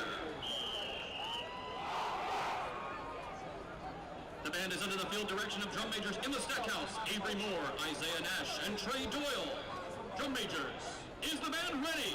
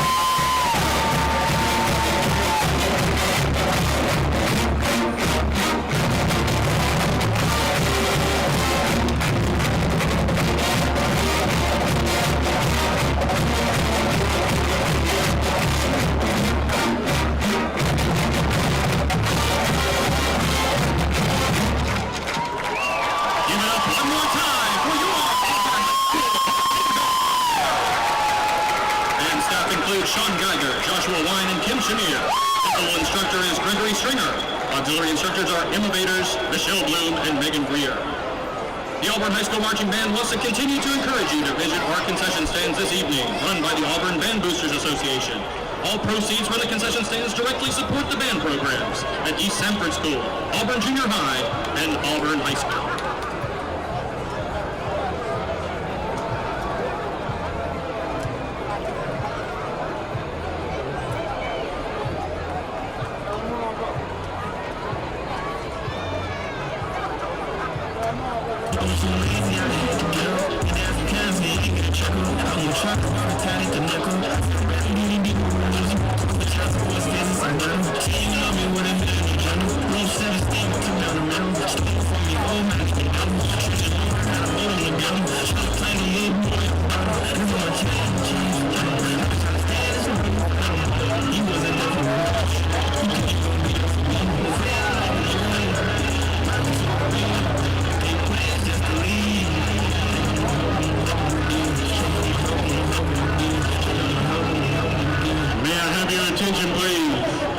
If you have lost your key fob at the pass gate, it is in the press box. You want to start the whole morning. More than 7 times. No pack, 6, 7, 5, 7. I can't wait till it's time to get I'm a dog. You won't be sure you feel so long label. My label belongs to the people we feed. People in the children, I'm really got lost for. Wanna see me dead. That's the phone, show rage kid. So he told me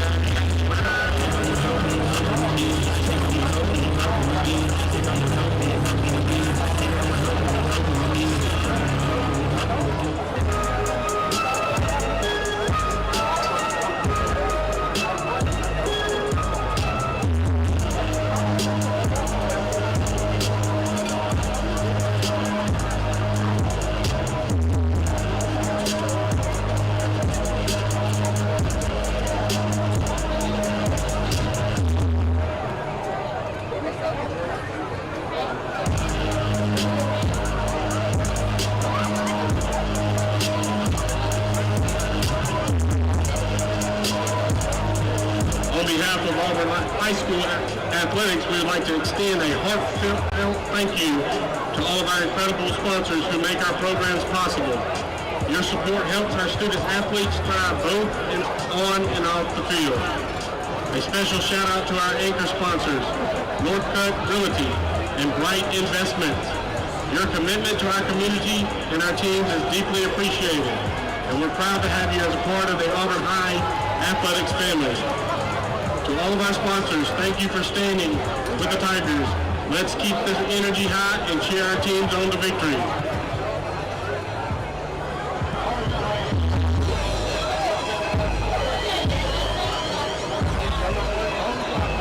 Tiger fans, we'd like to take a moment to recognize the outstanding support behind the scenes that keeps our athletes healthy and game ready.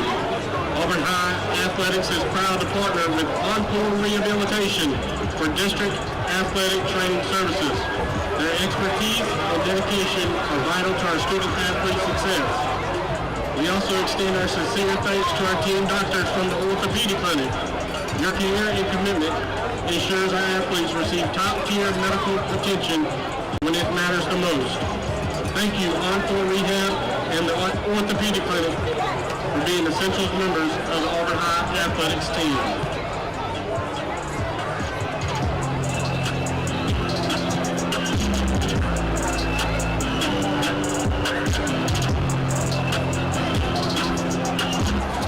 The AHS Football Booster Club would like to thank the following top sponsors: Amsterdam Cafe, Baumhauer's Victory Grill, Byron's Smokehouse, Rocco's Chicken Joint, Guthrie's, Whataburger, Culver's, Barnell Mechanical, Auburn Collision Center, Swanson Diamond Center, the Orthopedic Clinic, Food Sackley's. We thank you for your support of AHS football.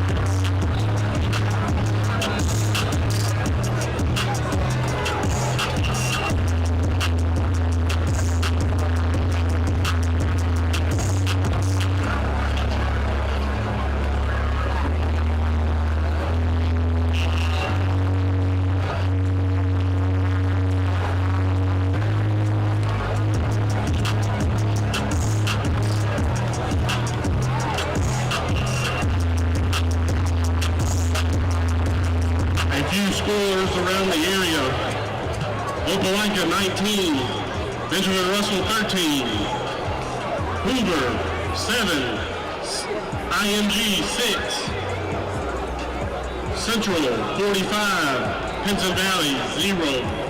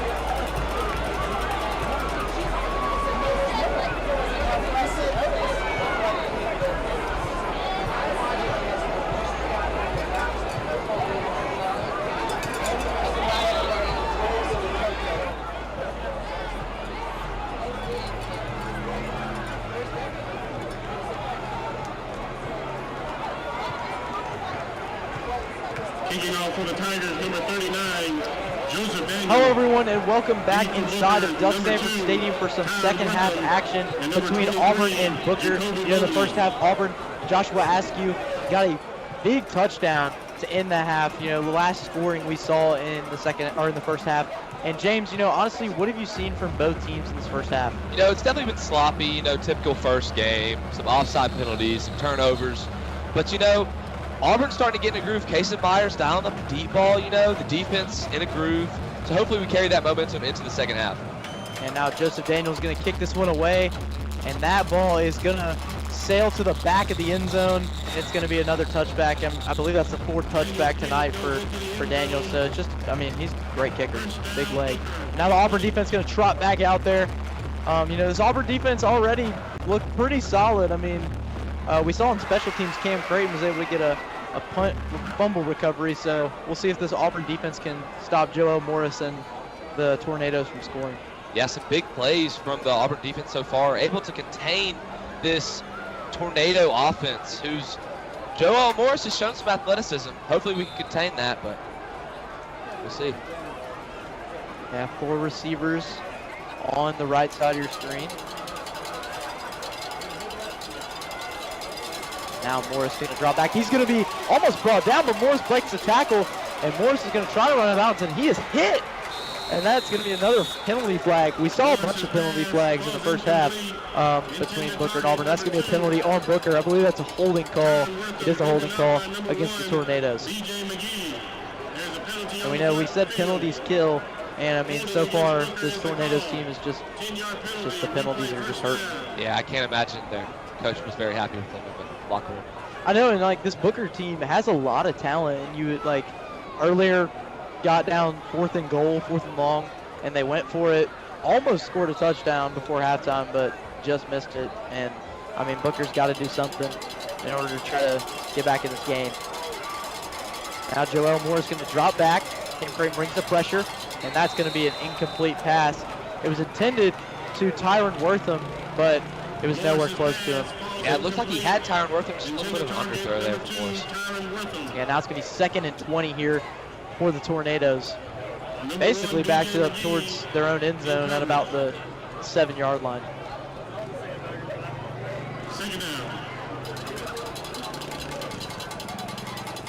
Joel Morris alone in the backfield. No running back with him back there. Running this 4 wide receiver bunch down the right. Yeah, they've been running that bunch for a little bit now.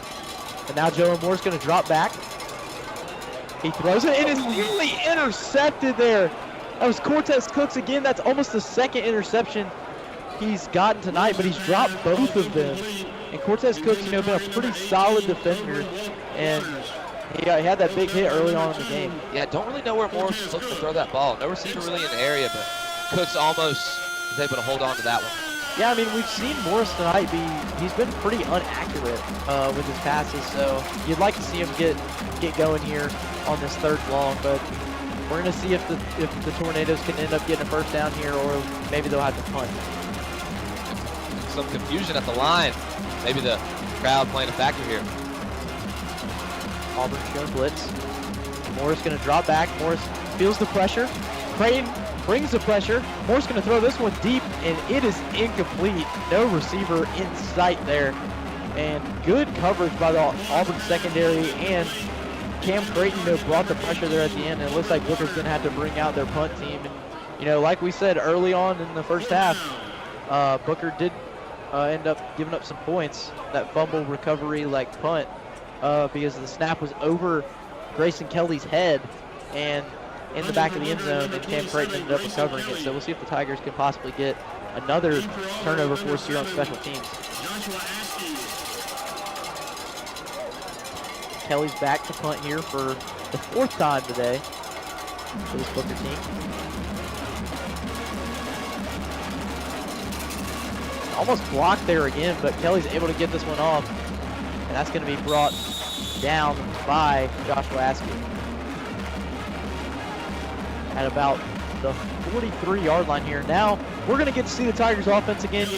We did highlight that the Tigers really kind of sloppy in the first quarter, but then kind of got a rhythm going in the 2nd quarter with Casey Myers throwing that deep ball on Joshua Askew. And I'd like to see some more of that. Yeah, definitely carrying the momentum through the half. Maybe get the ground game going. Haven't seen much of that, so we'll see. Huff in the backfield. Jordan in motion. Now Myers going to hand it off to Huff. Huff goes up the middle. Huff breaks a tackle or two, and now he's down. Gets about 1 or 2 yards. Man, just nowhere to go. The Tornadoes just swarmed in the backfield. I will say this. We haven't really seen a lot on offense from Booker, but I'm very pleased with the defensive side of the ball. This defensive line has been a solid defensive line.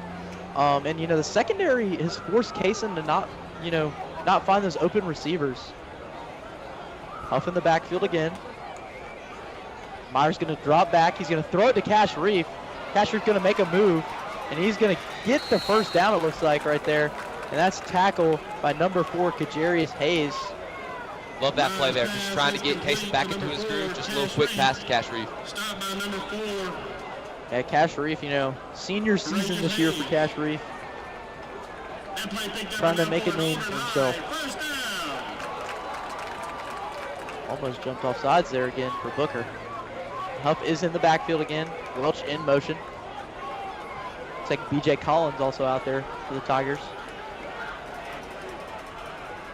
It's going to be a fake handoff to Huff, and looks like Myers going to be brought down by a sea of Booker defenders. The Tigers, have tried that a lot tonight, and it hasn't really been working out for them. So I feel like you honestly should try to hand it off to Huff more. Yeah, the Tornadoes definitely have the Tigers' number on the read option. Now the Tigers faced with a 2nd and long here in their own, or in Booker territory. Huff in the backfield again. Myers going to drop back to pass. He feels the pressure, and he sees the pressure there, and Booker brings him down. And that was number 21, Taylor Morton. Yeah, he got that back there quick. Again, we see just get back there. Myers had nowhere to go. Take his medicine. Yeah, Levi Kelly now coming in for the Tigers at receiver. So this is going to be a 3rd and long here for the Tigers. Technically, Auburn is in field goal range, so if you do want to try Joseph Daniel here for a long field goal, if you don't make this first down, then honestly that would be a pretty good option, or maybe get a few more yards and let him kick from there. Love to see him dial up another deep ball here from Myers. Yeah, now Huff in the backfield. Myers going to take the handoff. Myers going to throw another deep ball, and it's going to be incomplete. Intended pass for Askew, by the Booker defensive backs right there ready, but there is a flag, so could be a pass interference potentially.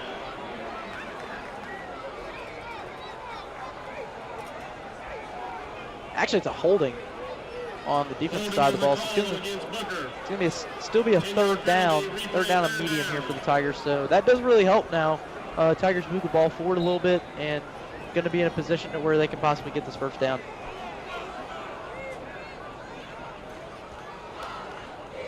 Welch in motion, and the Booker defense jumps off sides again. Kason Myers gets him to jump off sides for, I believe that's the 6th time tonight for the Booker Tornadoes. Yeah, great job by Auburn, just sending the man in motion, getting the defense on their heels, and ultimately getting the jump. Yeah, that's going to be a first down for Auburn as well. 5-yard penalty, first down, Auburn High.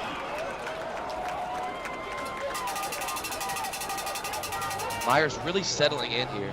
Seems comfortable. Auburn's got 5 wide receivers out there right now. It looks like it's going to be a timeout, or I don't know what happened there. Possible confusion here from officials.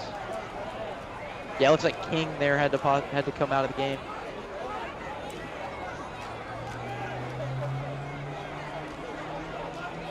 Now going to bring Huff back in.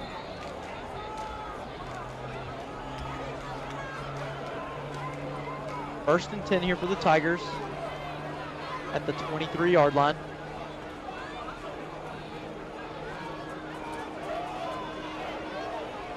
Huff in the backfield again.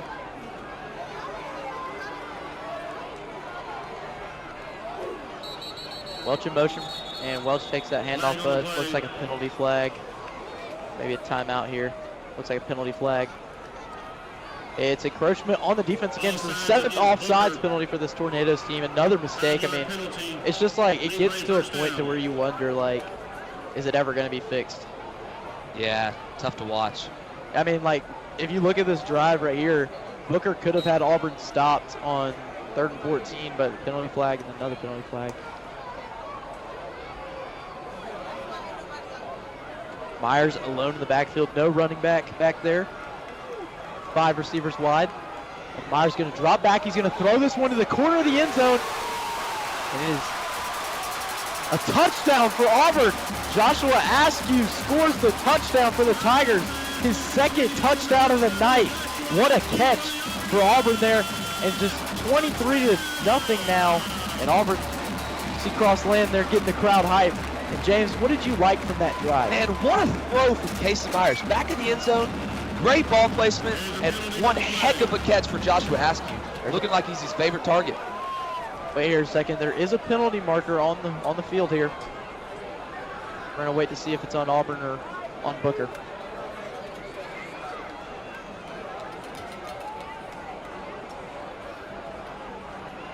Refs getting together.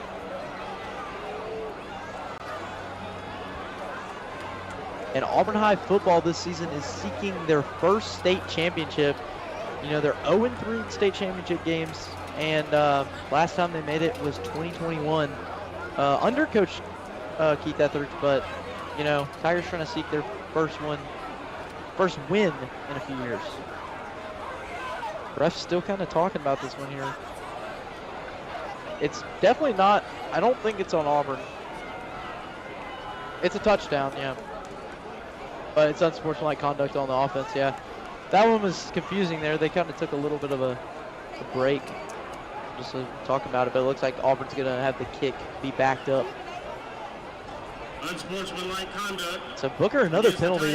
They've had so many penalties tonight, it's like unreal to count. Was the call. Yeah, now they're actually moving it back up again to the original spot. So Joseph Daniel going to be kicking. Looks like Auburn trying to get someone on the field here.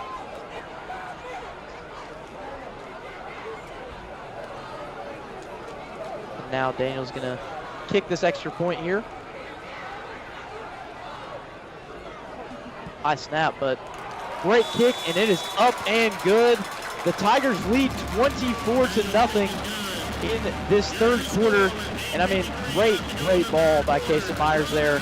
And the defense really did good getting that stop down the field. And the offense, you look at it, Booker really helped too with the drive, with giving us this penalty yardage. And yeah, just a great ball by Casey Myers. Second touchdown of his Auburn High career. Yeah, I really love Casey Myers on that drive. He really seemed really calm and composed, stoic, and man, that ball, the left corner of the end zone was just perfect. He's turning out to be the quarterback Auburn needed. And now Auburn going to kick this one back to Booker. Booker's had their struggles so far tonight. Not really good on the offensive side of things. The defensive side of things has looked solid. I mean, you'd say they've looked pretty solid. But yeah, the offense, honestly, James, what would you like to see from them this next drive? I would really like to see Joel Morris just be more athletic. Whether it's the play calls or whether it's the reads, Joel Morris has shown us his legs, and I think that's the strong suit of his game. Maybe just getting outside the pocket, trying to make things work, or just scrambling. I think that's the strong suit of their offense, and they really need to lean on that. And now Daniel's going to kick this one away. Had to back it up a little bit because of unsportsmanlike penalty, so it's going to be returnable here for Tornadoes. He's going to make a few moves, but he is brought down by the Tigers there. Great tackle by the Auburn Tigers on special teams. And now you're going to see the Auburn defense trot back out there again. They've been worn out so far tonight after, just playing. Seems like they've been on the defensive side of the ball a lot more tonight. Yeah, it's that really hard-nosed football that Auburn brings to the table, Fight for every ball, going after the quarterback, just staying composed, This linebacker group is just so gritty, always making plays.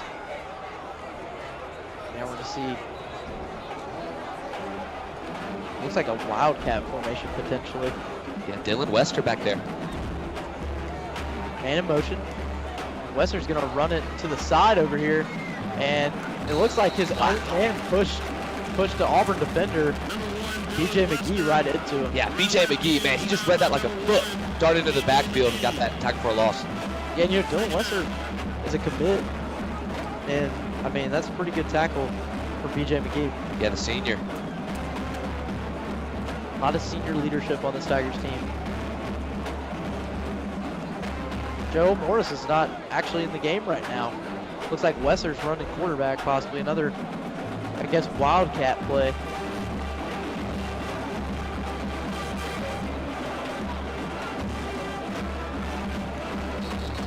Wester, he couldn't get it off. It was a penalty again, false start. Another penalty for this Booker Tornadoes team. Just costly mistakes for Booker. And you wonder where this Booker team would be at if not for all these costly mistakes. I know we've seen a few times now that they've gotten down in Auburn territory but haven't been able to capitalize. And you can see Morris over there on the sideline behind his coach. So I don't know what's really going on. Looks like Wester's in to throw the ball right now. But Dylan Wester under center currently, replacing Joel Morris. Wester puts a man in motion, and Wester's going to throw that one, but it is tipped by an Auburn defender. Yeah, Eli Scott back there. Got his hands up and batted the ball away. Really love what I'm seeing from this Auburn defensive line. This depth. We're switching players in and out, getting back there quick, and Eli Scott just making an athletic play on the ball. Yeah, heck of a play by Eli Scott there. And Joel Morris was going to go in, but I guess they're going to keep Dylan Wester in the game currently as quarterback. I don't really know what's going on with this Booker team. A little bit of confusion. It's going to be a 3rd and 17 here for Booker. I have to take a timeout here. Yeah. Yeah, it looks like they're going to call a timeout. So Auburn currently up 24-0, And we're going to go to a quick timeout break, but we'll be back shortly with some more action between Auburn and Booker.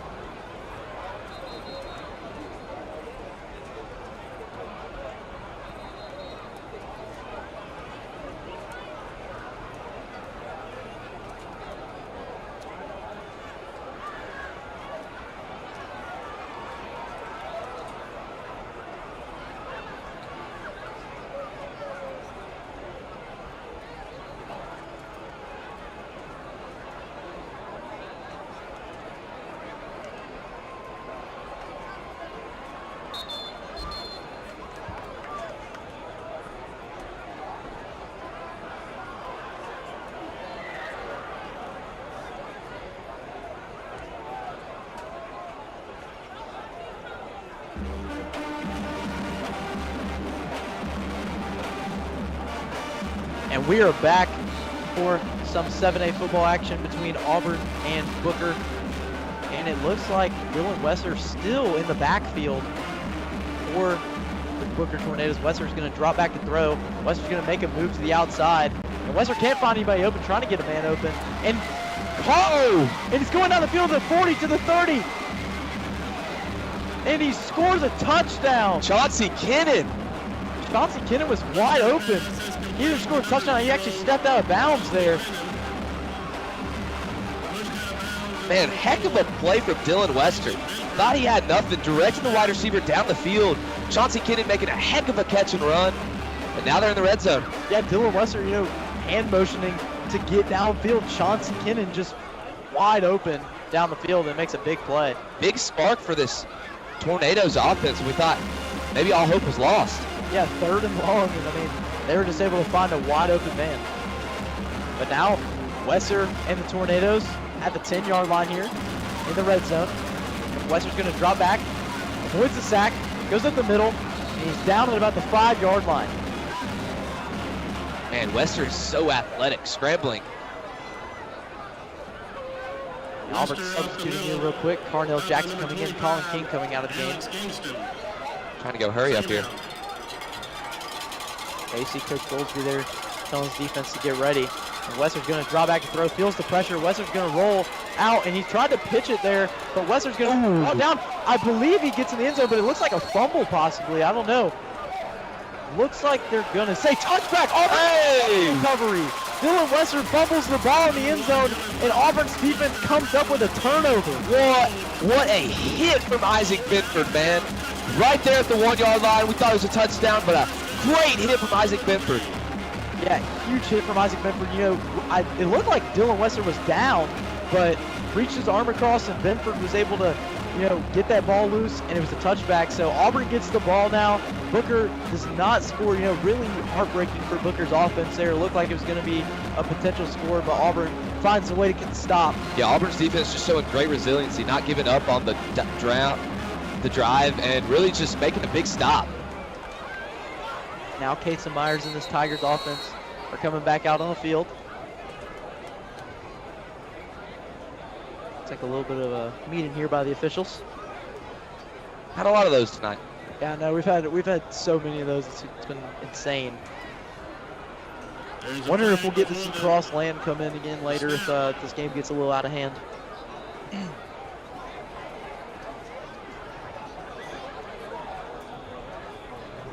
Officials going over to the Booker sideline here, talking with the coach, Coach Woods.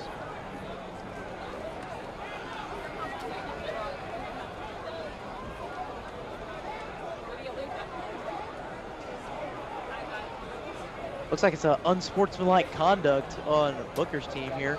So Auburn's going to get to, I believe, move the ball up now. I don't know what really happened. There wasn't really a flag on the play or like anything that was thrown, so must have been a sideline unsportsmanlike conduct. Probably some frustration building up after this game for Booker, man. Yeah, Booker's had a tough stretch of it this past 3 quarters. And Auburn trying to extend their lead. Currently up 24-0 with 6 minutes and 47 seconds in the 3rd quarter.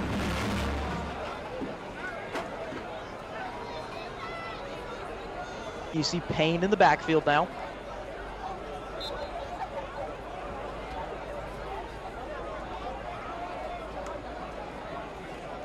cross, or Casey going to throw it to Payne. Payne goes to the right side. And that's the second time we've seen that out of Stephen Payne, the sophomore. Just really quick, Casey with the pitch, gets outside, and first down. Yeah. I mean, this Tigers team has just been able to fight all game. I mean, it looked sloppy in the first half, but Auburn was able to come out in the second half and, prove everybody wrong. Prove why they're one of the top programs in 7A in the state of Alabama. Now Huff back in the backfield again. Looks like Hampton Jordan in motion now.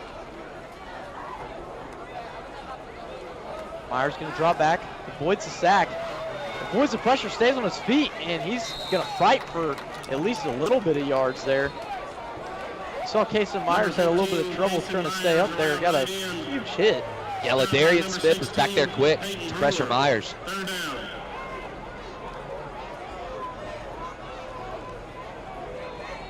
And now it's going to be a third down here for the Tigers. Looks like Karan King coming in on the offensive line.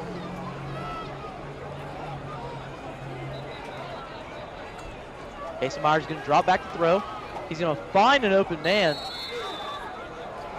I believe they're going to mark him short. That was Levi Kelly with the catch, but they're going to mark him a yard short. It's going to be 4th and 1 for the Tigers, just behind midfield. I think Coach Etridge is going to be, never mind. Yeah, it looks like maybe he's going to, it looks like Coach Etheridge called a timeout here to get his players together to maybe draw up something to possibly score, but so far 24-0 in the third quarter. James, what have you liked from the Tigers in this second half? Offensive-wise, I think it's the obvious. Casey Myers really just getting into a groove, Yeah. I mean, that last drive just really seemed composed in the pocket. When he's given time, man, he can really throw a ball. And for the defense, man, their resiliency. I mean, we saw a big play from Booker, and then we were able to recover with the fumble recovery. And it's just been really awesome to see the Auburn Tigers looking really strong this second half.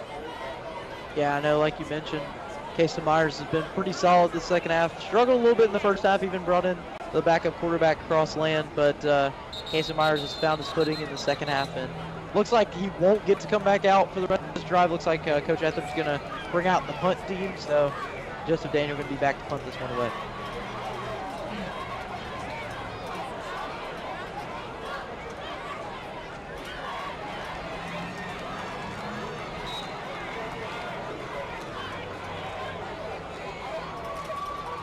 It's a fake. Oh! The middle. Greg Williams with the run, and he's getting pushed.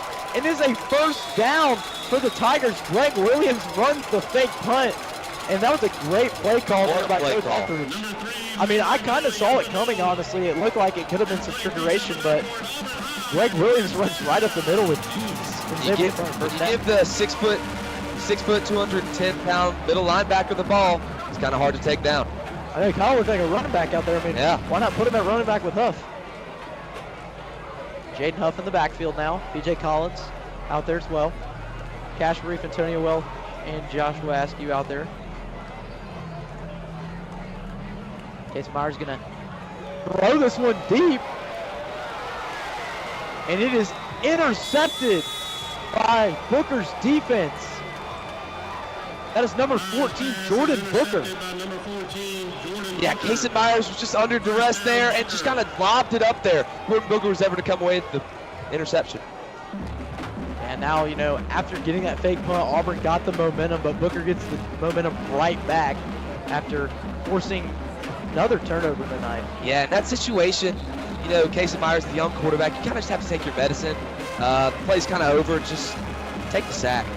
Well, I think we talked about that a lot, too, early in the game. It's like, the Booker secondary and the Booker defensive line has been really solid tonight, and they've forced some turnovers, so you got to be really careful when you're throwing that ball deep against them.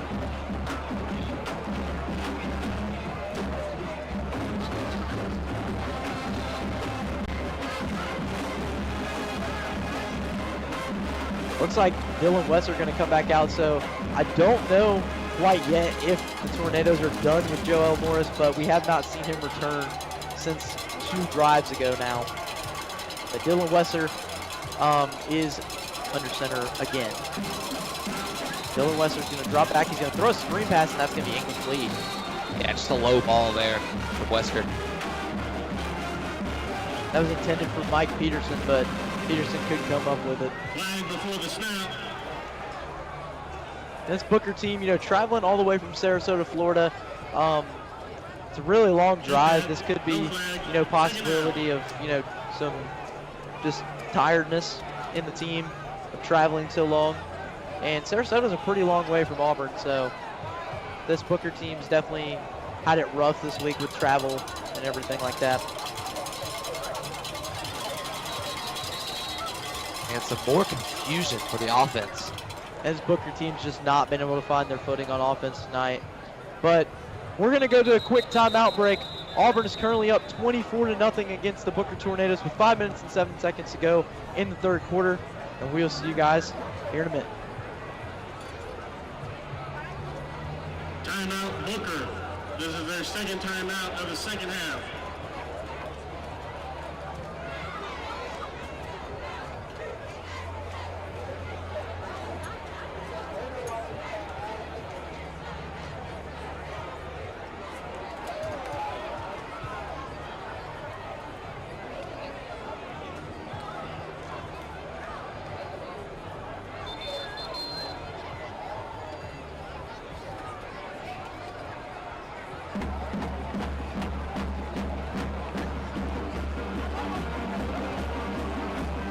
Hello everyone and welcome back to 7A action between the Auburn High Tigers and the Booker Tornadoes.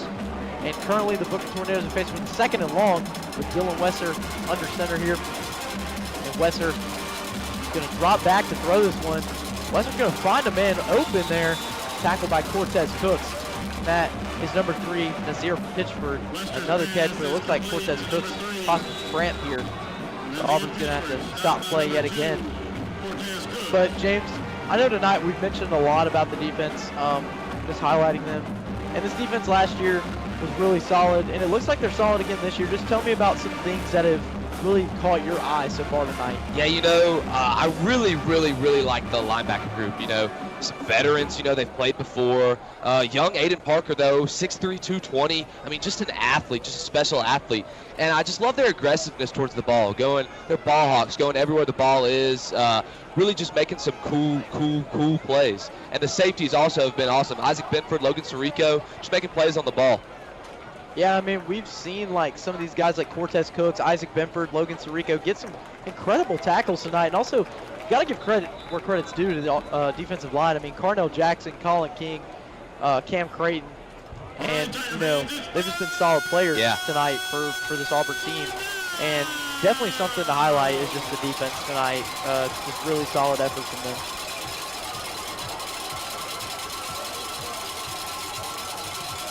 Wesser drops back. Wesser's going to move over the fumble, and Auburn might get on top of it here. Auburn gets on top of it and recovers the fumble. Fumble recovery for the Tigers. Huge fumble recovery there. Alex Persidi with the scoop. Big heads up play from the junior. And junior safety Alex Persidi with a huge fumble recovery. And now the Tigers get the ball again in great field position. And we see that again from Western, not being able to hold on to the football. Well, it's kind of like you look and quarterbacks have bigger hands than most receivers, so it's going to be hard for Western to kind of get a grip on the ball. And you saw right there the strip sack. I mean, Colin King's the one that forced that fumble, so just a great effort by Persidi and Colin King. And now, Jaden Huff in the backfield. 4 receivers out. Looks like Welch in motion. Huff going to get the handoff, but he is upended there by this Booker defensive line. But it's a fumble. I don't think that's going to stand, though. Play was late. Huff a little Number 0, Jalen Huff, is stopped injured there. up the middle. Slow to get up. Huff holds his back right now. And this Auburn run game just hasn't been able to get going so far this game. I know, that's one thing I think we forgot to highlight in this game is the run game is definitely something that is a key factor in Auburn's offense, I feel like, because last year they relied on the run game a lot with Omar Mapson, and I feel like this year you need to kind of do the same exact thing. I mean, you see Casey Myers been able to distribute to all receivers tonight, but I'll be interested to see what they do the rest of this game. Now Myers going to drop back to throw this one, and Myers avoids the pressure the first time, but gets hit. I mean, a huge hit there by Booker.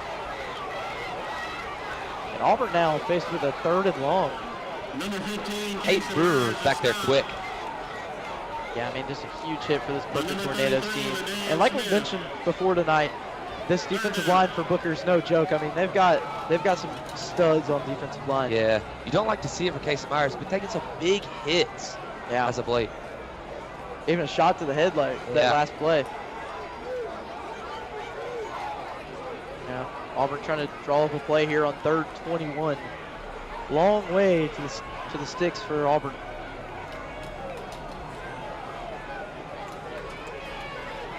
Up in the backfield. Myers going to drop back to pass. He's going to try to throw this one deep. And it is almost intercepted by the Tornadoes again. Just comes up with an incomplete pass that was intended for Joshua Askew, but Auburn's going to be faced with a 4th and 21. Interesting to see what the Tigers do here. Looks like they might bring out the special teams. I don't see a shot of you possibly doing a fake here on a 4th and 21. Yeah, it looks like number 11, Silas Jones, got his hand on the football. That's why it was a little underthrown. But again, Hasten Myers just under duress in the pocket. That O-line's got to do a better job protecting him. Now Joseph Daniel going to trot out again for his 2nd field goal attempt of the night.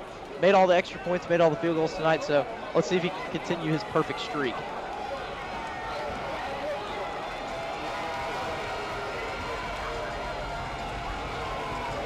Snap, hold is good, and that is going to come up way short. That kick is no good. I don't know if anybody got a hand on that or that was just a very short kick, but you know, you got to keep your head up after that one. That's a pretty long field goal. So Auburn still leads, though, 24-0. The defense going to trot back out there after the Alex Brasidi fumble recovery. So hopefully the defense can get another turnover. And James, last drive on offense, what did you not like from Auburn? Well, I didn't really like how our O-line just wasn't protecting Casey Myers, you know. I mean, he's the quarterback. He didn't have any time to at least read the defense or give the wide receiver a chance to catch it. So we need to fix that up, hold the D-line, and just let Casey Myers do his thing. Yeah, I agree there. I think it will work itself out, though, as the game goes on. Joe Moore's back in the game now. Hands it off. And Alex Brasidi with a big tackle again. Alex Brasidi making a name for himself in this game. Already a fumble recovery, then gets a huge tackle. Yeah, we see the depth from these Auburn corners. Cortez Cooks goes down. Alex Brasidi comes in and makes some big-time plays for the Auburn defense. Yeah, that was Mylan Brown with the run there, but not too much, just about 5 yards. And, you know, we haven't seen Joel Morris in a while, but he's back out there again for the Tornadoes, so really interested to see how he does. And Morris going to pitch this one off to Brown, and Brown's going nowhere. I mean, just upended by Greg Williams right there. Man, one heck of a play from the Auburn defensive line. Got back there in a hurry after the pitch. Number 22, Mylan Brown around left. Yeah, Brown there too. I mean, just made a great play. I mean, this entire defensive line for the Tigers has been outstanding.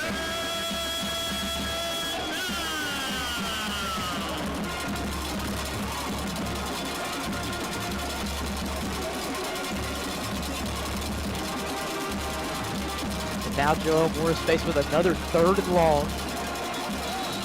Auburn pointing like someone moved, and the ref throws the flag there. And it's going to look like someone possibly did move. It's going to be another false start penalty on the Auburn Tigers, or on the Booker Tornadoes. Yeah, I can't imagine the coach could be too happy with it this week. Yeah, I mean, that's what, like, at least, it's almost 20 penalties for the Tornadoes tonight. I mean, it's been a rough stretch for them.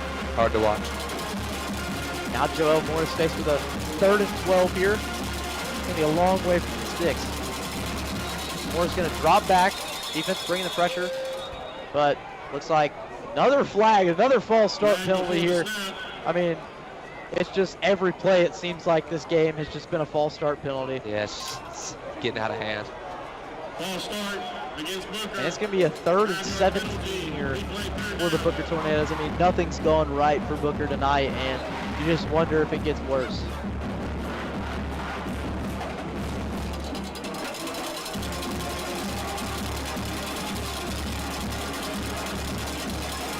Now Joe Morris in the huddle with the Tornadoes getting ready to hopefully draw up something to get a first down here for the Tornadoes. Brown in the backfield.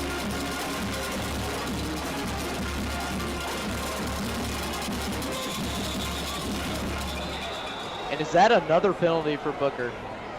And it just gets worse. It's another false start penalty for the Tornadoes. 3 false start penalties in a row. And I believe that's the 7th tonight.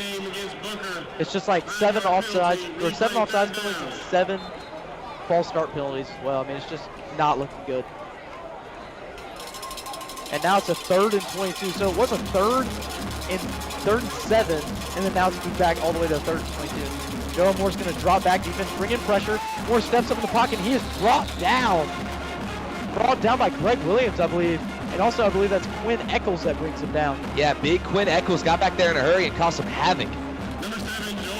So now, the Tornadoes going to be forced to punt this one away for the 6th time tonight. I mean, just the punter's looking good, but everybody else so far is just not at all. I mean, it's just the quarterback room. Quarterback Joe Morris has not been really good, and Dylan Wesser just has been not really good at quarterback either. Yeah, Auburn bringing pressure on this punt again. Gotten pretty close the last 2 times to the block. See what they do here. And Grayson Kelly back there to punt it again. He did fumble snap early in the first quarter, and it led to a touchdown for Auburn, but he gets this one off, and that's a short punt. And it looks like Booker's going to get it down to about the 39-yard line. So Auburn will have the ball at the 39-yard line to start the 4th quarter. But after 3 quarters, the Tigers lead 24-0. And James, what have you liked from Auburn in these first 3 quarters? Man, their defense has just been incredible. I mean, every side of the ball, just from the corners, for the defensive line to the linebackers, just been really good. And I've loved what I've seen from quarterback Casey Myers. The offensive line, been a little shaky, but the wide receiver room, been great. Still need to get that run game going a little bit, but as of right now, loving what I'm seeing from the Auburn Tigers. Yeah, I definitely agree. I think the run game definitely needs to get going a little bit more, and I also feel like you need to get, some more receivers, some action. But the defense overall has been great. Casey Myers, I feel like, has been good enough to the point to where you could say, like, it's been a pretty good game for him. Made a few mistakes, but you're going to make mistakes your first game in a new school, so you just got to see as time goes on. But we're about ready to start this 4th quarter here as the Tigers are up 24-0. And actually great field position after a good punt. So, looks like Cross Land's actually going to trot out there. Last time we saw Cross Land actually did turn the ball over, fumbled it, and that led to almost a Booker score, but Booker sadly came up short of scoring on that drive. Probably wanting to keep Casey Myers healthy here. He's been taking some hits in the last couple of drives. I know, that last shot to the head, I mean, that was scary. But Cross Land going to start as quarterback to start this 4th quarter. And Jalen Huff still in the backfield. And it's going to be a jet sweep to Joshua Askew, and he's going to break a tackle, but only get about a yard. Tackled by number 6, Torrey Holloman. Heard his name a few times tonight. Yeah, didn't really have anywhere to go on that one. Just swallowed up by the defense. That is the end of the 3rd quarter.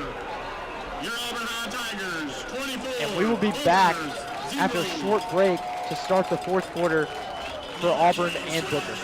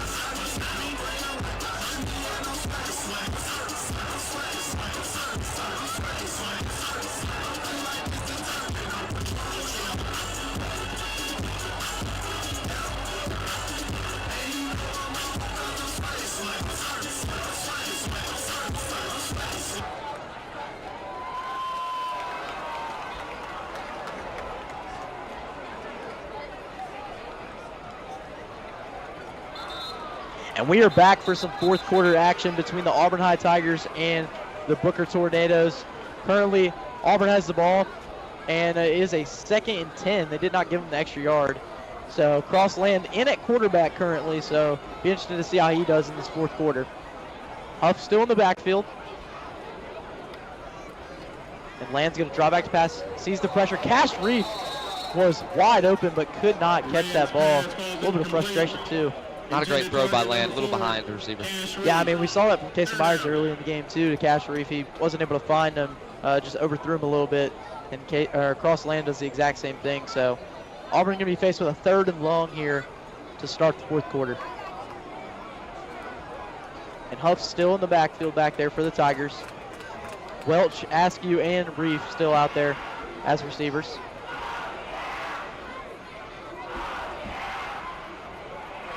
And Auburn trying to get another score here to start the 4th quarter. Land going to drop back to pass, sees pressure. Land going to throw this one deep, and it is going to be almost intercepted again. That's like the 3rd interception that Booker's missed tonight.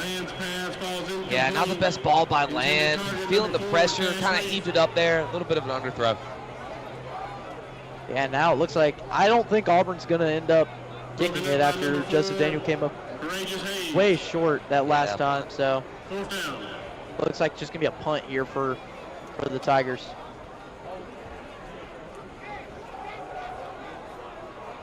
So going to be a punt from about the 39-yard line for Auburn.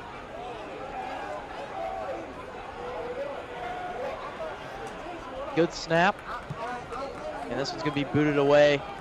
Looks like they're going to just let it bounce here. That's a great punt. Really good punt. Oh. It's going to get out of bounds at about the 1 or 2 yard line here. Looks like they're going to mark it at the 1. So great punt there by Joseph Daniel. Little corner kick there to get it to the 1 yard line. Showing off the leg. Yeah, so now we're going to have Auburn's defense trot back out here for, I mean, it's been a while. Like, they've been out there a lot tonight. So it's Auburn defense used to just coming out there. And we've had some turnovers forced tonight on Auburn's defense. And, James, what would you like to see on this drive from the Yeah, you know, kind of just the same as what we've been doing. You know, the Auburn defense just being really aggressive. Love to see more of that. And, hey, maybe even a takeaway. Yeah, I mean, it would be good to get a takeaway. The last takeaway was Alex Mercedes' fumble recovery, so it'd be really good to see another, like, interception or fumble possibly. And, you know, Booker is backed up in basically their own end zone, so could possibly see a safety.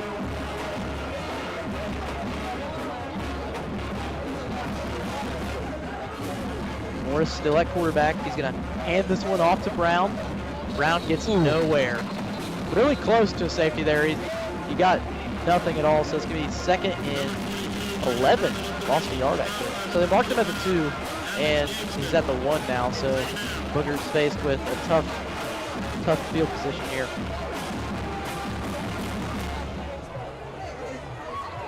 Big Carnell Jackson in on that play. Yeah, Carnell Jackson, Arkansas commit actually. 330, I mean, big dude. Well, Morris, looks like Auburn's going to show blitz, but looks like maybe Booker jumped off sides. I don't know. Or Booker did a false start there. I don't know. We'll see. Looks like it's encroachment on the defense. So Auburn gets a penalty offsides. That brings Booker 2 yards up out of the end zone. So maybe a little bit of relief there if you're Booker, but still got to worry if the snap goes over your head.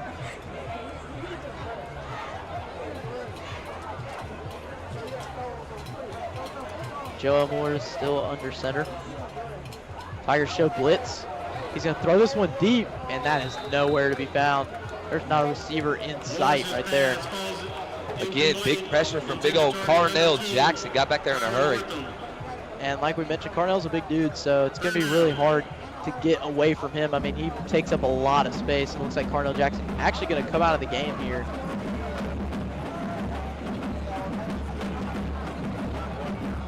So now the Tornadoes faced with a 3rd and 6. So be interested to see what Booker's team's got drawn up here.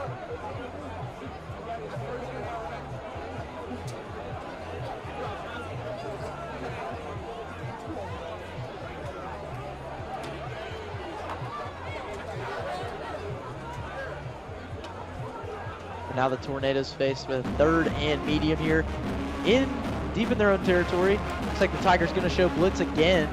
Going to hand it off here. Going to find some room, find finds some open room there, and he's going to get a first down. And that was one heck of a run. Finding the holes and splitting the gaps and just running over a few people on his way to a first down. Yeah, great run there by Tyron Wortham.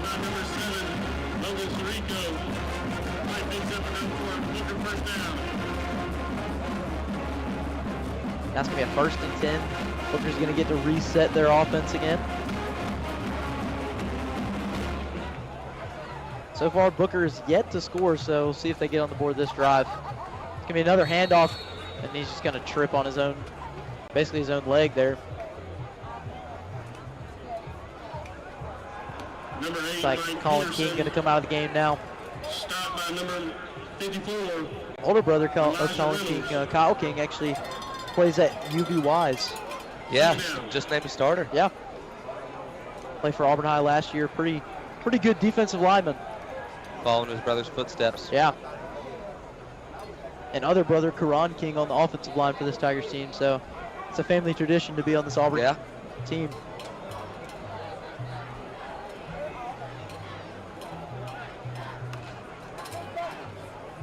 Gonna be caught there.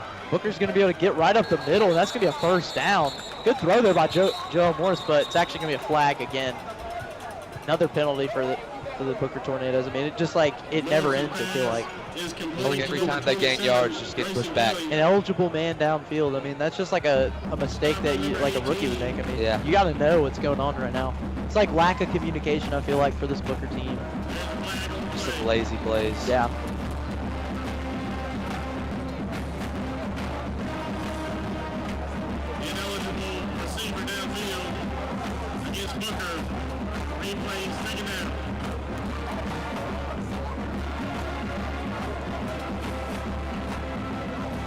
Well, now the Tornadoes faced with a 2nd and long, 2nd and 17 here. About 9 minutes to go in the 4th quarter. So Booker's got to do something now if they want to start, possibly get back in this game. He's going to throw it to Wortham. Wortham's going to grab it here. He's going to be able to get some footing. He's going to make a few moves. He's going to break some tackles and almost get a first down there. Good catch by Tyron Wortham. I mean, we've seen him do it all tonight. Run, catch. I mean, he's done it all. Yeah, Wortham's the most dynamic player they have on their team, I think. I mean, just making all the right plays. Now it's going to be 1st and 10 here for the Tornadoes. Just got to cross that line, Tyron Wortham did, so Booker's going to be moving the chains again. Just got to 9 minutes now in this 4th quarter, so Booker needs to hurry up if they want to try to get back in this game. Now Moore's going to throw it again, and it's going to be caught and brought down. Grayson Kelly there. Yeah, Grayson Kelly with the catch. Grayson Kelly, the punter, has a leg and he can catch.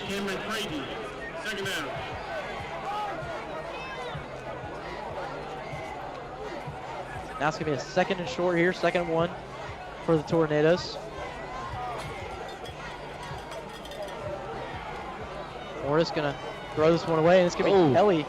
Almost got it, but looks like it's going to be a penalty flag. And some altercations going on right now.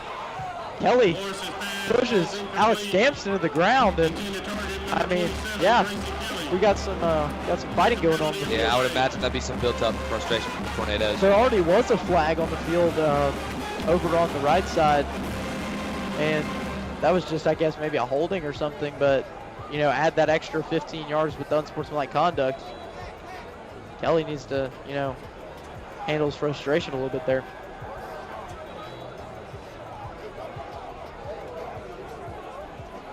Refs meeting in the middle of the field here to talk about that.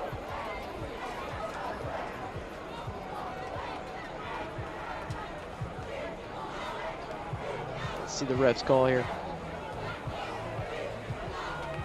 So an eligible receiver downfield for Booker, and then that unsportsmanlike conduct is going to be on Booker. So Booker's going to get moved back from 2nd and it was going to be 3rd down since an incomplete pass to Kelly. It's going to be about 3rd and like, I would say 17-ish. Like it's going to be all the way back to there. We'll see where they mark it here, but I'm just estimating could possibly be a 3rd down. Really long. Looks like Quinn Eccles going to come out, and Elijah Reynolds going to come in, substitute.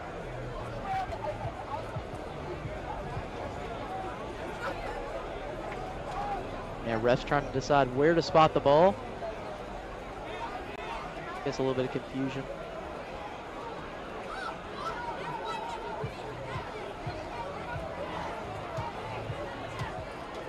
Dang, they're going to go way back here. Booker gets moved all the way. I believe that's going to be, looks like they're going to keep it second down since there's a penalty, but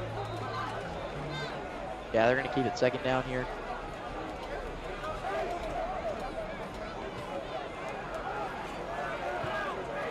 Now it's going to be second 16 now for the Tornadoes.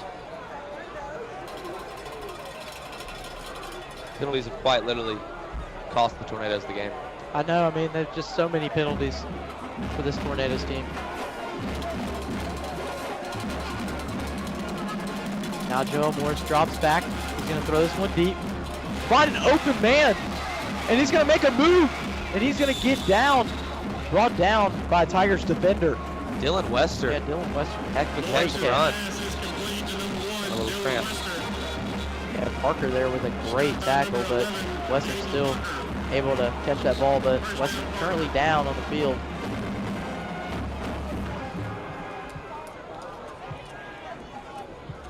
We're going to take a quick injury timeout, but we will be back. Currently, the Tigers lead 24-0 with 8 minutes and 9 seconds to go in the fourth quarter. Don't go away, folks, because there's more football to come.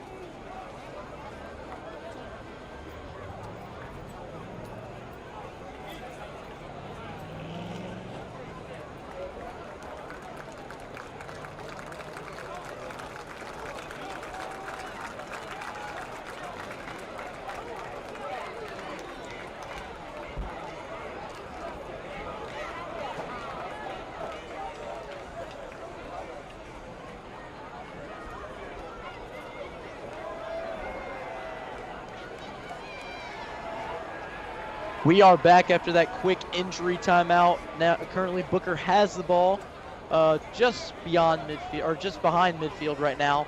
And James, what have you liked from Booker's offense this drive so far? Man, Joel Morris has really gotten into a groove with his offense, finding Dylan Wester and some other wide receivers just to put some yards together and continue this drive.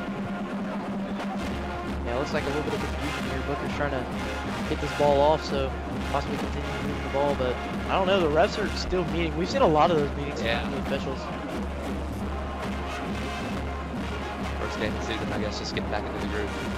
Yeah, I know. I mean, it's the first game jitters. You know, you're traveling all the way from Florida, like way down in Florida, to come up to Auburn, Alabama to play one of the best 7A programs in the state. Looks like an unsportsmanlike conduct penalty on Booker. I mean, just like, it's just non-stop. I feel like there's been almost 30 penalties. Like, they might break the record for most penalties in the game. Definitely should be on pace.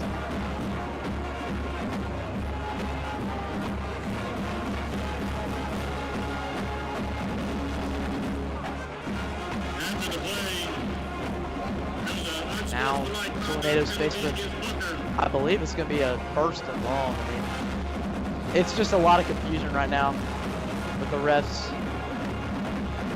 Yeah, they're going to do unsportsmanlike conduct. Thought they did that earlier, but it looks like they're moving the ball back again, so.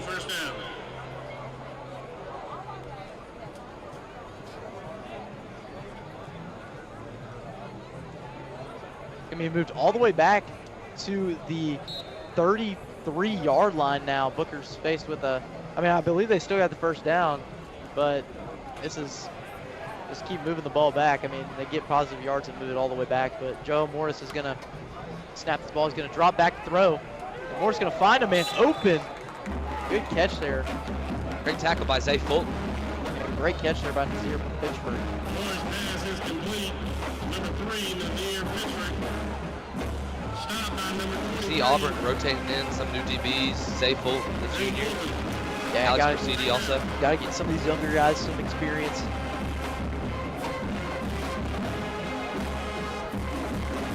Be a 2nd and 25. Looks like Booker players frustrated with each other. You see there Nazir Pitchford arguing with his own teammate. It's a 2nd and really long here. Long way to the sticks. Even long way to the back, or even long way back to the line of scrimmage here. But Joe Moore's going to draw back and throw this one. A lot of pressure by the Tigers defense. And Morris fumbles the ball. Oh, and it's going to be possibly recovered. And Auburn jumps on top of it. It's Auburn football. Auburn recovers another fumble. Number 7, Joel Moore. Huge fumble recovery for the Tigers. Fumbled on the play. And that's going to be Cam Creighton. Even his helmet came off. But Cam Creighton with a huge fumble recovery. 2nd big fumble recovery from Cam Creighton. Love to see it. Yeah, nobody even stripped that one out of his hand. Joe Morris just wasn't able to, you know, find anyone open, and then he dropped the ball right there, and Cam Creighton jumped right on it. And for Booker, if there was any life left, I think it's all out now. Yeah, I mean, 7 minutes to go. You're down 24. It's going to be really hard to come back from this one.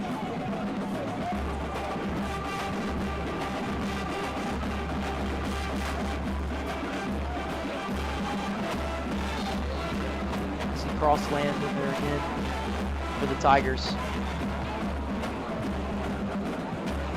Cash Reef in motion. Cash Reef lined up as a tight end. Now Huff gonna carry this one up the middle for a few yards here. And Huff is brought down. You've seen that from Huff, just a resilient runner, just keeps those legs turning, get every yard he get. Yeah, no, that's what I would like to see more of, like the end of this game, you know, get him the ball more. And honestly, the start of the Vestavia Hills game next week, on Thursday, I would like to see a pretty solid effort from the run game.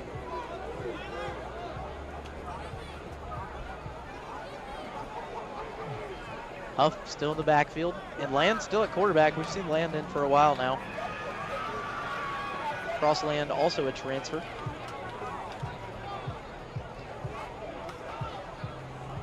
Crossland gonna pitch this one to Huff. And Huff's gonna run that one down to about the 30-yard line. Huff got a great block from big Trenton Pritchett outside. Yeah, Trenton Pritchett actually a Troy commit. And, you know, pretty big offensive lineman, Trenton Pritchett, and a senior leader on this team. 3rd down.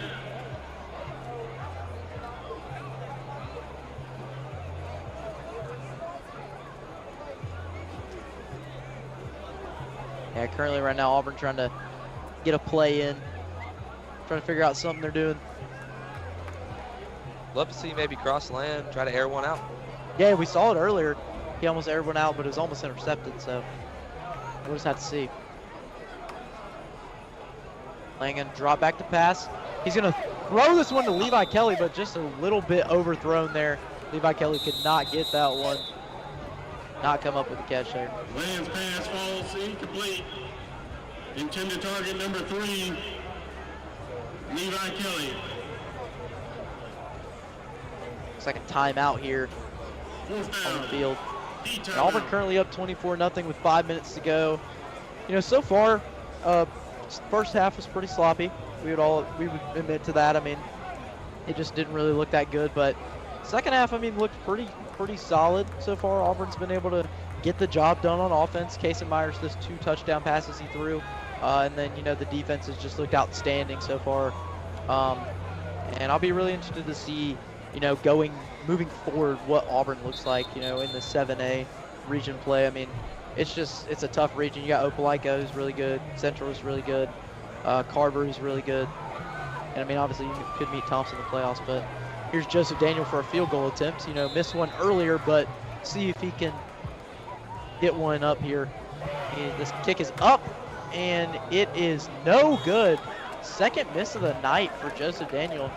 You know, you wonder if it's just like loss of confidence maybe there after that first kick was missed, but we'll see if he can get it back.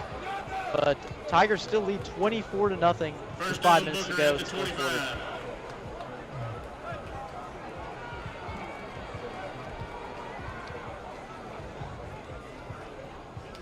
And this Booker team coming out again for another drive. You know, penalties really hurt this Booker team so far tonight, and I would be really interested to see if Booker could possibly score here towards the end of the game, possibly get some momentum going for their next game. Yeah, you definitely like to see that. You'd love to see Joel Morris maybe air some more out. He showed us the arm last drive, just unfortunately fumbled the ball. Yeah, and you know, they added something going, but penalties just kind of killed that drive again. I mean, they've got knocked all the way back to the 30 for some unsportsmanlike conduct penalties, I guess just because of the frustration. And Morris going to hand this one off to Brown, and Brown's going to find a hole up the middle and get a few yards there, but brought down by SIA Tigers defenders. Number 22, Marlon Brown up the middle. Stopped by number 5, Carter Chamley. Second down.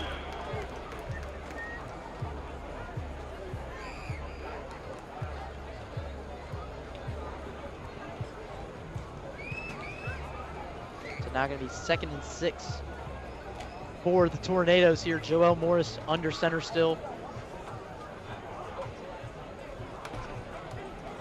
Morris going to hand this one off now. Going to find a hole up the middle and get a first down. Mike Peterson with another run tonight. That's his 2nd carry of the night. Number 8. Yeah, we're seeing Auburn put in some new defensive players, trying to get everybody some PT and test this new defense out. First down, Booker.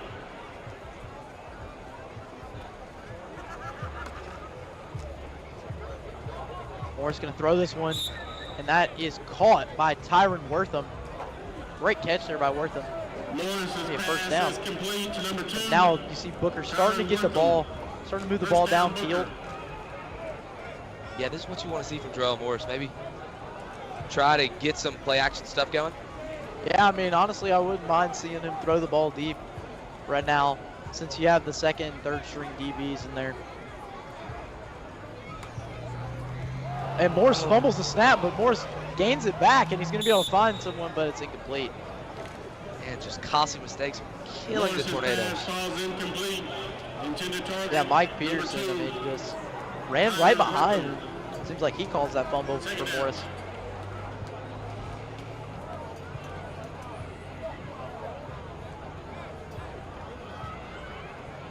A little bit of confusion here for Booker.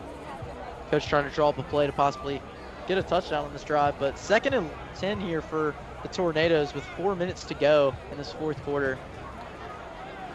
And as time continues to wind down, it kind of looks like the Tigers might be headed to another opening win for their season this year. Morris going to throw this one. Going to find a man wide open. Going to break a tackle there. Caught by Coburn Waters. Coburn Waters with a great catch there. Great run after. Pass is complete to number 18, Coburn Waters. Stopped by number 18. 1st and 10 for the Tornadoes at the 40-yard line here. First down, Booker.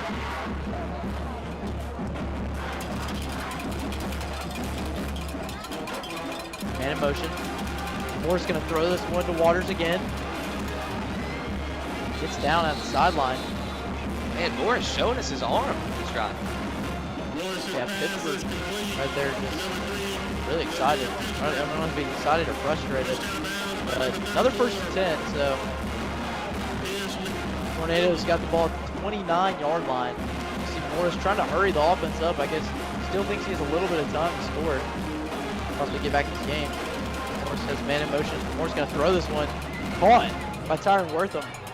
Brought down by SIA Tigers defenders. Love to see that, just swarming the ball, getting him down behind the line of scrimmage. Yeah, now it's Booker team. They're doing a little bit of hurry up offense, honestly. Yeah, at this point you kind of have to. Yeah, 2nd and 6 here for the Tornadoes at about the 25-yard line. Tigers show the blitz. Actually going to pull back on the blitz here. Man in motion. Moore's going to throw this one out to the side. Wortham's caught it. Wortham's still going. I mean, can't bring the man down, but able to get, I believe the ref's going to mark him out just short of the 10-yard line. Yes, he is. So about the 12-yard line here for the Tornadoes with 2:49 to go. Number 52, Devin Riley knocked him out of bounds.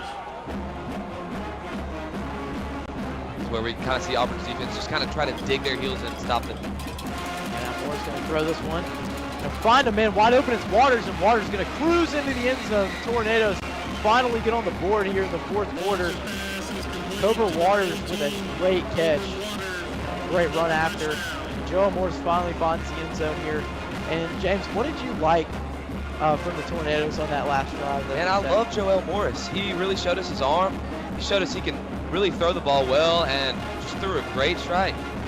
Yeah, I mean, that was a pretty solid drive, I would say, by the Tornadoes. They were able to, find their footing, get things going, be able to run a fast-paced offense, and you like to see it from a team, that obviously we know is not going to win because there's 2:42 left, and it's going to be really hard to come back in this game. But, good to find their footing and have some momentum for the next game. Looks like the Tornadoes going to run a weird formation. Going to probably go for 2 here, because if you go for 2, it'd be 24-8. Won't be down 2 scores.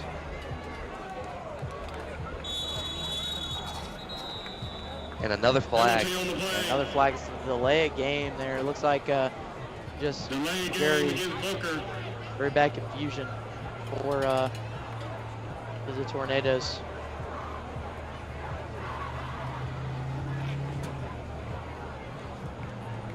Tornadoes going to go all the way back. Go back a few yards. Moore's going to snap this one.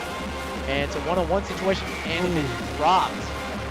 Tyron Wortham almost came up with that, but it is 24-6. Great play by Alex Persidi.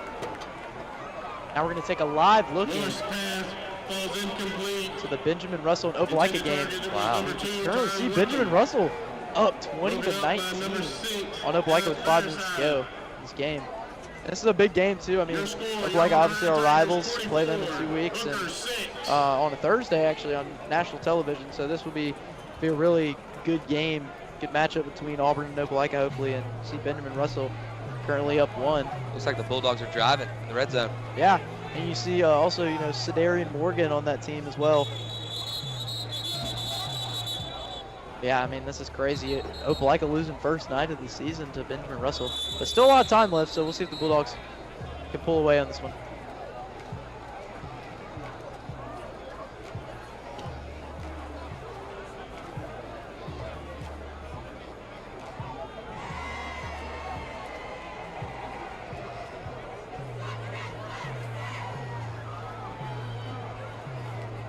And now, looks like the Tornadoes going to kick this one off here with 2:42 to go. And obviously, I mean, not going to be able to come back. Booker down 3 scores currently, and it's going to be really hard. But Booker at least did get on the board here at the end of the game. Maybe can make some more plays, possibly get another score on the board. But really solid effort, though, from both teams tonight. But Booker, we'll definitely talk about it post-game. Booker and some of their mistakes that they made tonight. For Booker, they just really want anything just to take it to next week, some momentum, anything, just something to lean on. Yeah, for sure. I think Booker going to kick this one away now. It's going to be an onside kick. And that's, yeah, you can't recover. Oh my goodness. That was a really big shove there by Auburn. I mean, that dude got laid out on the ground. He thought the ball was still live. Yeah. I think it might have been. I don't know. It looks like there's going to be it didn't look like there was going to be a penalty on Auburn, but it looks like Booker will get a penalty for just, the offsides.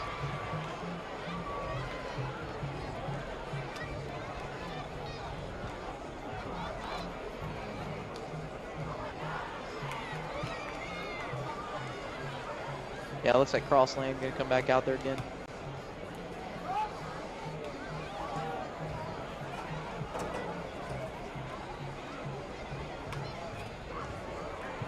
Yeah, we see Ben Walker, Jade King out there as receivers. Yeah, and this Tigers team honestly just going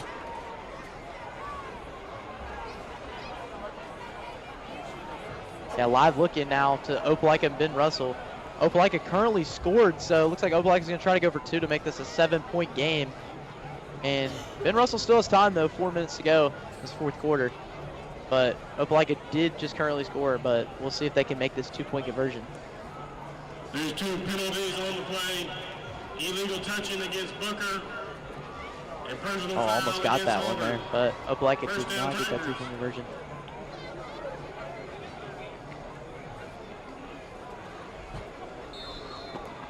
Now it looks like the Tigers gonna get back out there on offense. You know, after that onside kick that they tried that didn't work, it didn't even go 10 yards. So Tigers get the ball.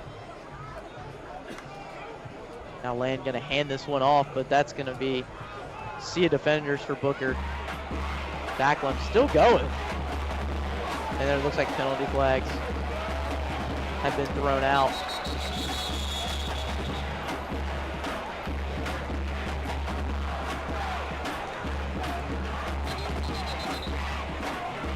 Looks like number 70, Jackson Whitcomb. Ashton Tompkins on that carry. Strong carry. Yeah, Ashton Tompkins, really solid player.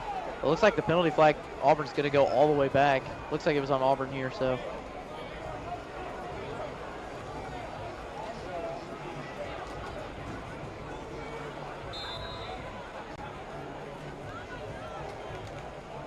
Penalty is against the Tigers. And now the Tigers Replay faced first with a down. 1st and long here. Crossland still in at quarterback. Here with 2 minutes and 15 seconds to go. Tompkins gonna get this one, but he is brought down. Huge tackle there for Booker.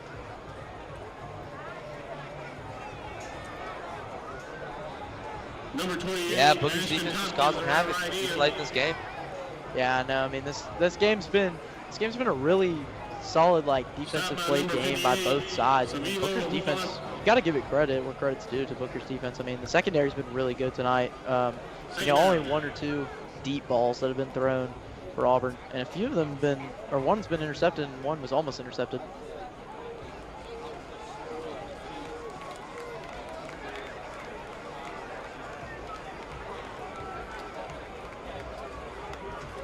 Now Land gonna take the snap here. He's gonna hand it off to Tompkins, but Tompkins goes nowhere on 3rd and 16. So, actually, correction, that was 2nd and 16 there. Number 28, Ashton Tompkins. Trying to sit on this ball. Up the middle, stopped by number Yeah, it 42. looks like Auburn's gonna try to, let the clock run out, but looks like Booker's actually gonna take a timeout here. Timeout, Booker. This is their 3rd and final timeout of the second 1 and half. 9 to go. And as this game continues to wind down, James, we've seen so much tonight from both sides on Auburn. Just defense and offensive wise. Just what stood out to you the most, in this matchup? What got Auburn the win here? Yeah, I really think it was their defense. Yeah. The Tornadoes showed some life that last drive, but Auburn's defense really throughout this whole game just has been really resilient and tough. Really just stuck our foot in the grounds and just played hard, really fought for every ball, was around every tackle. It was really, really good to see, really encouraging to see for this Auburn defense going forward. Yeah, I mean, you got to think about it too. Auburn tonight, a little bit of struggles early on, but was able to find their footing in that second half, and that's a really good thing. Looks like Auburn now gonna just, run the ball one more time, and should be able to hopefully get this game over with.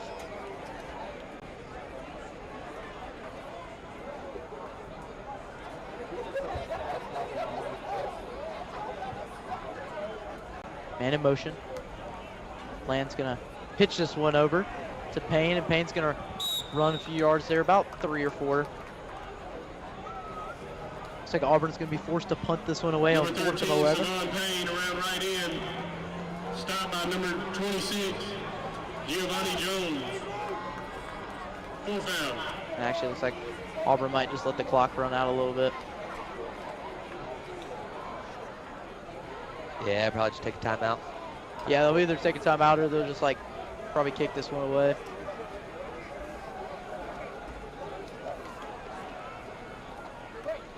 So far, the Tigers, pretty solid all 4 quarters. Pretty good game to start this season for them. It's like Auburn's just going to take possibly the delay game Yeah, starting a little shaky, but really showed us really who they were as the game progressed. I feel like it was a really good game, honestly, like defensive-wise and offense. I mean, still a little bit of things to work on, but I was really pleased in the second half with the way the offense was able to, do their job. Definitely. Casey Myers showed a lot of promise with his arm. Yeah. Wide receiver core looking great. The running back a little questionable, but hopefully we can get that going next week. Defense, as you said, just amazing. Yeah, it looks like Auburn's going to bring out the punt team here.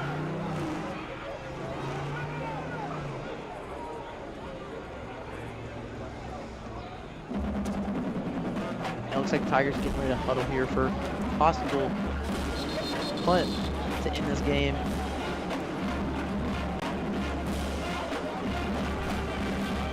And now punting for the Tigers is Cooper Bailey. Joseph Daniel not punting currently, but Cooper Bailey coming in for Joseph Daniel.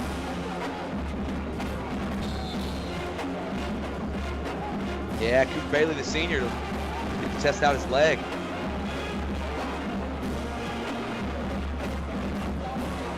Good snap. And a great kick there by Cooper Bailey. He's going to punt this one deep. And that is going to be returnable for Booker. And Booker's going to try to return it. Grayson Kelly actually almost got that one there, but looks like the Tigers trying to a little bit of fighting going on potentially over on the Booker sideline. Grayson Kelly, great return there, but there's only about 8 seconds left in this game, so not much time for Booker to do much of anything. A little bit of physicality there from Booker and Auburn both. I mean, you saw a couple players getting in each other's faces there, but I guess it's all part of the game, Yeah. Frustration boiling over. Yeah, it's going to be a first down for Booker. So 8 seconds left here. Fourth quarter, and Booker, I mean, still have a chance to possibly score one more, but, if you're the coach, you just kind of got to call it wraps here and realize that the game's over.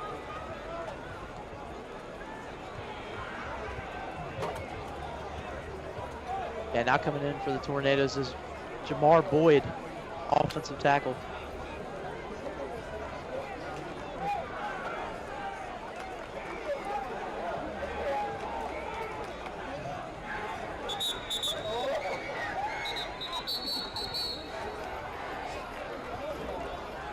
Looks like they're going to be moving back a little bit here.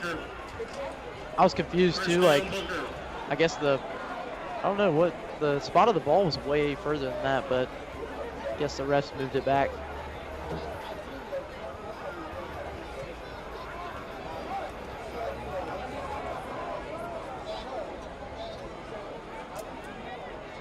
So this will be the last play of the game. And looks like Joel Moore's still back there at quarterback, but Auburn playing prevent defense, I guess, obviously, to see if Booker does throw this one deep and try to score. Auburn trying to just prevent that, but Moore's going to just check this one down to Tyron Wortham, and it's actually a fumble. It looks like Booker brought down there, and it's another fumble. And it is picked up by the Tigers. But that is going to do it for the first game of the season. The Auburn High Tigers take the win 24-6. And Auburn with a huge win, huge victory here. And we'll be back in a few seconds for AHS postgame, where we break down the best plays of the game, and we will name our player of the game.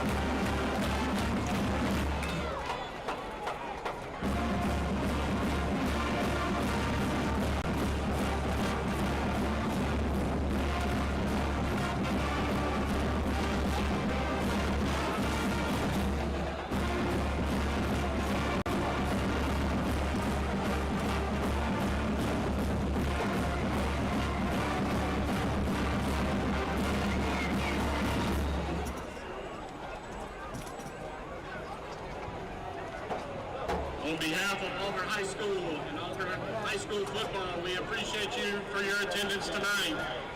We will see you here again September the 12th against Enterprise.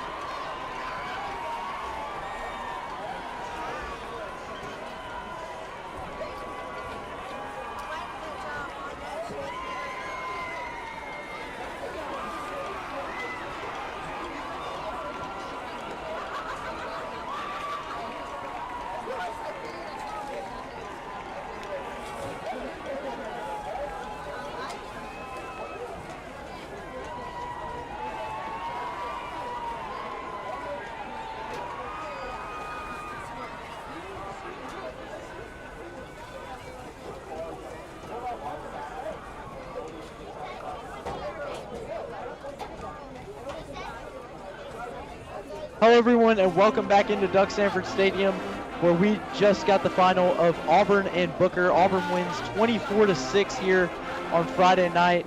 And, you know, James, great win by the Auburn Tigers this first game. That's actually 10 wins in a row, or 11 wins in a row, actually. Season openers. The last loss was Gadsden City in 2014, 34-28. And James, you know, go into the offensive side of things first. What was like something that stood out to you the most? I know we talked about it most during the game, but what's something that stood out to you? Yeah, Reese, I really loved Casey Meyer's arm. We didn't get to see it much, but when we did, it was on. The 2 deep balls to Joshua Askew, one in the left corner of the end zone and one just a skinny post right in the middle of the end zone. It was on the money, man. I really loved what I saw in Casey Myers.